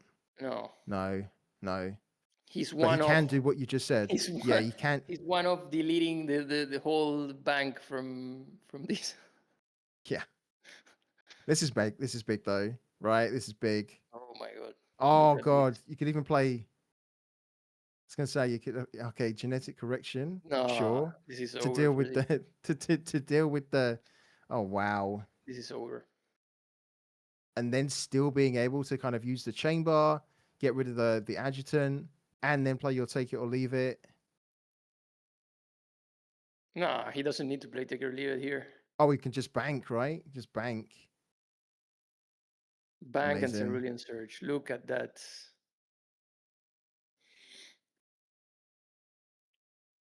Yeah, there's no way. Like, there's no way Diesel recovers from this. No, no, no. It's too much energy reduction. Oh wow. Boom.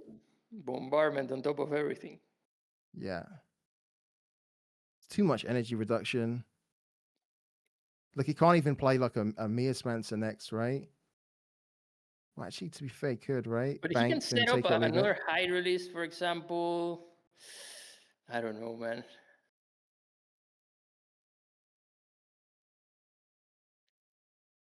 He is going to get the Mearsmancer going. Just to stop another 8th Palm of Garly coming down. Which Hyllus doesn't draw, but the fact that he has another Cerulean Surge in his hand, that's just crazy good, no? Yeah. Yeah. I mean, that's crazy good. I mean, technically, he could even play. Oh, damn.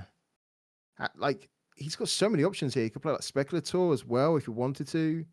Well, actually, couldn't because of the Mearsmancer, right? Ignore that.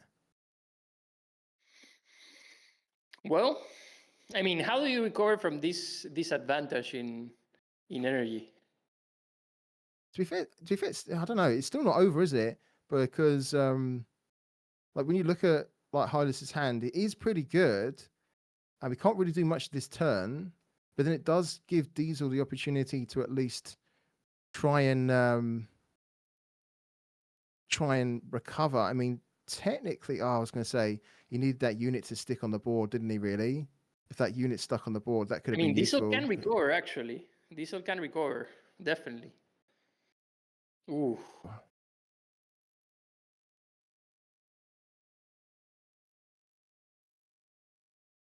One of the 8 bombs, no? He's just gonna try and block out again, and then do the 8th palm next turn. I don't mind it at all. I like it. Okay. Hyllus with the fixer. Can Diesel turn this around? He doesn't look too stressed at the moment because he knows that like the double Mearsmancer just blocking out the back-to-back turns has kind of just given a bit of breathing space, right? Yeah. And the fact that there's not actually a big threat on the board, is there? I mean, you've got the 4/5 Cyrene. Other than that, he's not too low on health at all. He's only taken 4 damage. So he could, really could, right? Once he gets his 8 palm of Garly going, let's see what he gets, right? The double Mearsmancer has really been quite critical here, actually. Yeah. Hyllus just Again, needs to set up a board. Like, the only thing he can do right now is set up a board. Oh Full no, board. we see we saw Romus in the bank, right? For Hyllus there. Oh, so that could be massive, right? For Diesel. Ooh, no token. If there's a genetic correction in that bank.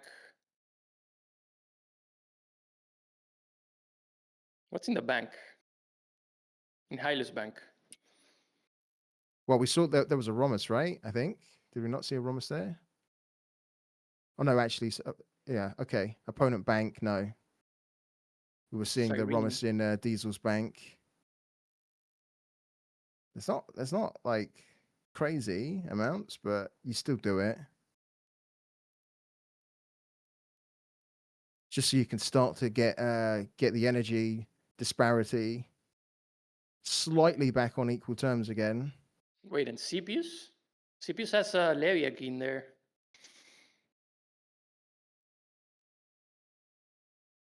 No? No, it doesn't. Cipius has nothing. No. I think the 8th palm of Gali is the... Oh, he's actually doing Sippy. Okay. Oh, interesting. Oh, for the Maya Mancer? Yeah, I guess he is, Put right? in one more turn. Nice. Oh my god. Nice. I would have, to be honest, I would have been really tempted just to have got an 8th palm of Gali down, but I actually like this. This makes a lot of sense. The thing is that Hylos CP is loaded. It's loaded too. Yeah. Yeah, it really is.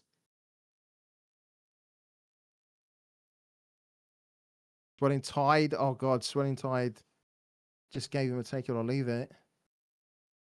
Is that what happened there? Wow. Okay. Diesel's doing great, actually. I thought, 3-4 turns back, I was thinking Diesel might be on the ropes here. He's okay. He's okay. He's sticking in it. He's going to take quite a bit of damage here, though. I don't know, man. It seems like even if Diesel gets the optimal play next turn, it's going to be difficult for him to stay alive. Yeah, of course. Especially because there's like no defenders that they're running in the deck as well. So you can't kind of like block some of these units. The fact that the Leviathan as well is just there, just cleaning up anything that goes on the board in the second one. Yeah, it's actually pretty rough, to be honest. No Cerulean Surge for Diesel. No. He was looking for it.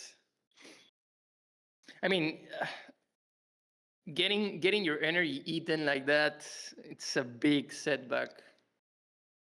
Such a big setback.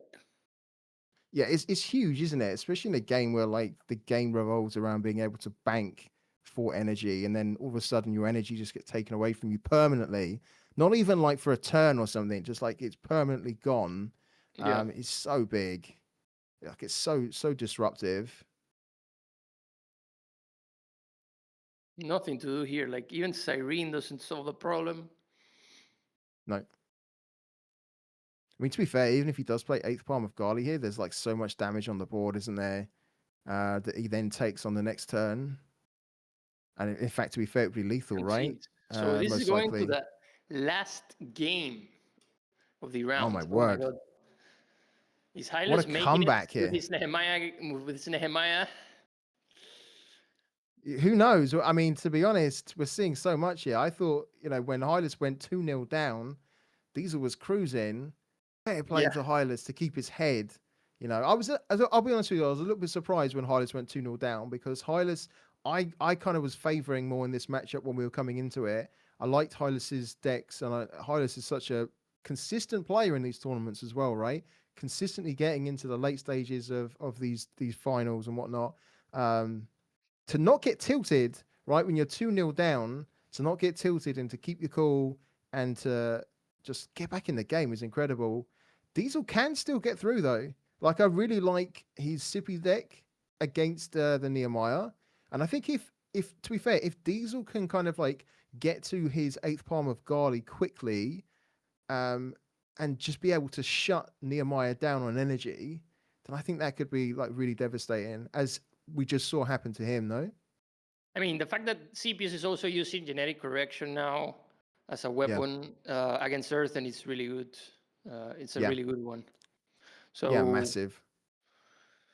I mean, before you'd have to use genetic correction like a tech card if there was a lot of Nehemiahs around or something like that. Yeah. But now it's a staple of the deck, so it might be good against this matchup. I mean, Hyllus has gotten to this point playing Nehemiah. He surely has faced a lot of CPUs with it. So let's see how it plays out. It seems like it has a chance to actually beat these CPUs. I think it does, to be honest with you. The only thing is that like the Nehemiah deck, as I say, I wasn't too bowled over by the fact that it started to run out of cards, right? It started to run out of resources, and because we know that the Sippy deck can just keep cycling through and keep finding like options, I just feel like there could be like a card advantage for Sippy that maybe Earthen doesn't quite get. Very curious to see how it's going to pan out, but I'm very impressed as well that Hyllus has just been able to come back and stick in the game. So yeah, it's all to play for in the fifth game, and the players are just preparing. They are just getting started to see who's going to make it into the next stage. Who's going to be joining MeatValue in the final? Who do you think, Quinto? Come on, we're in the fifth game here. If you had to back anyone here, if you had to put a bet on, would you be backing Hyllus or Diesel at this point? I would say Diesel. I think Diesel gets it. Really? Okay. Yeah, I think Diesel has a chance to get this. Let's see. Yeah, let's see. Here we go. The Hyllus has players are played ready. really well, though. Really He's well. played very well. Yeah. He's not really made any mistakes as well. He's like just very surgical in how he's playing. Again, I think that's a lot of experience, right? From these tournaments and other tournaments as well. Let's have a look here. Hyllus with Premier Conduit, Revitalizing Growth is cool. And then he's got the Moonlit that you think he's considering. Yeah, I was going to say, I don't think you need the Moonlit so much. I think if you can try and find another one cost, that could be quite useful. Like maybe one of his Tanakas or something. It's actually redrawing everything. Okay. So an aggressive mulligan there.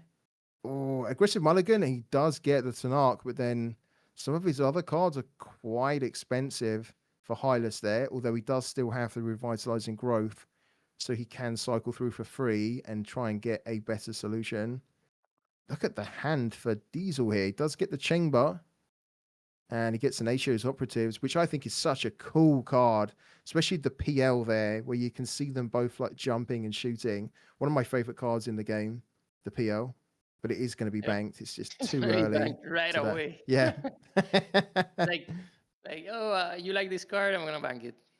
You'll never see it again. Withdraw? Sorry, what was the question there? Sorry? Does it have withdraw? No, I don't believe it does. Could be wrong though. The chat's probably going to tell us. Not looked at the card in a while. Okay, so Hydro's Chamber right away. Seems like a powerful next turn here for Diesel. He can drop the Levia Queen, I believe. It's 1 energy plus 2 plus the take it or leave it. Oh, how interesting.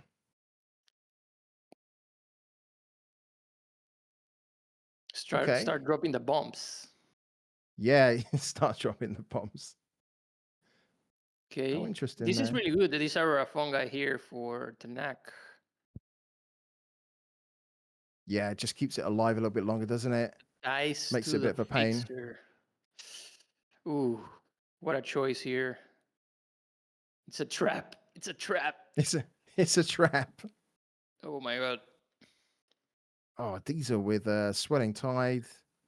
I don't know. Diesel has a chance to ramp here with the Levia King, setting up like his resources. Also dropping a big unit. I think he's gonna do the black market fixer. He's gonna do the black market fixer, right? Just to get rid of this Tanark. Maybe. Maybe not. It's tempting, but actually, is it better than playing the Levia Queen? He thinks it isn't. Yeah. Nice. So he opted for the Levia King play to like cycle resources as soon as possible. He also will have a really chunky unit there. Oh wow. However, this Master Poisoner is gonna hurt if played. I mean, Hyllus has a good hand. Cyrene, Estelles, all cards that can deal with threats. But Leviakin here turn 2, right? Yeah, It's absolutely wild. yeah, it's super wild. I saw the reaction of Hyllus there as it was played, and he almost I don't know what he was saying. I was trying to read his lips there, but I couldn't work it out. But you could tell he wasn't happy. Okay.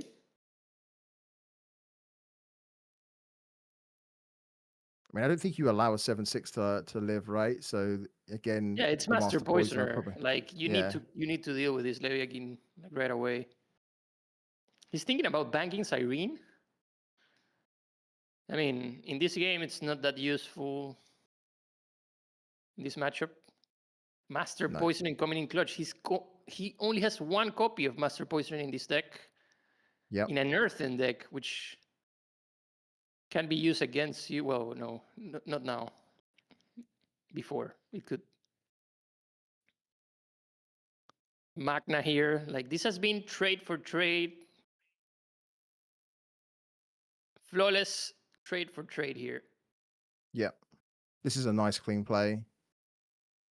Wow. Nice clean play. Gets a card draw as well. Gets the Cerulean Surge. Lovely. Okay. And a second Cerulean Surge coming in. Ooh. Nice. Doesn't quite have the reveal yet on any of Hylus's bank, but he's already found some pieces of the puzzle, the reveal puzzle. The Cerulean Surge, by the way, is like again the PL for this card is just brilliant. Such good animation, such good art, as per usual with Parallel. So Astell's really good.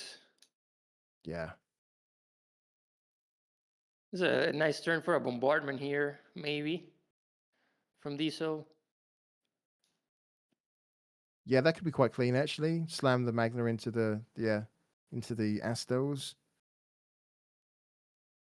I think that's you almost don't want to let that stick on the board either, because you certainly don't want like a defender being passed around, right, to a glaive. Let's see what's going to happen here. The fact that Diesel has 2 genetic corrections is pretty big. I think, yeah, I don't think he needs Wong. He's already got so many cards right in his hand. So I think that's I like that play. He's going to use the Magna here, the Surge on the Magna. Yeah.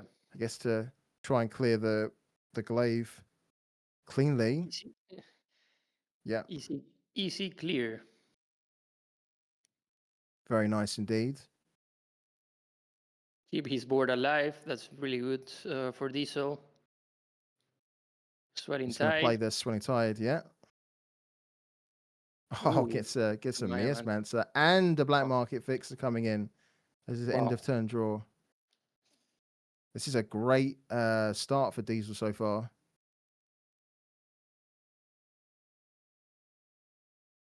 Hyllus can get a bit of tempo going though, right? He can either play the Nehemiah or he can kind of just go straight into the Terragloider. Obviously, if he plays Nehemiah, then it can just be answered quite easily. Yeah, Nehemiah in this matchup that's the weakness. Yeah. Well, we were talking about genetic correction being super strong in this matchup. Usually you could just slam Nehemiah and Oh, wow. Ooh, Massive. Massive. Vigilant. Oh my god. Wow. Absolutely massive. Get Wow. rid. Okay. Wow, So wow, Black wow. Market Fix is discarded by Diesel. Still dies though. Oh, look, they've gone. The 8th palm of Garlies are gone. Oh And no. you can see the frustration in Diesel's face. He knows that was critical. What a high roll to get the Godfather Vigilant. And then he's also just drawn end of turn the Terramech as well. So wow. Wow. I mean that in itself could decide the game, even though to be fair that it can be genetically corrected. What a turn of Just events. oh man, just being able to remove the 8th palm of Garlies there. Get the hell out of here. Deary me. Okay, huge turn. Why reveal? Oh, because Huh? It draws a card. I think he's possibly. Oh my god. So no Oh, dear. 8 bombs. No. All gone. That was massive. That was definitely a clippable moment from the tournament.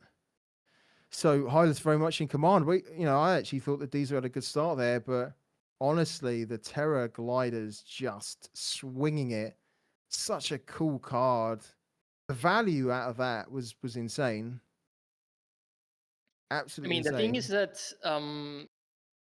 Diesel will be able to, like, just the fact that Diesel will be able to cycle his deck with a Leria King can give him an advantage here in that sense.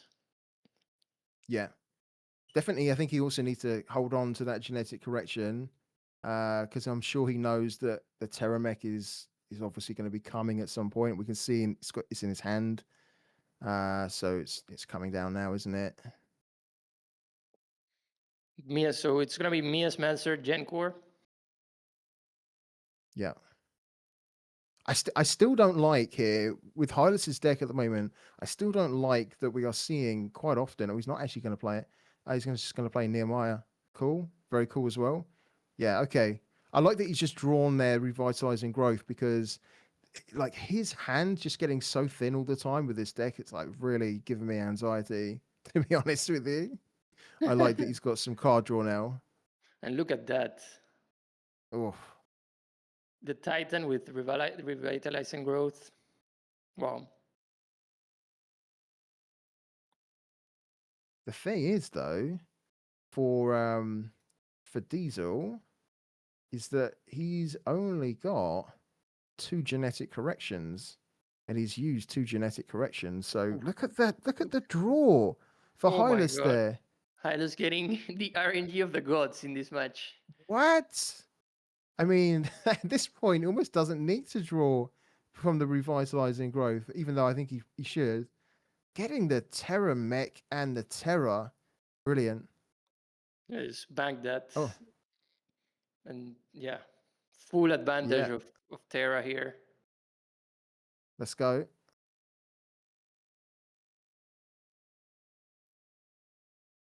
Trigger the Flourish twice. What's he going to get? What's he going to get? Okay, it's just going to buff the board. But how does it Terra activate her monster with it being disabled? No, he just used the revitalizing growth, right? On it to trigger the flourish. Yeah, but the flourish triggers the monster, which is disabled.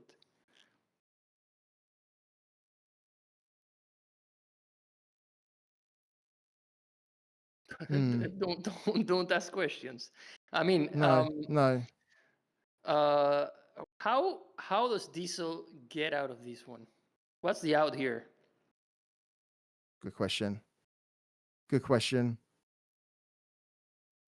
I'm not quite sure because like with the 8th palm of Garley's being removed, so much of the deck is like revolving around that, right?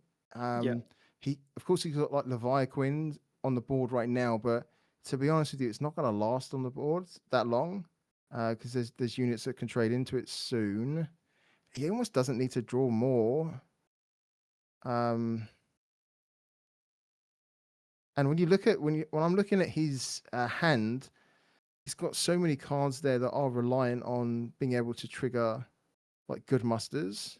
Ooh, okay, Romus. wow, getting Romus is great. That is probably the one card that could turn it around, to be fair. And for sheep. Ooh, Yeah. Bong. No way, dude.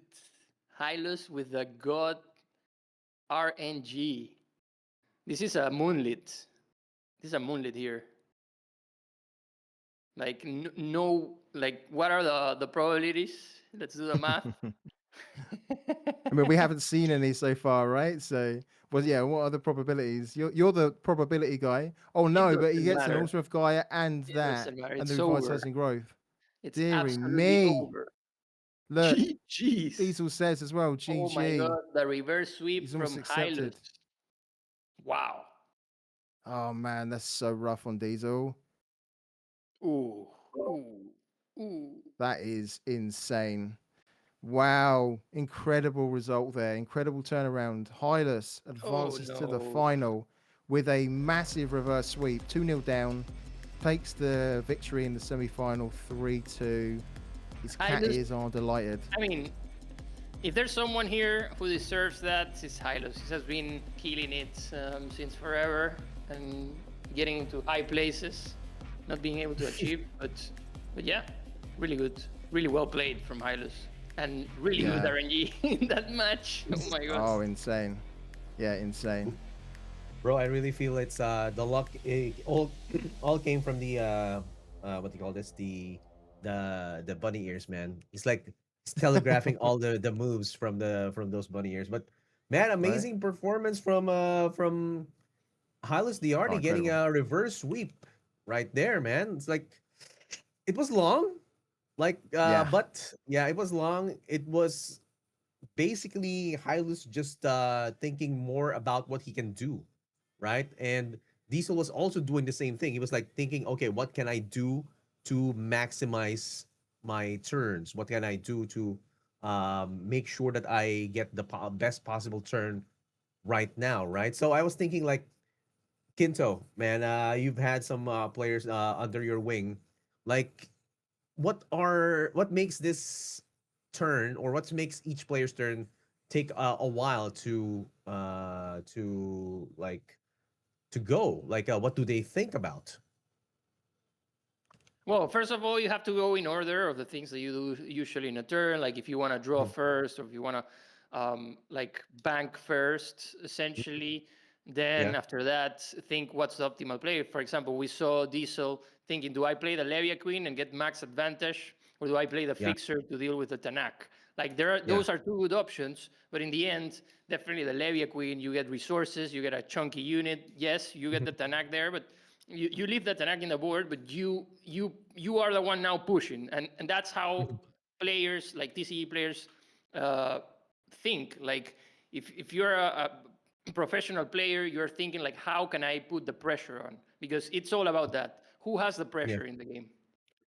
yeah, man. Like, it's there's a lot of processes that these players have to think about just to make sure that they get the best optimal play, right? And that and having to think about that from a player perspective, I mean I know that it takes a lot of their energy, and you can see it in their faces as well. Like they are stressing, man. Like especially Diesel, even though he's in the dark, like you can see that with his cam, he's stressing for each and every move. And man, I have a question for the factor here. Like, bro, like what happened with the Neve match? Like, we were seeing that Hylas actually got the advantage over at an playing a Neve against Scipius. Like, what was the turning point there?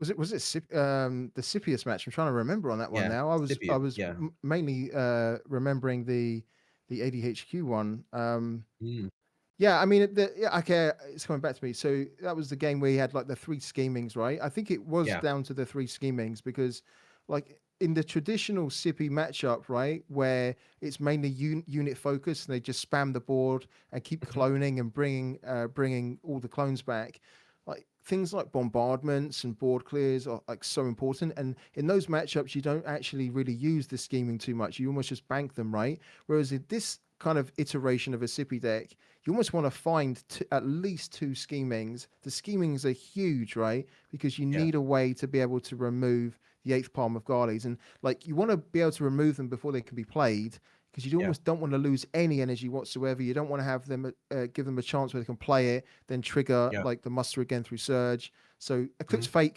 can help as well. But the fact that he was able to get the three schemings there, Mhm. and then Adira was able to basically clear the sixth palm and the last remaining eighth palm was just unbelievable. One thing I'll say, even though the Shroud got the advantage in that matchup, I Yeah. actually think that this Sippy deck that we're seeing, this Sippy Mhm. deck has probably been the standout deck I think of the tournament so far.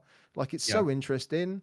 it's also Mhm. it's interesting, but I also feel like it's kind of a little bit disgusting as well, right? I'll be honest, because Yeah. like if you get it going, we saw it in a match where against Diesel, he had Mhm. kind of like 4 or 5 energy, and all of a sudden he's down to kind of like one, and it's like Oh yeah. the game is basically over, you know. And I think in a Yeah. game where like it's all around banking energy, to permanently Mhm. lose your energy, I think is really rough, right? So Yeah.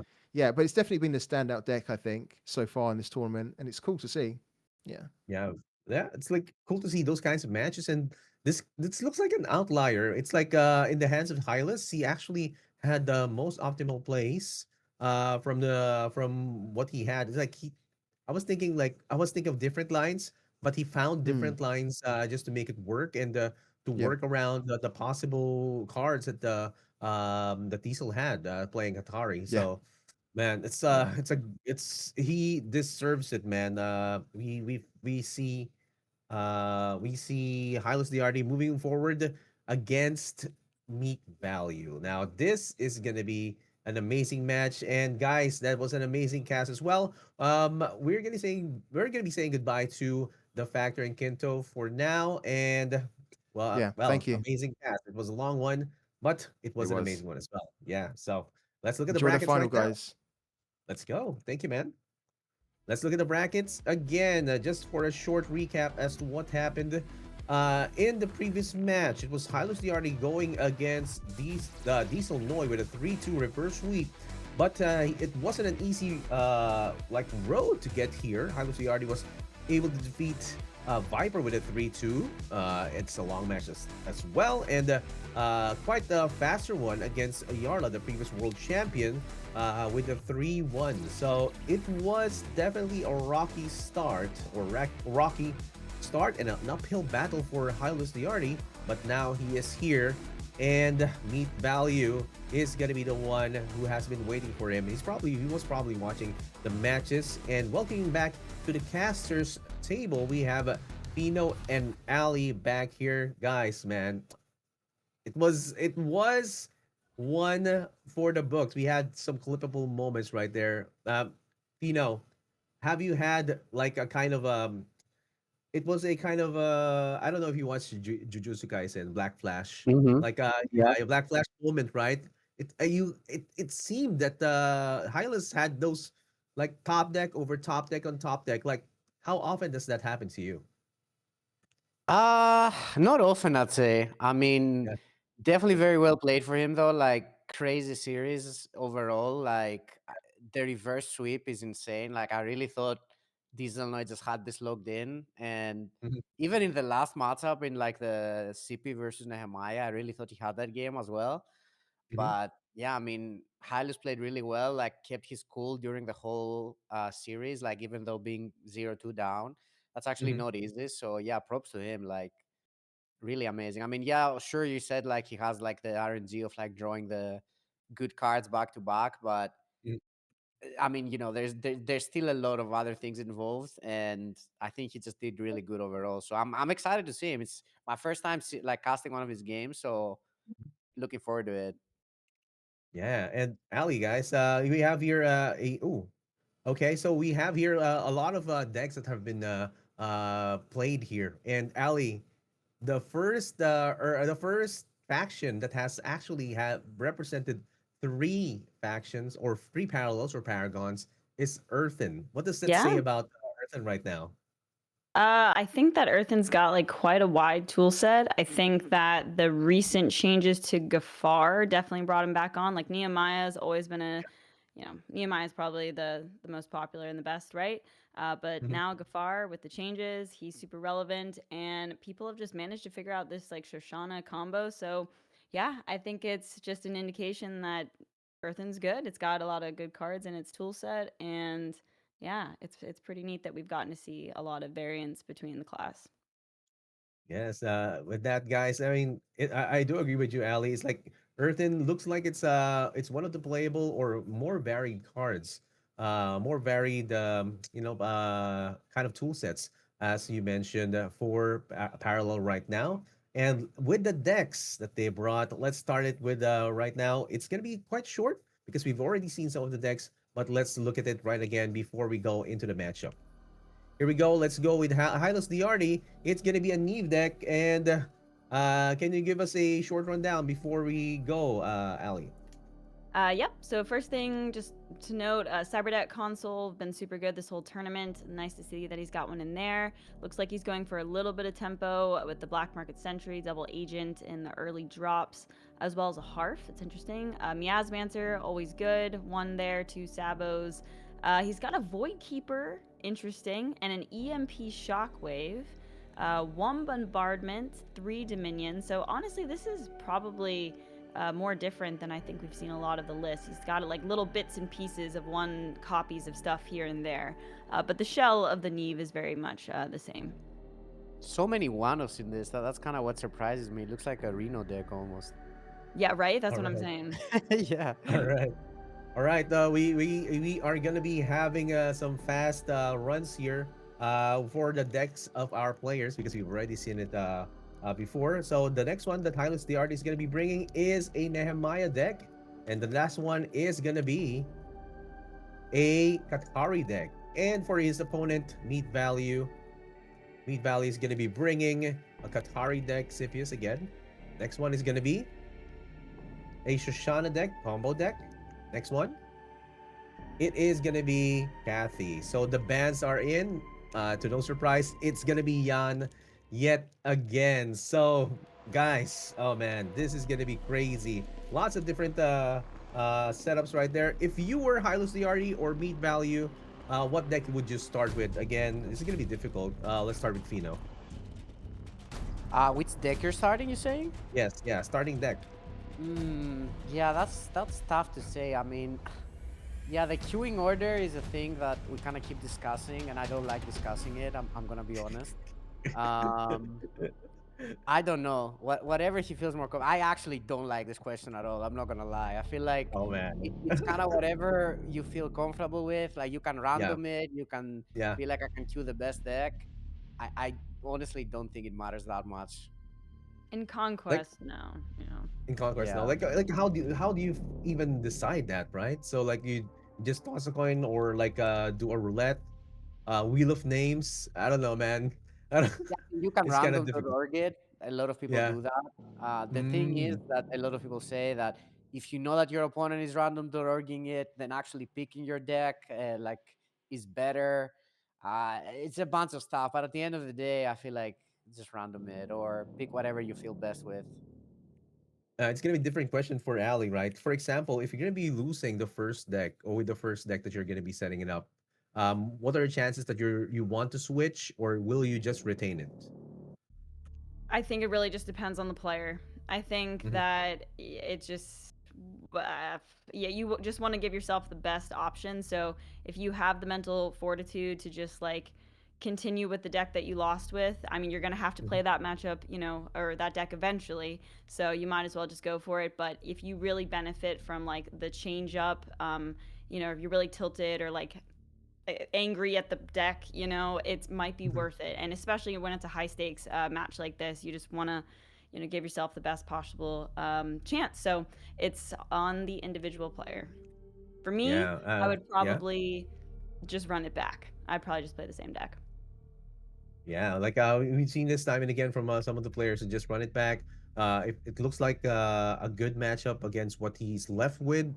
So yeah, let's we're gonna be seeing this again for all the marbles here.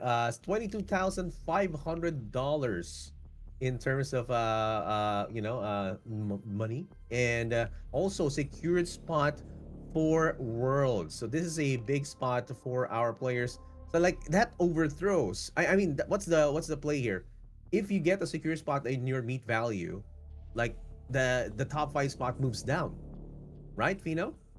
Yeah, I mean, like he's already secured. Mid value is already secured. So Yeah. he's kind of just playing for the money. To him, it doesn't Hmm. matter.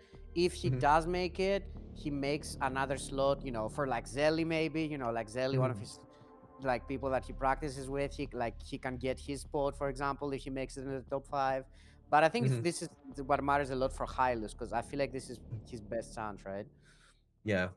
HyllusDiardi is now at 83 points, and let's see if he will get into the top five. And this is the first game of the finals of the Majors 3. HyllusDiardi versus Meat Value. Ali and Fino, take it away.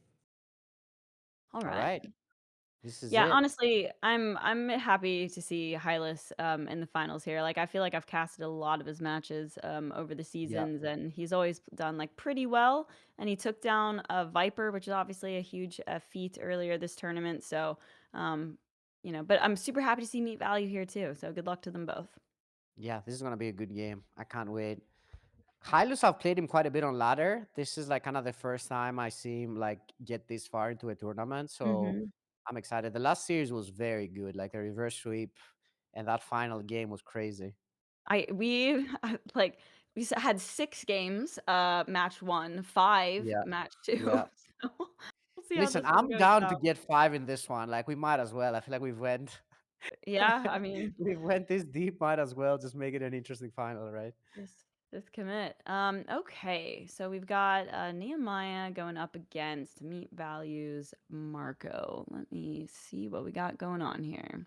Yeah, I think this looks like a pretty good matchup for the Nehemiah. Oh, that is such a draw here. Oh my god, that was the draw. You talking about the machinist is the new fleet support scimitar. I mean, it is that important. I feel like everyone who's Yes, played like Kathy quite a bit kind of understands that. Like, it is such a big deal. It literally, like, especially in Kathy, because like it basically guarantees that you're kind of always getting your passive, like the +1/+1, right. without really losing cards, which is kind of a problem quite often, right? Like, for example, here he could get the +1/+1, but if he did not have the machinist, he would be kind of out of cards. Like, he wouldn't really have a great play next turn, you know? Interesting. So he really wants that 3/3, huh? Yeah, this Or- is I like this quite a bit. I mean, Yeah. Spores is kind of like an enemy number one as Mm-hmm. Kathy, so I like that this is playing against it. I mean, the one damage that you're pushing doesn't really matter that much, so Right. I think this is really good. Uh, and gosh, there's no Stewies. I guess people are just out on Stewies, huh? Stew of the Garden. Yeah, I think that's more of a Gafar card now. Like the tokens Okay. kind of make way more sense in the Gafar. Yeah, I think Mm-hmm. Stewie just kind of became a Gafar card. I don't really Wow. see it. Yeah, like it's That's just crazy. especially good with like things that buff, like the Gafar passive, but without that, it doesn't feel like it does a lot for especially Nehemiah, but I think Shoshana too. So What a time to be alive. No yeah. Stewies and Earthen. We have revitalizing growth. I feel like that's kind of replaced like Yeah, Steward, like being true. into every deck, you know? That's a good point. Wow. Okay. Well, he picked up another one here. Um, Hmm. let's in. Yeah, Yeah, that I makes sense. guess. Sure. Oh wow, he can heal that and make that big though. That's quite nice. And he can also just do spores, I guess. Yeah.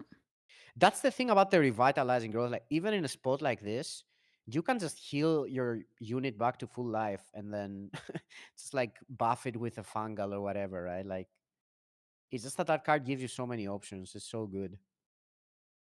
Yeah, anytime it gives you that much flexibility, like it's just gonna be a good card. Okay, so he's got 3 energy. I mean, he could do like a buff and a to knock and then heal it up. I mean, I don't know if he really needs to pop the spores yet, especially if you don't have another one Yeah. in the hand. I Mhm. might be a bit greedier with it. Uh, huh. I don't even think I mind just using the relic here. Like the relic I is like one know. of those cards that's like really good, especially against Kathy and like in the early game if you can get some units on the board. And I mean the Kathy kind of has to trade into them, so I feel like that's quite good. And you're also like delaying the spores. Like the further away you do it, I feel like kind of the better it gets. But I mean it definitely also makes sense to do it here. Oh, he's even gonna heal it. That's interesting. I wonder. I'm trying to decide how much I like that or not. Like, I think I like it because it doesn't really die, even if Meat Value decides to trade here. And it kind mhm. of makes it pretty good with an Nehemiah on the next turn, right? Like he just has a 3 attack that can just kill almost anything Meat Value plays here. Yeah, you think if he went with like the upgrade and the heal, there was a chance that value got through it. Yeah, I mean that's I mean, I fair. feel like this is kind of good because it kind of sets up the best possible turn for your Nehemiah next turn. So Hmm. like, I feel like this is the board that is like the best for your Nehemiah, which is most likely gonna be actually guaranteed gonna be his play next turn. Yeah. Fair. Yeah, this is Okay. becoming kind of awkward now. Like the 1/4, you don't really want to attack it because your scout dies. Mm-hmm. But he Surely this also be guaranteed knows that it's a 3 attack that can just kill a lot of stuff. Like he can't kill the Alvaro, thankfully, if he gets an Alvaro because it will be at 4. But he needs to be a little bit careful with the positioning as well here. yeah. Surely this is the interesting. Oh gosh, I'm so used to seeing the black market sentries casting the other match. We've got the interrogators in this list. Yeah. Um, which I think this might be the only thing I don't really like that much about their lineup, like the Zelly mid-value lineup. I feel like the Mhm. sentries are so strong, The so much sentries are stuff. just so good. Yeah. It Yeah, I'm does make the sure. banking weird sometimes, but I feel like you can like plan around that. It's not that hard with the Catholic deck. You actually have a lot of spell, split, stuff like that. Yeah, in the previous matches, it didn't really seem to be too much of an issue. Like, I don't think Mhm. we were commenting on it like being a huge crutch. Yeah. But yeah, I mean, surely this is the Nehemiah turn, right? I think So, so, yeah. hmm. I don't think he needs to give it sealed. I mean, she could, but I don't think it does much. There's no confinement or something. There's actually literally no way to deal with it other than just dealing damage to it from the mid value list. What does he bank? I almost want. Yeah, I mean, I guess it. Okay. There you go. Oh, Oh, that's wow. interesting. Oh, he's gonna use Tioli, I suppose. Hmm. Does that do And anything? Not that's the really, I 2 guess. damage thing. Gosh, we used to see that all Yeah. the time in Universal. Yeah, I like that Whoa, there's, card. like, no Universal deck. Sorry, that just hit me. That's, Yeah. interesting. Right. I think we're gonna see that. And I think the trade into the 1-2 looks quite good. Let's see what he decides to go for. Oh, he's just gonna give it shielded. That's interesting. I wonder what the shielded is for.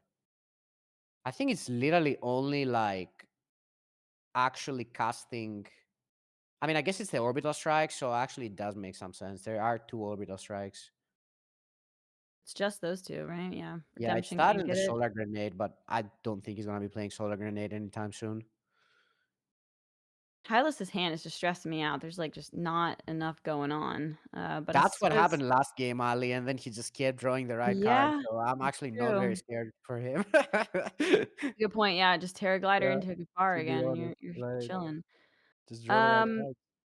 alright, so he could do, like, a Harf, another interrogator type of situation. There's no target for the Sabo, 1 turn off the Cyrene, or I suppose there's a Kathy situation, but I kind of like 2 and 2.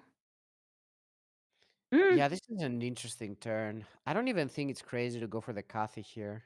yeah. Um, hmm.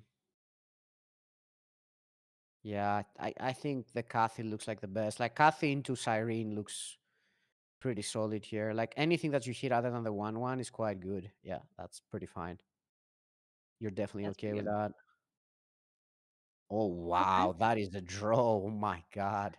Pretty good. That's pretty good. Take a value trade, heal it up, get the, relic developed. Actually, that's, like, so clean with the mana That is efficiency really, there. really good. Yeah. I guess the Sabo is in the hand, but still, you gotta force him to use it, and It's there's kind of probably, expensive. Yeah. yeah, 2 altars of guys in this list, but that's okay. Yeah.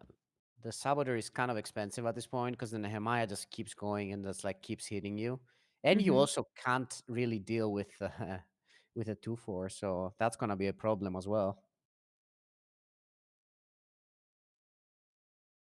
Yeah, he I'm actually just, just like, straight up cannot deal with it. is it? Yeah. Okay, I Oh, was he's gonna not say, is even it, playing like, the can you relic. just go Wow. face? Like, is that Yeah, I think yeah. so. That looks really good actually. I really like this play. I Yep. did not spot it, but the more I think about it, the more I like it. Feel like That's really nice. put them on the back foot, forcing them to be the aggressor. Like you've got Yeah, too yeah. strong. Yeah, I suppose. No, actually, even the Siren, because like the Nehemiah can block the good trade into the Moonlit. Suppose he no. This is really tough. Uh, this is not looking great. And the Terra mech, we see like a follow-up as well.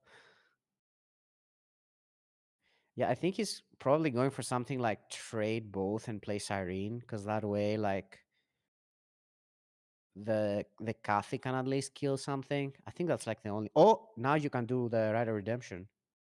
Mhm. I actually think that's quite good. Should he have blocked there then? Or wait, hang on. What was that? That was a machinist, right? Yeah, I wonder if you should have blocked with that. I mean, the Rider Redemption, he still takes damage with Alvaro, though. He could trade him in if he wanted. Yeah, I think showing the Harf is probably better. Mm-hmm. Calm. I like that he's taking his time here to just think a little bit about it. Yeah, if there's ever a time to take it, take your Oh, he's time. not It's he's not no. going for the Rider Redemption. Interesting. Yeah, I'm a little Oh, that surprised. is not Wow. good. Wow. Okay. Wow, okay. He's almost I'm dead. surprised he didn't go for the redemption just because like then it grows, like he's gonna get more value out of it, like almost would have wanted to just get it out of there. Yeah, it also does kind of make sense because like he still kind of needs the board in a way. Mhm. This is just awkward because now like he can't even do it because he just dies to his Alvaros, which is kind of funny. He True. does have a Yeah, you pretty big really board, but I don't know if that's gonna be enough. Hylus's Han was just perfect this game, I think. yeah, I mean, how do you beat that? You It's just pretty don't. hard. Like, Especially the Nehemiah, as I was saying, like there's kind of like no way to deal with it nowadays. especially if you're playing this like there's 2 Premier conduits and 3 armored support vehicles, the Moonlits, like I think Hmm. somebody else's list, maybe it was Fat Cats this tournament.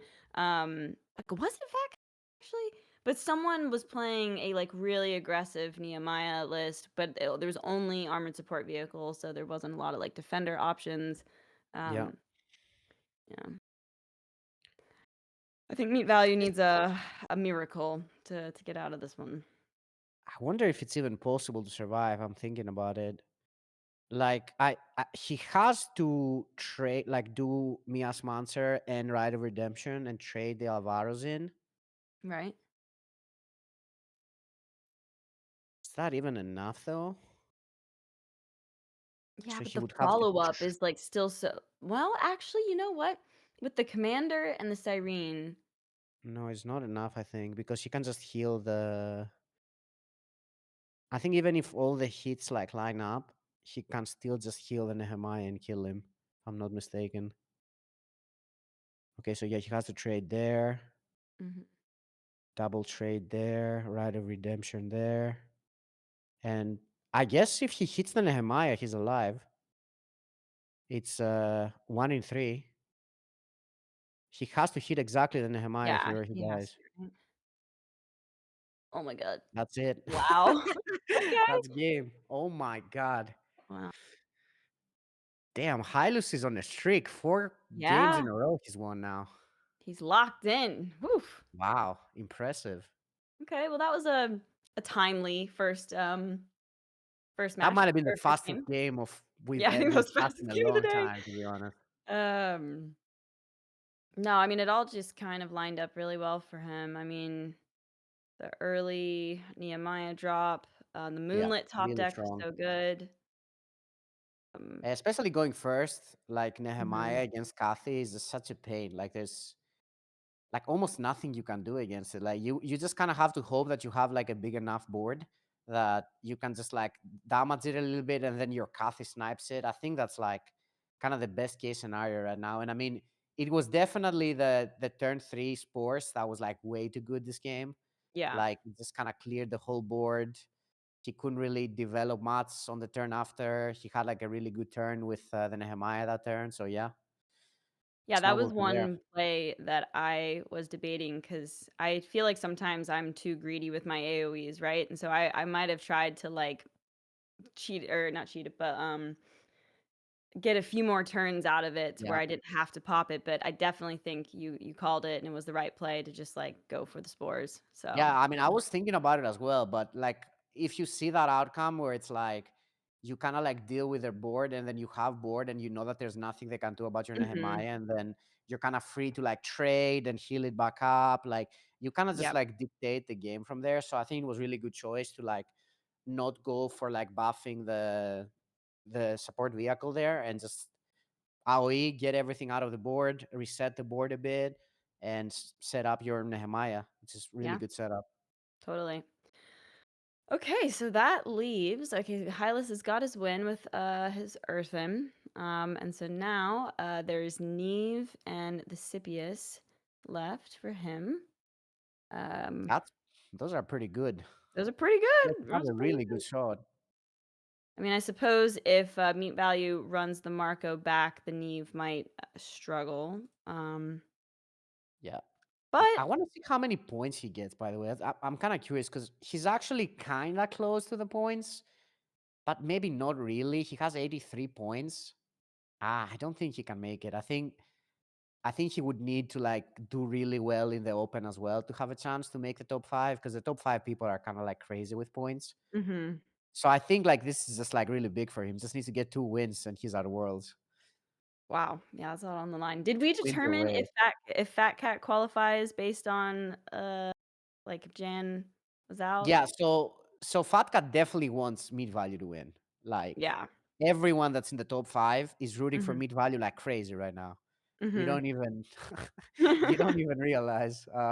Dang. But yeah, I mean Okay. they definitely want one of the people that is already in the top 5 to win. So that would be either BlizzCon, which is out, or MeatValue. So it was the winner of those two, Right. basically. Yeah. Well, it could go either way. It could. Um, I mean, let's it's see. still open. Both can still win. That I think that was definitely a pretty big win, though, getting your Nehemiah out of the way. So I think that was quite good. I think the CP against Neve might be very interesting. That's kind of what I'm looking at. But Mirror, let's see. All right. Let's let me see if there's some major differences between these two lists. Okay. Yeah, there's no sixth palm. Both just have 3 copies of eighth palm. One of them's Hmm. got Aishio's operatives, Yeah. but they're Do they pretty not both have it? similar. That's pretty good in Hmm? this set. They don't both have it. I don't think so, no. Oh wow, that's interesting. I think it's just meat value, unless I've got the wrong person's deck pulled up here. But yeah. Yeah, that's actually quite a good card. In the 8th palm of Gali list, I would say. Hmm. Yeah, no, he doesn't have it. Interesting. Oh, no Wong too. That's also interesting. I wait. Is anyone playing Wong? I think meat value is playing Wong. Yeah. Oh, Midfight is playing Wong. Wow. Hmm. Damn. Okay, that's interesting. I wonder what that's for. It feels like Interesting. it's kind of like it might just be for like the Neve matchup or something. All All right, right, here we go. we're in. So, No chamber for mid value. That's hmm quite important actually. has a shard, not as good, but it's still something So nonetheless. here's the thing. You're always scared to do the shard after because you know if your opponent goes chamber first, they're very likely to just eat the clone and then relic removal your shard. But I mean, you Yeah, still do it regardless. You're just kind of hoping that they don't have it. good point. Well, hey, top keck, meat value finds his own chamber. Yeah, Okay. there's only 2 Asian speculators, so there's only 2 relic removals from Hylu side. So yeah, I think that's still quite good. Oh, he develops both as well. That's really Yeah, wow. nice. Oh, he can even play Leviathan next turn. That is huge, actually. Sorry, wait a minute. That's a turn 2 Wait, Leviathan. can he play turn 2 Leviathan? Hylius can play turn 2 Leviathan. Oh my god. That's also good. Jeez. Okay. I would guess he's going for it. Yeah, he's definitely going for it. Pwah. Yeah, so the thing here is that, like, the turn 2 Leviathan, if you play your Leviathan as MeatValue, like, Hmm. he literally just discards the 8 palm of Gali, and then your Leviathan is dead. So that is... That's a good point. Yeah, that's an issue, but surely he's gonna go for it. I mean, I think well, he I has guess to he go could for kill it. the relic instead. I mean, I mean, he could also go for... Nah, I don't know what you'd want to get with the 1-mana effect here. Hmm. it almost seems like he's leaning towards getting rid of the chamber. Hmm. With Oh, that, that seems so slow. it really So does. the good thing about playing your Leviathan here is that you are at least taking away his whole turn next turn. Like, Mhm. and Mhm. he can get his genetic correction, which I think is pretty good answer to the Leviathan. So I think he only has one, but I don't think it's crazy to go for it at this point. Okay, he's going for like a Romus or something, I guess. Oh, that's also good. That is really good. She can pair that with the Asian Speculator as well. Really Okay. good. That was probably one of the best he could get. Calculated. Yeah. It's actually so annoying to remove the Speculator. It just like the Hydraulic Chamber. It just removes so many good plays from the mirror. Yeah, I mean, it worked out. Like, it was a little bit of a gamba, but Yeah. I mean, to get the miasmancer, but I feel like this is good. I mean, now To be he honest, can there were Leviathan next some turn. other things he could get as well. He could get like a Romus or like maybe a Cyrene or something. Nah, Cyrene was actually Mhm. not that good. Okay, so now Hylas, what do This we is think kind we'll of a see from dead turn for here? him. I think he's probably gonna be cycling the Swelling Tides. Or he could just remove one unit with Leviathan active. Yeah, He that's might fair. just do I mean, that. honestly, I wouldn't mind. Yeah, I probably want to hit that 7 to the face if I Yeah. can. Oh, never mind. Oh, he cycled it. Okay. The data breach is kind of scary here because, like, you're also giving your opponent the power to Gali. That's like that's kind of a thing in the That's mirror. so true. Yeah, Yeah. definitely a big thing in the mirror. Well, Oh, there's the 6. So I guess he's cycling again until then.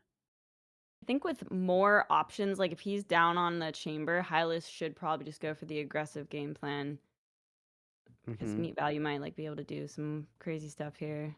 Oh, he's not All right. cycling the second one. Ooh, interesting. I guess you have to bank it, huh? Well, I guess you could. Not Yeah. really. Mm. Oh, actually, wait. He can, yeah, he can just coin, play Azure Mhm. Operatives, trade, and he's Yep. good.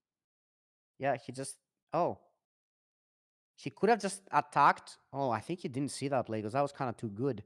She could have traded in the Speculator, then kill it with a Chamber, and then play the Azure to attack the Leviathan. Yeah, that would have been good. So he would have killed the Leviathan and drew the cards. Maybe he's just like antsy to get the Leviathan going. But yeah, that Yeah, would have it's been also pretty good to good. have the Leviathan on the board, though. Like the way that I was saying it, like he would have removed his Leviathan, but he would have no Leviathan. So, Right.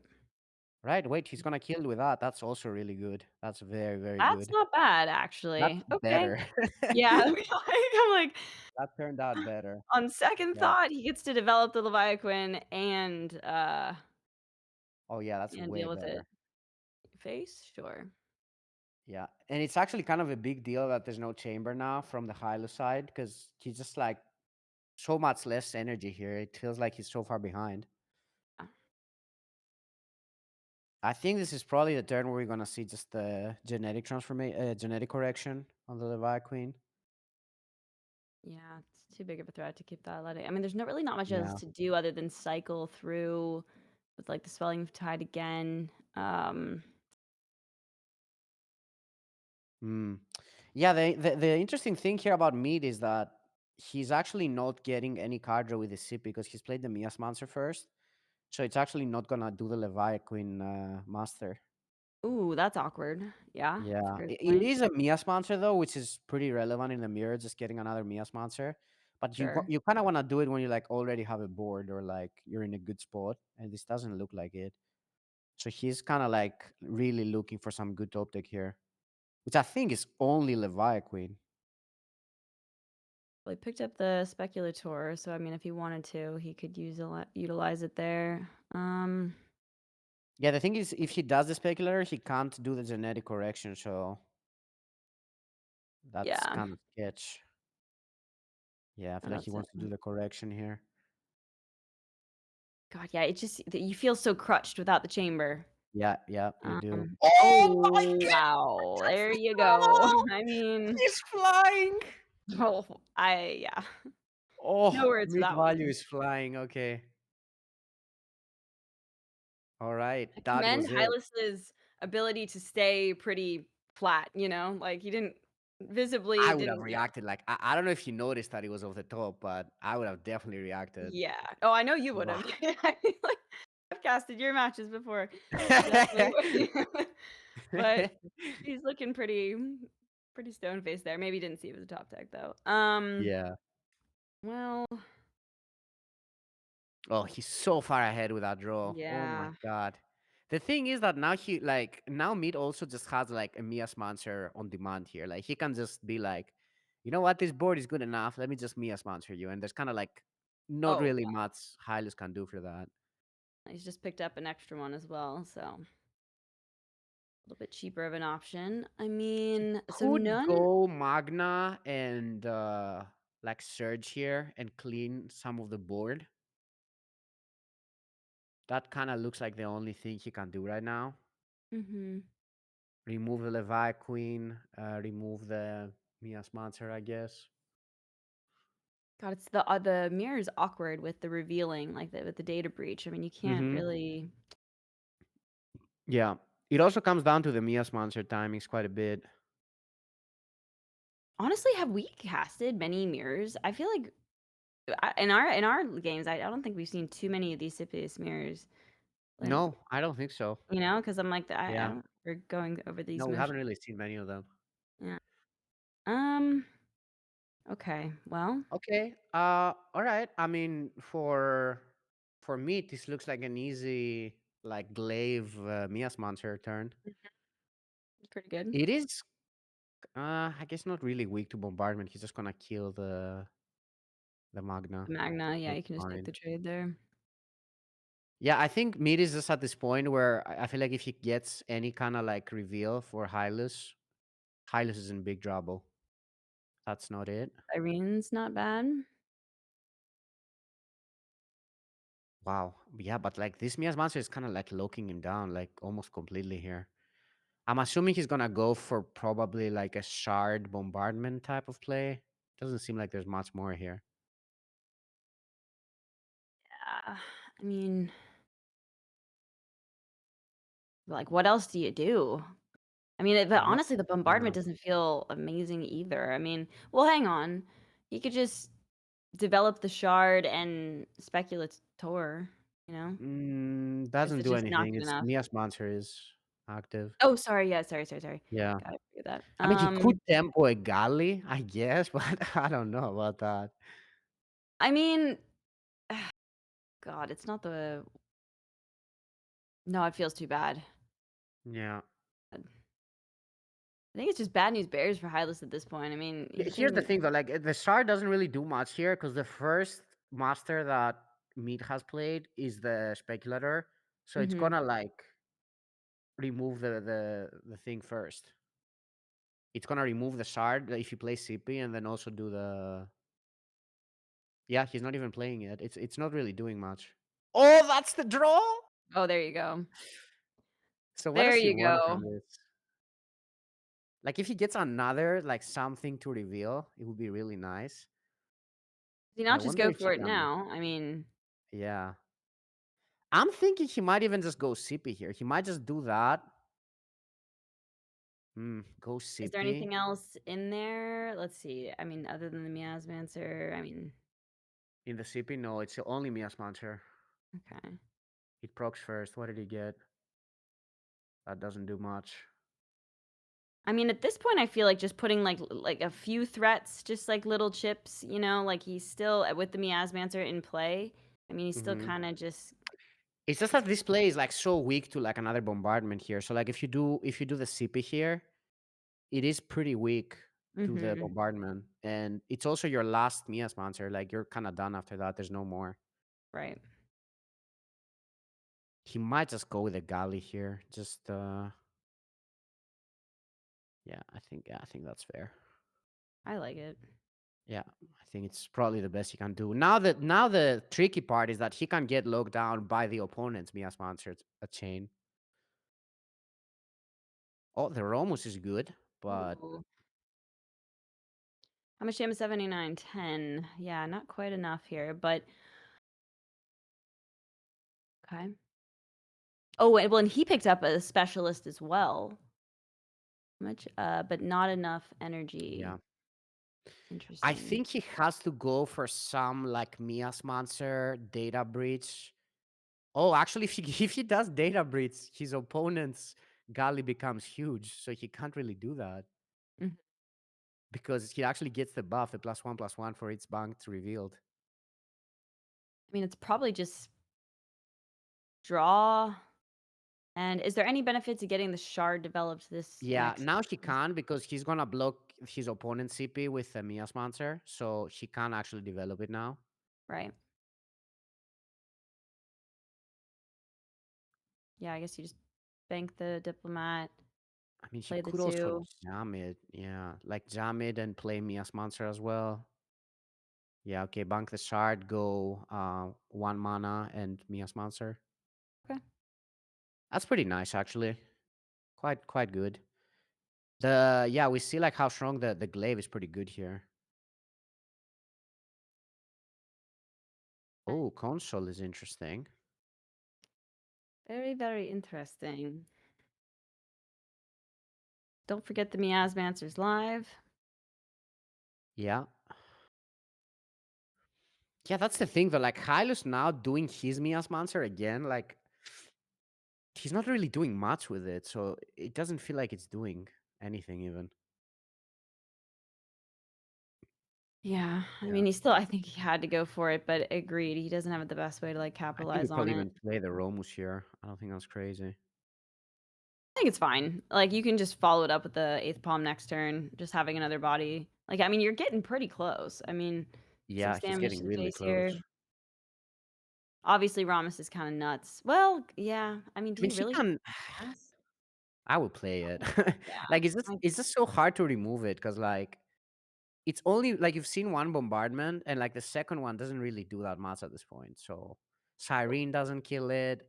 If he does genetic transformation, there's not really much else he's doing on that turn anyway.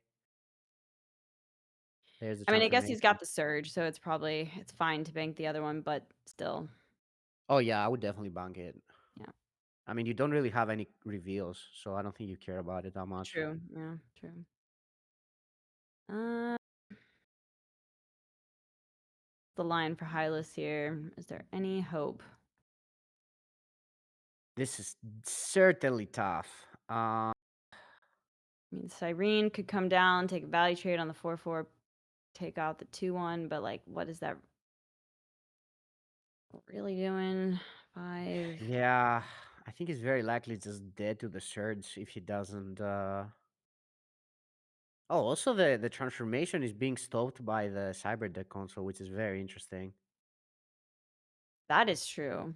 Yeah, and also if he reveals any card, like however, like Hyllus, MeatValue also draws a card, which is also interesting. Mhm. Yeah, so like the sipping now, he's like MeatValue is gonna draw a card now.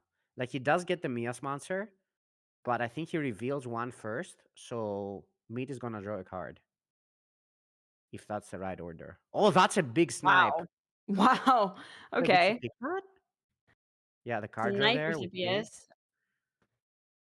Damn. There's the card draw, kind of a big deal. Cyber deck, yeah, you gotta let that. Gotta let that pass. I don't think there's anything too great for him to get here anyway. Yeah. I don't even know if there is anything. I mean, does Like, Hyllus have a, let's see, 9, 10, 11?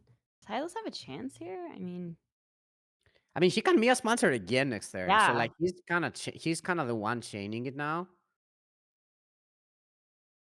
And he's got But a decent amount in the hand now. I mean, Leviathan, okay. Ooh. Data Breach is lethal, by the way. Like if MeatValue drew Data Breach, it was just lethal. Yeah. Because it reveals all the cards and the The galley galley just becomes gets huge. big. Yep. Yeah. Man, going I mean, Relentless is Tioli. lethal. It still is lethal here. He Why does just he have needs to? Relentless or Stealth. I think no, Stealth doesn't do it because of Mia sponsor. He doesn't get it. Oh. Oh wow. Well, it's stealth now, so unless something comes into play like a defender, I mean, he should just be able to. Yeah, it's just the like he's probably gonna get Mia's monstered again. So it's just about like how easily he can remove it. Yep. True. Yeah.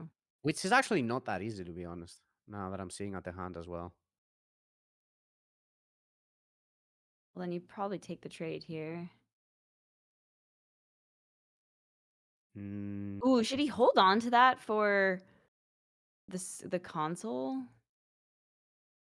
Maybe. I don't think. Oh, Tempo Sippy. Okay. I forgot about that one. That's funny. Oh, that would have been lethal last turn. Damn. Dang. Tempo Sippy is really funny, though. All right. What I can mean, he it's still a do? 3/3, and he's at 2, so it's a fine play. Yeah. There's no bombardment, so actually, like, I mean, even Mia's monster bombardment is that was actually probably really good. He had no way to counter the bombardment. He's got 8 energy. Yeah, I mean, it'd be one thing if he had like I don't think there's anything. the chamber. Well, what if he found another Tioli into bombardment? No, that's still not. Yeah, that would be enough. No, because he can't attack the Romus. That's the thing with that. Oh yes. Sorry, he's got to play the Miasmancer. Yeah, that's game. Okay, there we go. 1-1. Wow. He's flying. I can't believe that Leviathan top deck was like, damn. Like no That card in hand. was skill. No, I'm just kidding. That was an amazing top deck. So Wow. yeah, again, awkward for the mirror with the data breach not wanting to reveal. It's a kind of Yeah. tricky situation. But yeah, I mean, we saw an early Leviathan from Hyllus there, but that one play with the There are two Ischios Leviathan. operatives and like getting to develop your own and then discarding with the effect to take out the opposing Leviathan, like that was that was the play that just sealed the deal for sure. I mean, the top Yeah, deck I into feel like that. we kind of saw how important removing the hydraulics chamber was this game. Like it just kind of True. feel like he pushed Hyllus so far back into the game. Like he was always like one energy behind, you know. So Actually, that's a great point because I could easily see other people going for the retaliation Leviathan play, right? Not going for the speculator that one turn, yeah, and Swelling Tide, definitely. and that could have been a completely different game. Oh So, yeah. I was seriously considering, and I think mm, I would have just lost, to be honest. So mhm. really good, Well good then, recognition there. yeah, congrats to MeatValue then for seeing the line. That was very good. Oh yeah, Okay, well we're on track for a game 5. yeah. I mean, we're still with it. We're still with it. Up since 4:30, so we're struggling. But it's been like a really like intense major finals though. I mean, like I said, with the desync, um, like that was a dramatic thing, and then that last one with the reverse sweep. Like it's been a very good finals. Oh, I gotta say about the Dinsig, by the way. I talked a little bit with MeatValue with this. He said he Mm. was winning that game, which is very interesting. He Whoa. said Okay. he said he had double 10 heal in the bank. He did. So he said he was very likely to survive, like just heal 10 and 10 over 2 turns and just play the Shoshana, which to be honest, I think it's fair. Like I I think think he that's could have fair. won. did Yeah. It was definitely not over, is what I'm trying to say. Like there was right. certainly a chance because I thought it was worse than it looked because I didn't know there was double 10 heal in the bank. So yeah, that's just worth saying, I think. Aren't there two Miasmancers in the hand? Like I thought the Shosh was going to be able to be stopped, but maybe that was a different game. But the point stands of that, like, following the rules makes sense here. Like unless there is Yeah, lethal presented on the board, you can't, call it. So it was yeah. all fair. All right, Kathy versus Sippy. This is gonna be tough for the Kathy, I think. We've seen it quite a bit now. The chambers into the black market fixers or the Levi Queens Yeah. seem like pretty hard for Kathy to deal with. Honestly, the black market fixer, like single-handedly, is Yeah, just causing yeah, so many issues for this so strong matchup for the Marco. Yeah. for sure. But he's got to find it. He does have the chamber though to start out. So Mm-hmm. All right, pretty good start for Meat here. It's like pretty aggressive, but Hylus's hand looking very strong. I'm not gonna lie. I mean, if you've got the chamber, you maybe don't need the shard. He's got a Tioli. Um, consider giving that up.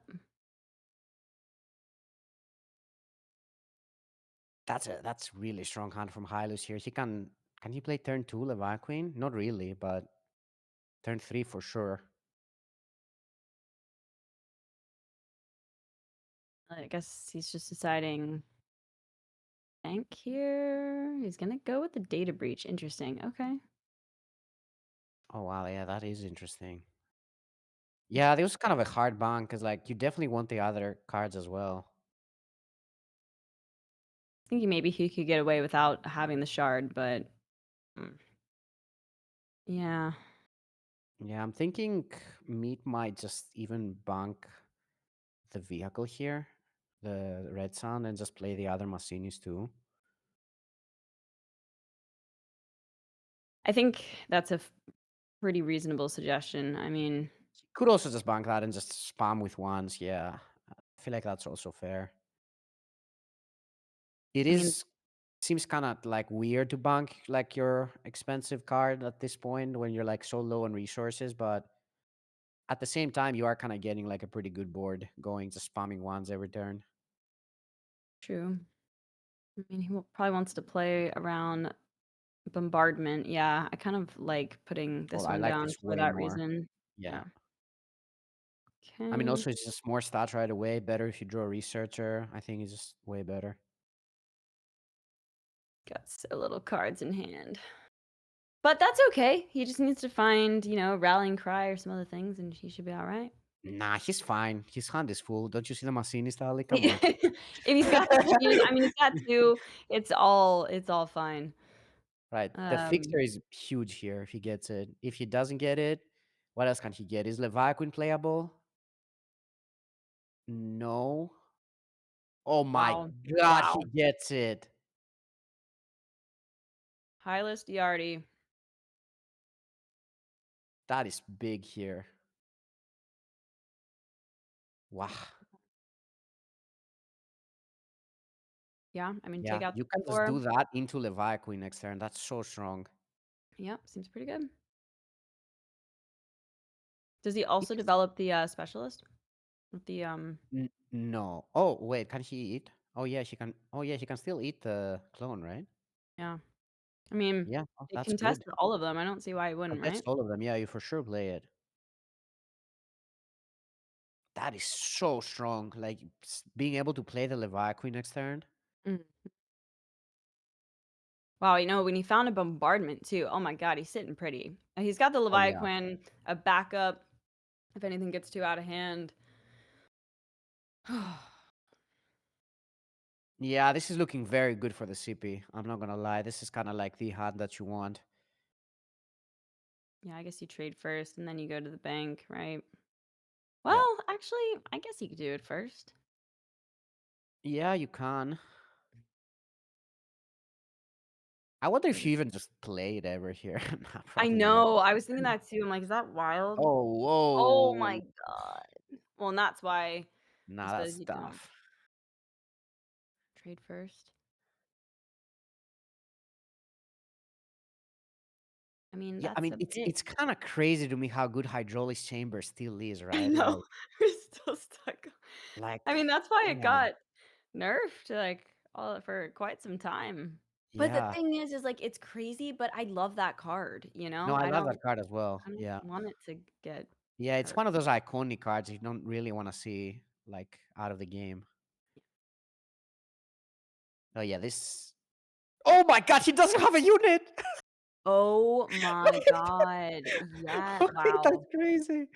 She can't back a unit to play the Leviathan. Well, Oh my god. What is going on, Ali? that is what it is. I mean, Well, that's a good reason not to play the 2-1 last turn, I guess. mhm. I damn. I would have never thought of that though. I mean, that was He's just hard to gonna spot. pass. I mean, no, I guess he doesn't pass. He can just play the Sard. It's not. No, but Yeah. it's still so bad because, like, the Cathy coming down is huge here. Wow. Like, it's just way too much after that. I mean, that was hard to spot. Like the 2-1 contested, like you're in the mindset of playing against the aggro deck. The 2-1 contested all of the units. I mean, but I mean, I don't know the disparity between how many effects versus units in the deck, but that was pretty significant. So if you were thinking that far ahead of like Yeah. getting unlucky, it might have been worth. He had to miss both of his. No way. Well, that's a lot of resources. I mean, Really?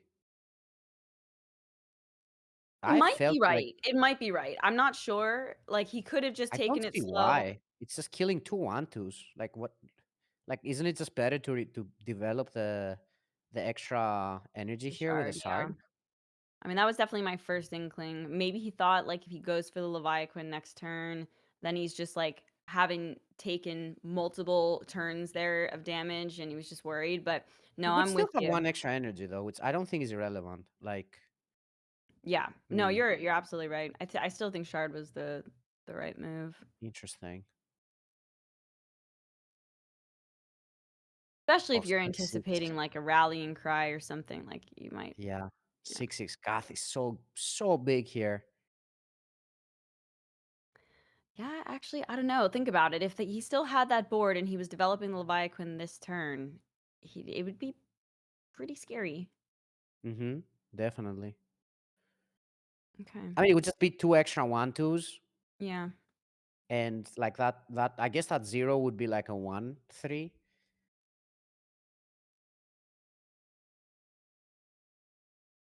Okay. Let's see. That's like the perfect hand for Meat here. Like, I she can mean, develop a stealth unit, go wall face. well, he can just Yeah, he like can bank orbital hit it, strike and yeah, he the can. Leviathan if the solar grenade snipes well here. I think I'd yeah, I think I would do that just to guarantee the Cathy face, keep it Sure. healthy. I mean, there's not many things that deal with the Cathy here. I think it's just only like Magna and Cerulean Surge. Actually, he could go for the 50-50 lethal, which is kind of crazy. But if the solar grenade goes face, Oh, isn't that wait. No, enough? I think you 11, definitely go for that. yeah, 11, 12, 13, Wait, do you 14, go for that? 15. I mean, start I there and kind you of see like what playing the happens. Muriel, to be honest. Okay. Ooh. Hmm. Yeah, that's hard. I don't know. I mean, I. Oh, wait, it's not 50/50 lethal. Oh, only if it went face. only if The it bomb went had to go face. Yeah. face. Yeah. Yeah. Okay. I think this is fine. Yeah, I don't know. Did you like just I just like the Muriel because it felt like it was yeah. just like damage for the next turn. Yeah. And then like And Kathy then, I mean, still if could you have kill gone the face. Leviathan, you're kind of fine. Mm-hmm. Mm. But I guess the bombardment just clears your whole board then. That's the thing, right? True. True. That was a tough one. I'm not sure. This is probably fine because there's not many things that deal with a Cathy. Like, I don't even know if there's. Oh, actually, he did get the Cerulean Surge. That was one of the things that was dealing with it. Oh, True. wow. No, I Okay. think that this probably hedges your bets the best way. Like if it was the 50-50 lethal, you'd probably go for it. but Yeah, I think now so. that I the think cap is so. healthy, yeah, it's Yeah, you're better. right. I agree. Okay, he's choosing the draw first, but I don't think that's gonna change his play. The Magna Surge looks way too good here. Yep. My God, I can't believe he drew the Surge. That was so big. Yeah. Wow. Mm. Okay. Yeah, eat the clone, do the Magna twice again, clear all the board. Oh wow, I wonder if this turns the table here. I mean, Meat will make a pretty big board here, and he will get the Alvaro, which is not irrelevant for sure. Definitely not irrelevant. I wonder how good the Okay. bombardment is at this point. There it Uh, is. There's the bombardment as well. Gosh, now he's got that in the Scipius as well. Oh Oh! my god! Oh my god! Oh. Okay, so I mean, I Damn. guess if he gets Slinger, it just sets up lethal for next turn, right? That's true. Actually, yeah, that's a great point. And there's a lot of ones that have been pulled out. So he Yeah. easily could get the slinger here. Yeah. Oh wow. I mean, can he also get Massinis to like bank something? I wonder. There it is. There's the Slinger. Wow. That's big. Okay, there's no way to heal in Scipius, right? Like that should. There's no healing, and I also I think the Gali would shouldn't really do much from MeatValue's bank. Right? Also, that Alvaro is like kind of scary. Definitely, yeah. Or you can just black Oh market. yeah, you know, you just black market fixer. But no, I think that's game, right? Yeah, I Wow. think so. Yeah. That Oh was my gonna be a God. really sad missed solar grenade to the face if he didn't find that slinger. I like the whole game literally was like him missing on 2 units that turn. Like, so he Mhm. can't play the fact that he passed that turn literally changed the whole game. Yep. Like, if there was a And Leviathan down there, like the Cathy wasn't that good. Like, best thing it could do was like trade into a Leviathan. But damn, that was crazy that he missed on that turn. and look, I mean, yeah, I mean, we missed it. I mean, we were like, yeah, you might as well just play the 2-1. But I do think that it was like the tippy best play would have been probably calculating that, even though it's unlucky to not, get a unit. I don't know, because as you said, like the 2-1 was just contesting the board so well It's that true. I know. But yeah. if you looked at the rest of your hand and you're like, well, I absolutely want to play the Leviathan. I mean, like, Mm. I don't know. It's that's very like hindsight is 2020 Yeah, maybe yeah, it is very philosophy. hindsight. Like at So that point, I wasn't even considering it. I was like, yeah, you just obviously play the 2-1. But yeah. yeah, I guess now next time that I'm in this position, I'll have to think about it. Yeah. All right, 2-1 for Meat. Oh wow. One win away from 22,000 to almost $23,000, and the guaranteed place at Worlds, which he already has, and the Yeah. title, which is not nothing, right? Like a major champion. That's pretty Yeah, cool. no, you definitely So pride one win makes a away difference. with a Shosh. With the shosh, yeah, let's see. Let Oof. me pull up the yeah, okay. To be honest, he I doesn't have. really want to see this like a crazy combo turn here It because might come down to the Shosh versus the Neve. Like I think it's like very likely it could come down to that, Ali. Because like the CPs, I think is quite favorite against Mhm. the Shosh, but not always. Like I think the Gali is like just naturally a really good guard against the Shosh deck, but we'll Yeah. see. No, I think you're right there. And then if that is the case, I mean, we saw that matchup earlier where the Neve took it. And like honestly, I still think I'd put my money on the Neve. Like, I don't know. Like I said, I want to like this Shoshana deck, and I do, but I'm not completely in love with it. I don't know. I feel I like mean, the Neve. only thing that I'm scared of is the Cyber deck console. But now that BlizzconJan is out of the Yeah. tournament, I don't know if I'm scared of it that much. Like, It's fair. I will say Yeah, that Hylus's Neve, you said it, it's like a Reno deck, like a singleton. There's a it is a lot Reno of deck. like little things here and there that maybe decrease the consistency, but no, it's still pretty solid. It has all of the core things that Neve I mean, really. I haven't really played any of these decks, so I'm kind of like speaking just like out of just seeing both of them and like guessing. But I do have the feeling that it kind of has to be a little bit like Show's favored, because I feel like there's just so much time. I mean, if the Neve can just draw like the perfect hand, like kind of like BlizzconJan did with like just all the good early cards, like the ramp, the reality shifter, so you can bank like with the requisitioner and all of that into the Mhm. cyber deck console, into the Adira, into the all the treacherous scheming, into getting a treacherous scheming from Baron. If all of that happens, then yeah, sure. But I kind of want to see what happens when the Neve has like a more standard draw, let's say. Yeah, and honestly, I think it probably comes down to how practiced MeatValue is with the Shosh deck. Like if you He did look have, pretty solid with it. I'm not gonna yeah, lie.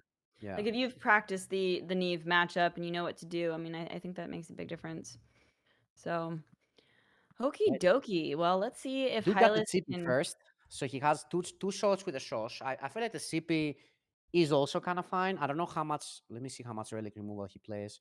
Again, I think this is the kind of matchup that the chamber just seems so strong once again. Like playing with 1 mana ahead Yeah. just seems way too good. Let me see. I think he definitely plays 2 saboteurs. No, 3. There's 3 saboteurs. Wow. Wow. Okay.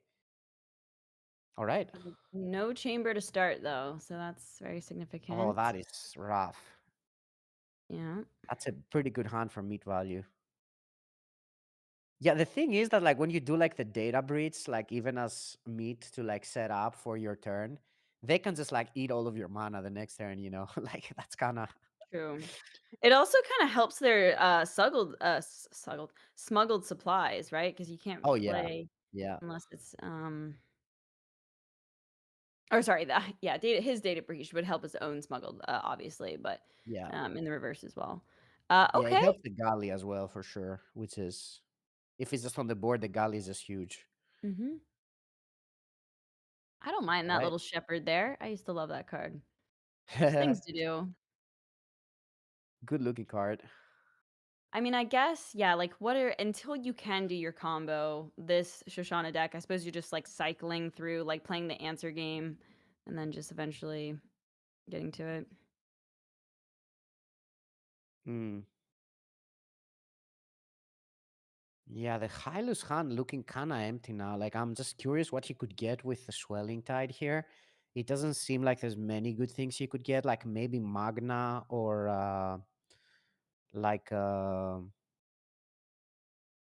what's the 2 mana 0/3 that draws a card? Cunning Diplomat. Cunning Diplomat, something like that. Oh, he chooses not to even do it. Okay, that's interesting. Because that means that if he does it next turn, he can play Leviathan. Mm, That's very good. I actually like it. okay. Uh, what does MeatValue do here? Is I he mean, gonna develop the relic into the double speculator? Wow, why is he banking that over the 4? yeah, I would agree. Even though I like the 4, I feel like the card consistency is more important here. Especially if you get the Raven too. Is it ever because like like Hylos can play it from the galley? Like like stuff like that kind of matters against the galley, but I don't know. Yeah, I'm sure he's considering. Yeah, the Ren is another card that you can easily bank. Yeah. All right, there's that. That's an easy turn for Hylos here. Yep. It's kind of weird to develop the relic here though, because there's 3 saboteurs and you're kind of playing into it. So I'm curious if he actually goes for it. It's just basically kind of like handing him a turn 3 play. Mhm.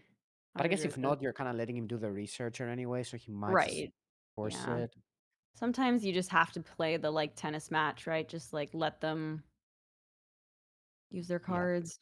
But yeah, he gets to have the chamber developed here, and then also the speculator worked out, going nicely into the Leviathan.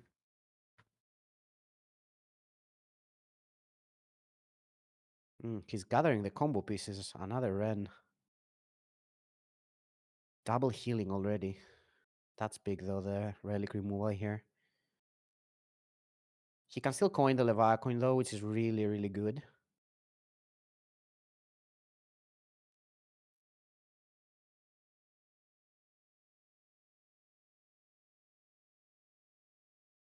Yeah, really strong. There's kind of like no answer to it. I wonder if he's just gonna go for maybe just the spores, try to slowly kill it type. Oh wait, I guess no, he's killing it with the spores, right? Because it takes 2 and he can deal 4 on the board. So it's not bad. Okay, there we go.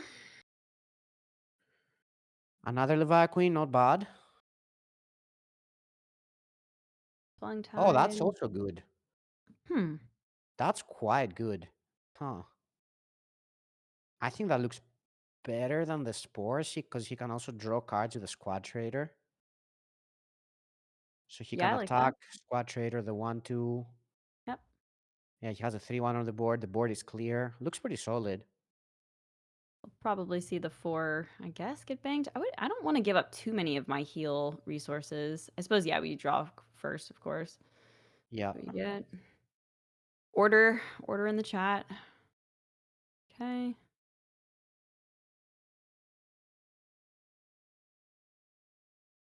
Oh, I feel like he's kind of getting close to the combo.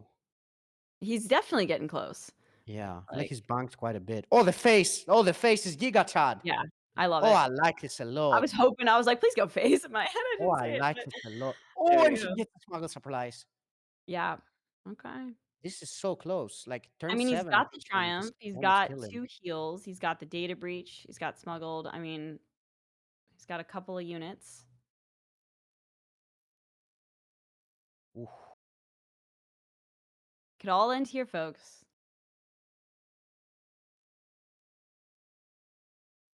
All right, let's get in the perspective of Hyllus, though. What can he do? I mean, another Leviathan is pretty. I'm kind of having a hard time seeing anything other than Leviathan. There's Yeah. no like revealed cards. So like I was thinking some play like Swelling Tide, try to get a galley and like play something, but I think he can only do that next turn. Yeah, he can only do that next turn. What can he do with that right now? I don't know if there's much. I mean, that is probably his best bet, right? To like, if he can't do too much this turn, just prep. Okay, he gets it. Oh, he got it. I mean, he Wow. was like 1 coin away from. Is he gonna Yeah, temper it? actually, or like having the chamber, right? Because he just could have sacked and Yeah, the then chamber, played it right? with exactly the data breach. Yeah, that's why I was wondering if it was ever worth saving it just to like try to get the reduction for the next turn type. Okay, Unless now the he's gonna do question. it now. Like I mean, yeah, it looks like he's considering. he's not doing it. Oh That wow! is so much damage. Oh my god! Yeah. Okay. I mean, but how much? That's the question. Oi, oi, oi. I mean, I don't think he's gonna do it. He's doing it? He gets the man Ali. Oh, yeah. Okay. There you. Or no, Wait, no, not from just the he got bang. 1 mana, right? He did. Yeah. What the heck? We've been lied to. We have been lied to. Okay. I wonder if he's Excelsior. gonna use the heals already on this one. I don't think there's much reason to. Like, if this 3/1 survives, Hyllus is dead, right? Yes. But What, he's will it? pushing the 5 like this? I mean, there's a bombardment. There's Ramus. Like if he wanted to like just prioritize clearing it, like there are options. That's so expensive, though. You kind of like just take your whole turn doing that. Wait, do you think he messed up? Do you think he shouldn't have done that? No, I think it's fine because he also ramps, right? Yeah, we've been lied to.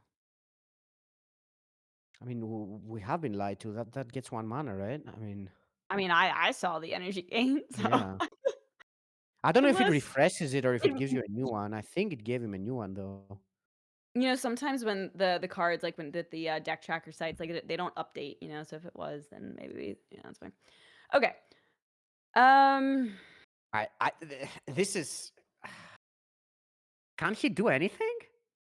Like, what are you supposed to bombard this? Like, I it's think so weak. so. You can't let that unit live.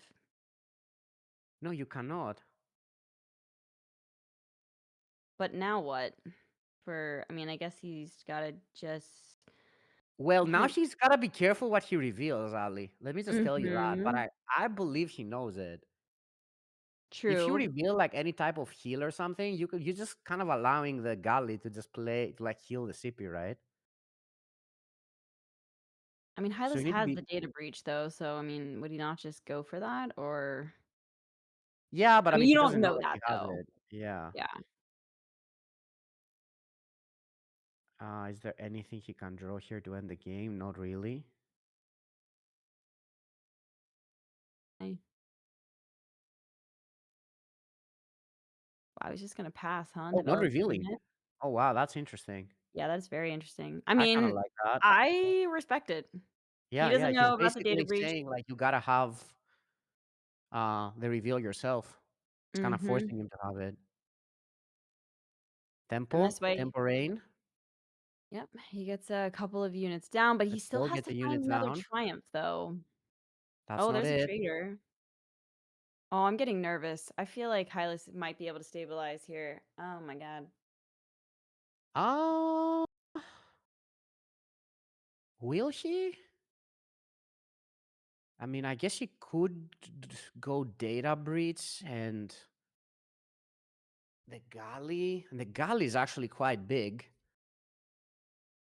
And he's probably going to be able to heal. But like from his eyes, he can also be like, okay, if he has another um, triumph, I'm just dead. Mm, So it's kind of tough here. I don't know what he will choose to go for. maybe it's too risky then. You could Ramus and try to get Relentless, no? Uh, Is that crazy? I think you can just. Oh, no, wait, he can't clear. What am I saying?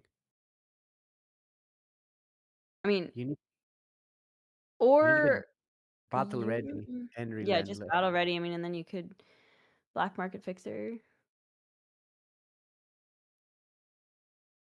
Okay, Okay. so I Yep, guess he's yep, gonna play yep. some healing, but he is dead to the triumph, and I think he's very likely to get it here. No, With the he's gonna play the. Is trader it 5 or 10 heal? That was 5. 5. That's not it. That's not That is it. not it. I think he's probably going for the cycle of the 0 now, because I think if you draw it, you just win. I don't think you need the extra card. Wait, You actually, he sure? might. Yeah, I don't Hmm. know. Hold on. 5, 8. Oh, Yeah, this is stressful. stressful. I know. I'm trying to calculate it. No, I don't know. I feel like you have to go for He has one deal 10 in the bank for sure, and then he deals 4. So 10 plus 4, 14. No, I think he needs it. That is so big. oh my That's not god, he's it. done it Oh my again. god. Oh, that is really not Yeah, it. he's gonna have to go squad trader. But I don't think that then he can do it though. Not enough Oof. mana. Unless he's got if Cioli's in there? Oh my No. god. Nope, nope, nope.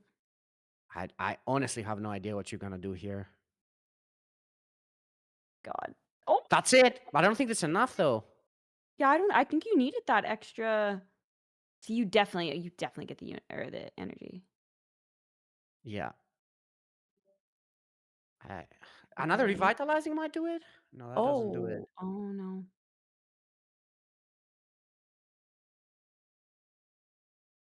mean, it's not enough, but he might just have to do it. I think The he. question is does he have a I follow love up? that he said, like, I would for sure take all the time here to think. Like, there's Mm-hmm. 8 more seconds, like, so important. Oh, is he not playing the one and playing the heal? Really? Ooh, I kind of wanted to get that heal out of the bank. Oh, because now Yeah. you're just kind of allowing him to do the heal. Wait, is there not one more? No, there is one more, right? What? Oh no, it's not. No. Huh? Did he not bank too? Uh, he used. Did he cycle one? He cycled one, and then he used one. Oh, I thought there was 2 banked. Okay, never mind. Okay, so Am that's fine. I think he. Yeah, said, yeah, he used one, to cycle, and then we just saw the other one there. So I don't think it wasn't a bank. Yeah, Right, one right. more left in the deck and one triumph. Yeah. Oh God. God, I don't know. I feel like this is just slipping away from him, but I mean, I'm wait. If he gets relentless now, I mean, the Romus is scary because, yes.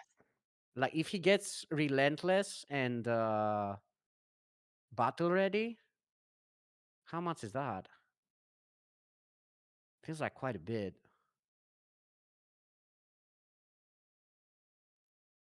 Okay, that's another chance for battle ready. Okay.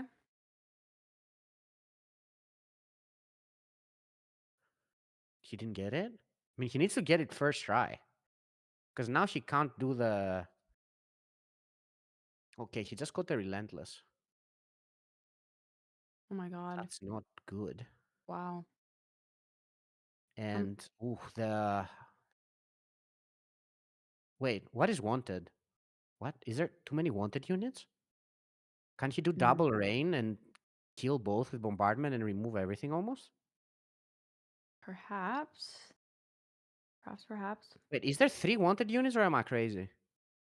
Um, Is that not the wanted symbol? yeah. How? Is it because Romus got it? They all got it? I'm confused. That could, yeah, doesn't that, hold on, I have to go look. That's definitely the symbol though. Yeah, okay, he's gonna do that. Like just that and bombardment clears the board. Yeah, I mean, if he gets it, then the others do, right? So that makes Yeah, I sense. think so. That has to be it. Yeah, Dude. Meat sees it. Okay, maybe this gives him just enough time. I mean, we are gonna see the like double, the triple galley now. So it's still tough. What? Why? Why is he discarding? It's already wanted. Oh, wait, what? Oh, Huh? Oh, to make hand space? Oh, is he like drawing too much? maybe. Okay, another smuggled. Yeah, I guess that, oh my God. I mean, I suppose it was about hand space. He still hasn't gotten it though. This is crazy. Damn. Hmm. But I six mean, I guess you cards. might as well. Oh my God. Okay. I mean, he probably has it next turn though. I don't know if he does, because like he can't bank, and reveal. Can't he? Or actually, maybe he can with the researcher, but he's gonna be so low on mana, because like he needs to be able to reveal the 1 mana, right? The 1 energy heal. Else he has to play it for like 5. That's way too expensive. This has been a crazy final match. Like honestly, if MeatValue can get away with this, I mean, he could have had it earlier too. I mean, he's just really bricked on drawing the last triumph and the heal. I It was 1 mean, away. It was 1 draw away. It was literally the next card. yeah. I don't know. But the focus has been all on like the Hyllus has just been reacting, like we haven't been Hyllus has not been able to do his own game plan at this point. I Mhm. mean, okay. Well, he's gonna have a pretty big galley here. I don't even know if he like sets up lethal or anything though, like from Hylo's side here. Yeah, I mean, if Hylas removes the energy, how's he gonna do this? So meat is gonna be at 7 energy after this, and he can bank one, go to 8. Okay, yeah, he probably knew this was coming. How There much you more go. stats is there? Oh God. There you go. The 4-drop did actually get played by Hylas Yeah. earlier. Okay. Okay, Squad Trader drawing some cards, not bad. Oh, One more. All right. Okay, that doesn't God. do I'm much so either. stressed. Um, Like, oh oh my God. my God. I don't think that. Wait, that removes Cerulean Surge. I don't know. That might be big. Oh man, I don't know. I really don't know, Ali. I know. I'm just watching at this point. Like this is crazy. Okay, so there's Um, 4 cards, and in those 4 cards, there's one Triumph of Earth. mhm. He certainly needs to play that like 1 cost spell from the bank, else it doesn't deal 10. But he also needs to reveal it. Else he has to pay like what, 5? That's kind of too expensive together It's with just too the much. yeah. I think he might just barely not get there. I mean, how much damage? Okay, how much damage is on the board right now? And then how big can the galley get? Like, can the Gafar just Yeah, he smack? can Gafar do some of the damage now and then like try to Yeah, kill him next turn type.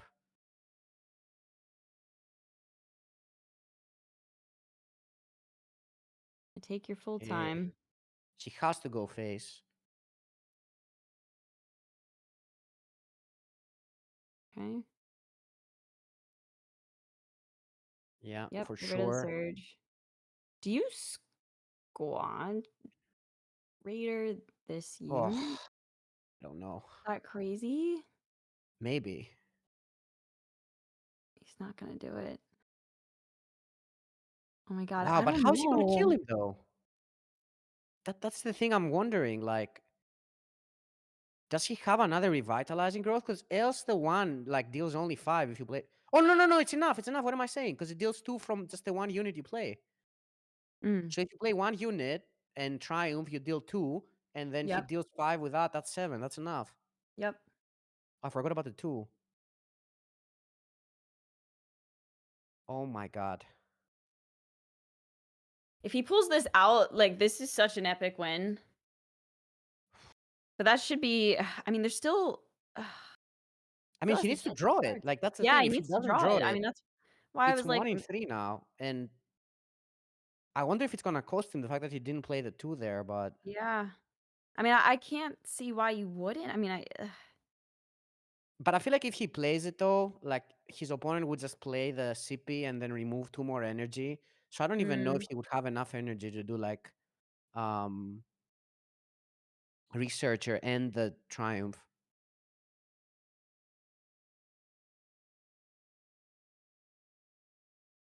right. Well, comes down to What's this, I happening? suppose.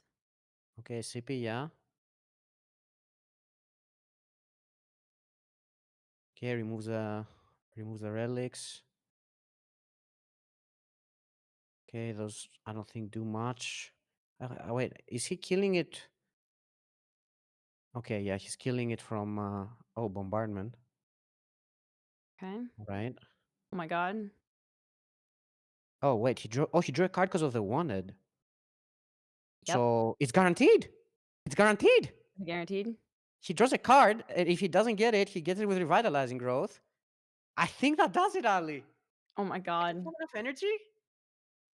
Yeah, but I don't know. But hold on. Does he have enough energy though? Yeah, he That's the has. question. He has enough. It's exact. Hold on. 4, 5, 6, 7. Unless there's another galley, I think he has it. He needs the. He I mean, needs the he energy draws for the a triumph unit. for sure. Because even if it's not the next card, he can just revitalize in growth, and then he Sure. just goes quad trader, that and the 1 mana, and that's 7, and that's game. I mean, if you there's 2 cards left. I mean, come on. No, no, it's guaranteed. Like, come on. It's Give it to him. He guaranteed. fought so hard for it. Oh my god. He's flying. He's about to fly. Oh my And god. that's it. Okay. Let's just watch this at work here. Okay. Oh my god, that's so good. This is where we just like take a deep What is breath, he? make sure you don't Okay, misclick. there's nothing. He just does it. It's his game. Yes, bank that. Okay, be careful. Don't end your That's what I'm turn. saying. You just take your time. Just Bank don't that. misclick. Play that. And then one more card. Yep. He's taking off. He's flying. Yep. He's getting there. I mean, he can just do that. That's enough. Wow. And that's game. Beautiful. Wow, what a final match. Wow, let's go. Look at him. Oh my Look gosh. at him. Yeah, I mean, that's so a nice. well-deserved major winner right there. I mean, that Means so much was to him. that was hard to keep up with, honestly. Like that was an intense match. I mean, I cannot believe it came down to like 50-50 draw at the end there. Oh, he's so happy. Oh god. We I can't watch other flew. people get emotional. I get Let's emotional go. too. Oh, Oh wow. man, like he was so emotional at the end, bro. Like he was actually crying. Oh, Yeah. that's Oh, great. that's sweet. Oh man, I love it. I love the end as well. Like we were all like, is it enough energy? Like Yep. how many galleys did he play? Right? Like and he actually banked the right cards, which were not crucial for his combo, which is Yeah. actually really smart as well. So MeatValue really Hugging his deserves wheel. this, man. Really deserves this. It's Really well played. amazing. Like aside from that that play right there during the end, like what other plays stood out to you guys? Let's start with Fino. I think to me, like in this final game, like when he had the Mhm. 2 units and went like triumph and like did quite a lot of the healing, it kind of made it so Hyllus had to AOE that board.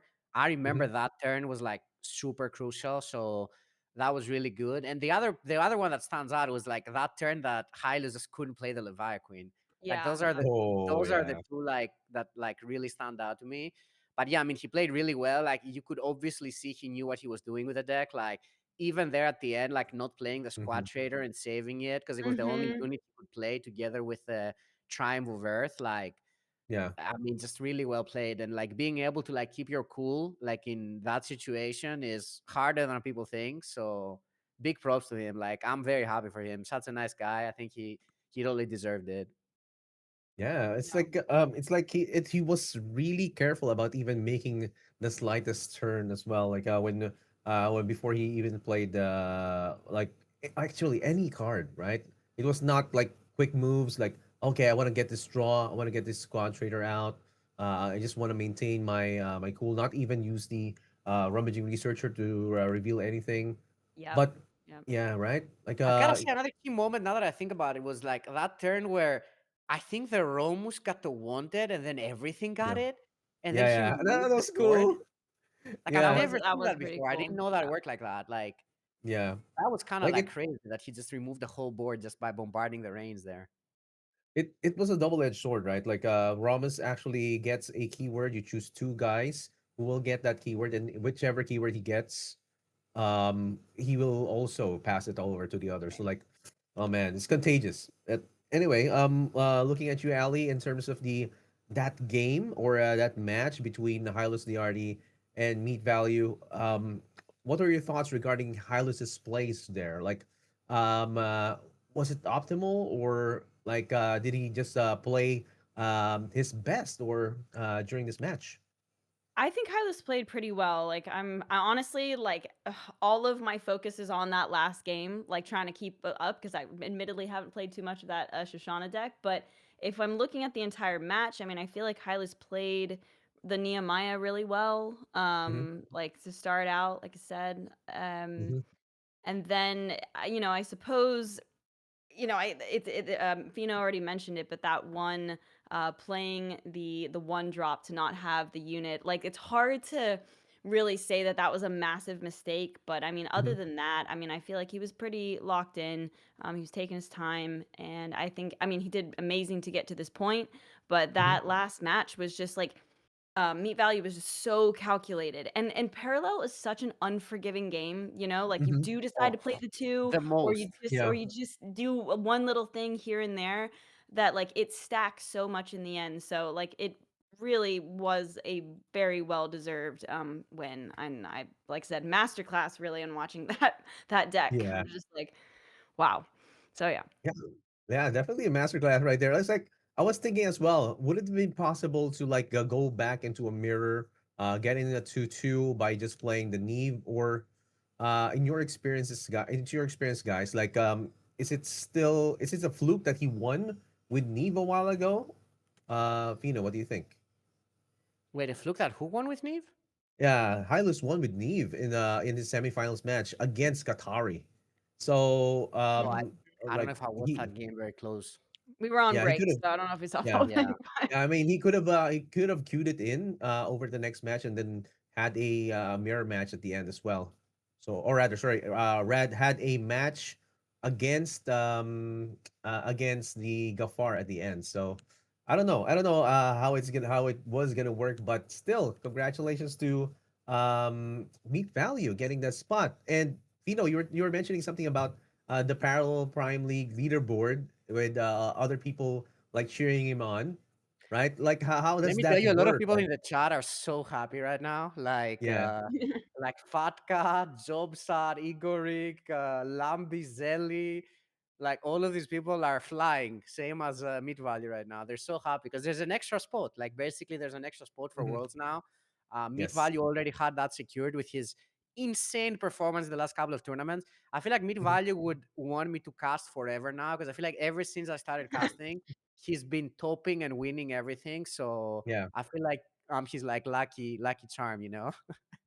Yeah. Lucky Charm indeed. Like I'm looking at the leaderboard. He's on top five, so basically he also secured. So Igoric is the next one in line, right? Hmm. So oh I don't know if okay. he So got that many points from this one. I feel like Fat Cat might be over him.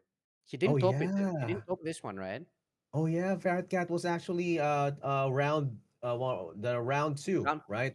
Round yeah, two. he lost on the top 8. Yeah, BlizzconJan, right? So, oh, Yeah. okay. So that means Very Fat Cat will be moving forward. Yeah, Oh and he's man, also rank 1 on the ladder, which I think he's gonna keep. yeah. So he's Mhm, even yeah, get more points there. I think a lot of it is gonna come down to the open next week. I feel like yeah. whoever gets the points from that is like if it's one of the people at the top 5, it's gonna be super important. Oh, So I like that yeah. there's a lot of stakes for those players in that tournament, just from like points wise, because I think there might be like even 2 slots that are like open for worlds, because I feel like Mhm, uh I don't know how close if Yarla or I think Yarla might be guaranteed now because he got quite some points even from this one. yes, But Sora, I don't know if he's guaranteed, but he might also be close, to be honest. yeah.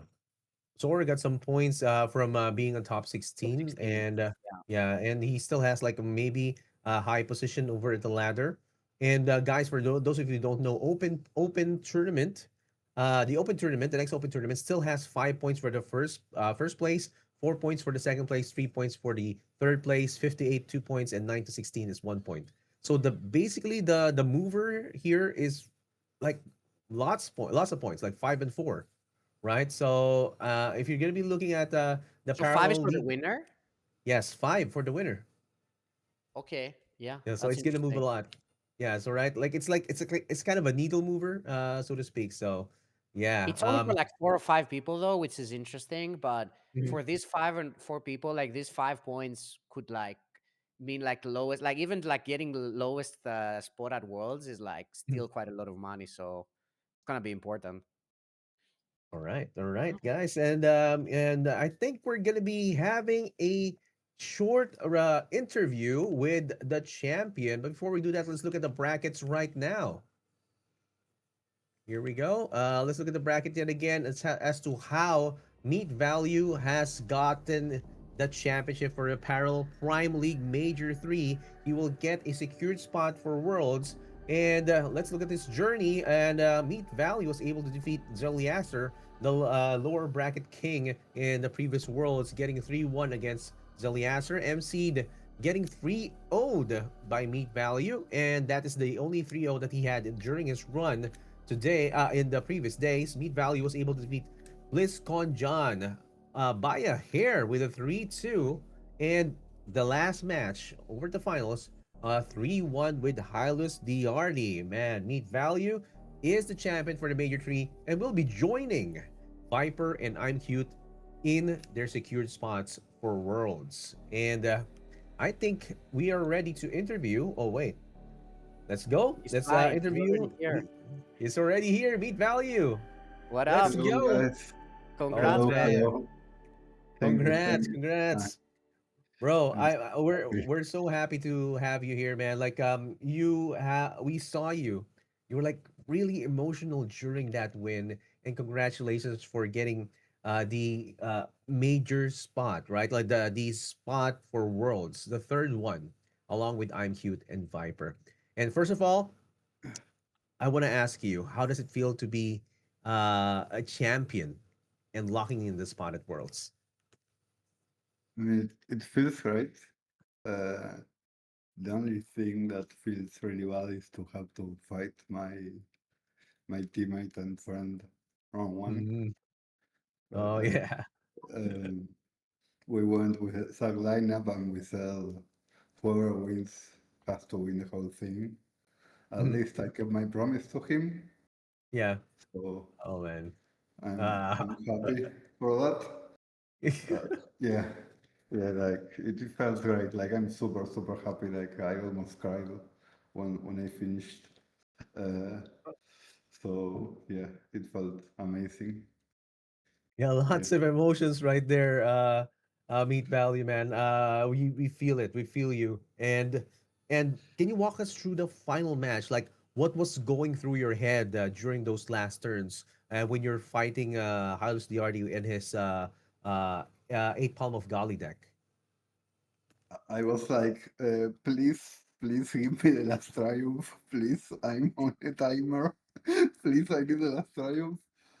The last turn I had it guaranteed because I could draw with a zero, but Hmm. then I realized it wasn't guaranteed because if I draw with a zero, I don't have cards to bank with the triumph, so I don't have energy for the one. Hmm. So Hmm. in the That's right. last turn, the play I would have to make was like uh, no, just like I need the triumph to be on the top, or just Hmm. like heal myself and win and like leave one turn. Hmm.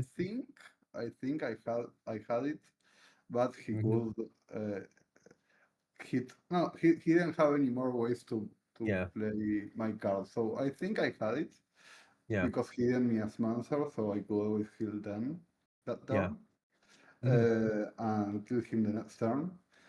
Hmm. But yeah, like it was super super hard. He was also overdrawing. I could also play a bombardment from my bank and kill his board, and I think he didn't have any threats left. So at that point, like Hmm. I was thinking, what do I do if Triumph is not my first card? Yeah. And I was thinking, yeah, try to think. But the turning point of the game, I got super super lucky.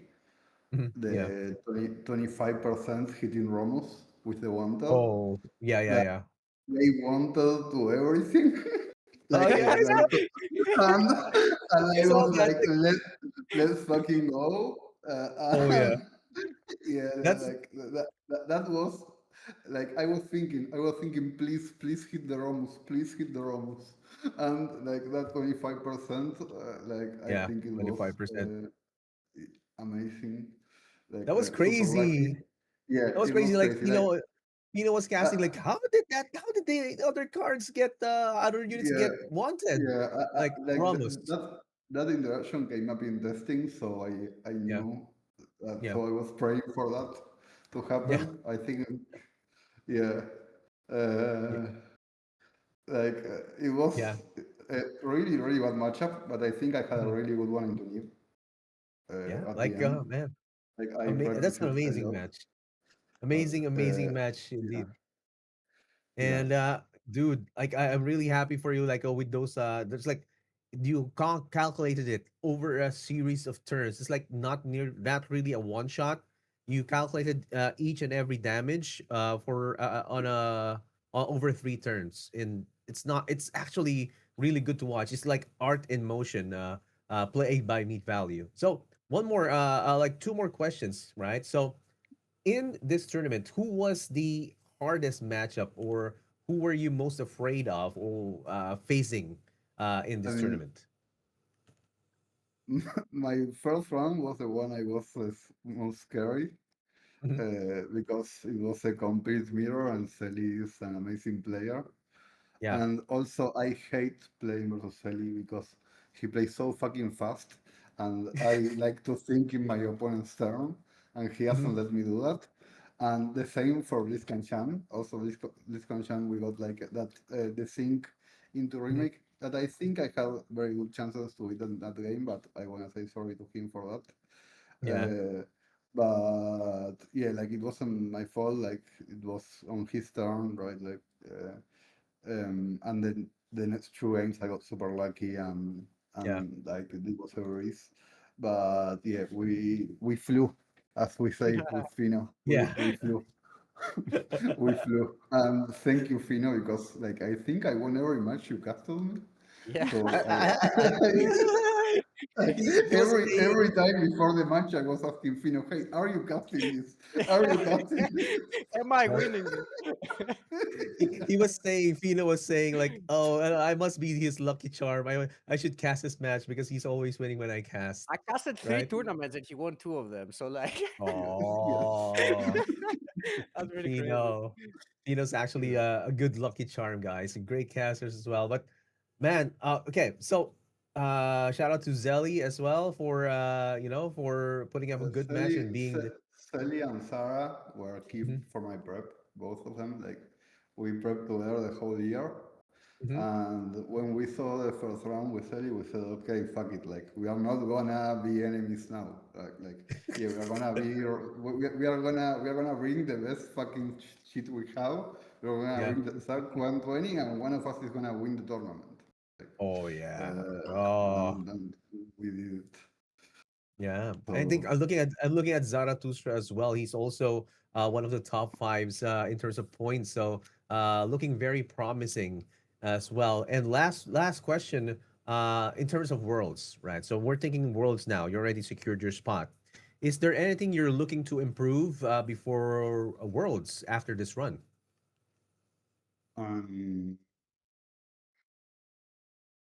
I mean, if I can remake this exact tournament, like if I can win it, I don't change anything. If it's Don't for change the anything. no, I mean, I would love Worlds to be like Yeah. 2 weeks into a new patch, but Yeah. with good bug fixing and good testing before. Right, like Yeah. if we have like a new patch like they do Mhm. in Magic, right? Yeah. The Pro Tour is like 2 weeks, so people can cook and stuff. That will be the Yes. best. Um, and also, if I can make more shoutouts, or if you're gonna Yes, make me please. more question, like Penso and Borg, that we basically Ooh. stole the Oh yeah. the Shoshana list from them. Also, I Ooh. was like they played in the major in the Yeah. qualifier. Mhm. Sarah was already trying to cook something like it, but they added the Raven package and it was amazing. And Mhm. also, especially to Benzo, I was messaging him between rounds, asking him, hey, like, what did I do wrong? What, like, because he played a lot of the deck, right? And he was Yeah. seeing me play. So, Yeah. or like, what about this matchup? And he was super supportive. And to Nice. Sura Gaming Mhm. team, that they support me, and they Mhm. also let me like take my time to practice, even though now I have a different role. Yeah. So like I'm super happy to be part of the team. And my mother Man. that is always there watching the stream, Asu and Oh. Oliver, that they don't even play the game, Oh yeah. but they are here supporting me. So Yeah. it's super, super special for me. Yeah. Yeah. Oh man. Special shout out to mom of Meat Value, man. Like, oh man, your mom must be so proud. Like, even though she doesn't know the game, but she knows you She won. watches all my tournaments. She Yeah. doesn't know anything about card games. She sees the HP and the victory sign or the defeat sign. Oh yeah. And she always messages me, and as soon as I finish the game, she messages me right when it's on Oh. the screen. So I don't, Oh. I try not to spoil her, but I spoil Mhm. her this time because I was too happy to not to. Right. Oh man. Oh bro, like Yeah. I feel you, man. Like I also like want to honor my mother and she's one of the biggest fan as well. So man, that's really really great to know, and I know that she's really proud of you. And with that, any last words be for any of the players who want to play parallel TCG competitively before we go meet value. Sorry, can you repeat? Yeah. Sorry, I didn't. Any last words for any people who want to play parallel TCG competitively? Uh, I think you are still in time to make it to last chance if you make top 25 twice. Mhm. So do it and like prove yourself there. Like there Yeah, is this a great game. It's really complex. Needs a yeah, lot of time, and I would advise get friends to play with you. yes. Like Oh that's the wow. most important thing for me. I need to enjoy the game. It's a single player game. Yeah. Everything is funnier when you do it with friends, right? So Yes. get friends Right. to play with you. Get a testing group. Like it's really really important. It's like every single one of us that is here competing is Mhm. has a testing group. They have really good vibes. I think Yeah. that's like super key for any game. Don't think this is yeah, this is a single player game, but you do Yeah. need the support and you do need to have fun. Yes. Like man, I really resonate with you. Thank you for giving us encouraging words. Play with friends, and even though it's a single player game, and man, last chance qualifiers for any of you guys who want to join and be part of World. So thank you again, Meat Valley. Congratulations, our Majors 3 winner secured spot to the Parallel Prime League Championship Season 2. There you go. We're going to be saying goodbye to him and welcoming back our Congrats, brother. casters. There you go. Wow. Like, bro, like, how amazing is that? The shout out to the mom of Meat Value supporting the stream and like just seeing the HP and just seeing victory. Like, what? Man, that's like that's peak right there. Peak competitive honor right there. And any last words to our viewers before we go? Pino, start with you. I thought it was very interesting that Mita started with talking about Zelly, you know, like having to beat him. I feel like he was kind of emotional there because, like, I feel like he was kind of like playing for both of them in a way. Hmm. It's really nice. Like, I mean, it's the first time I met Meat Value was in the Philippines now earlier this year Mhm, at the YPS summit. Never mhm. met him before. Like, I mean, Zelly is like again one of my favorite people to hang out with. He's like non-stop yapper. Like, doesn't stop talking about parallel. Like, Yeah. if you start mentioning parallel, Zelly will get into it, and you can be talking for days on end for Mhm. parallel, like Yeah. no stop. And Meat is kind of like the perfect combo for with Zelly. Like first time I saw them in real life, they were just talking about the lineup and they were really into it. Mhm. They kept Yeah. trying like crazy decks. It was super fun. They have Mhm. great chemistry. They're very good friends, and I mean, you can see like they even still prep together. Like, you know, they were like, "Screw it! Like, we're not gonna like not prep together." Because at the start, I was Eh, thinking maybe they won't prep together when I talked to Zelly. Because I mean, it's kind of important for both people to like win this, but it's great to see that you know they have friendship like that and yeah. they're still there for each other and they kind of Mhm. promise that whoever wins. I mean, I called it. I called Meat Mhm. Value the favorite to win the whole thing Mhm. from like from the start. So yeah, this is great. I mean, I'm just very happy for him. Yeah, like yeah, really happy for these guys. And it's already a community game. And Ali, any last words before we go? It's the friends we made along the way. That's what's coming to mind. The $22,500 is very nice, but I think it's well, I mean, that was a very wholesome interview, and it proves the point. It's very sweet that his advice was play with friends, and it's true. Like it's the competitive spirit, and obviously the money is amazing, but it's these experiences that you really share with people that really make it. So a big congrats to him, and also a congrats to Hyllus too. I've casted a lot of his matches, and it's also a huge success coming in second place. So a very exciting final and a well-deserved winner. And thanks to everyone who supports the league in the chat. And yeah, good luck to everyone trying to make those final spots. I mean, the February season is going to be pretty important, as well as the next Open. So, good luck. And thank you to Excelsior and Fino for being my co-casters today. And I think that's all from me, guys. Yes, thank you also to Kinso and The Factor for casting, and also to our sponsors, Echelon Prime Foundation, AVAX, OpenSea, and Wolves DAO. And that wraps up Parallel Prime League Majors 3. Congratulations once again to our champion, MeatValue, for securing their spot at Worlds. To everyone who competed, watched, and supported, thank you for being part of the journey. This was Majors 3, and the road to Worlds is coming soon. We'll see you at the next Top Open. Guys, stay competitive, stay prime, stay kind. Bye, guys. Peace.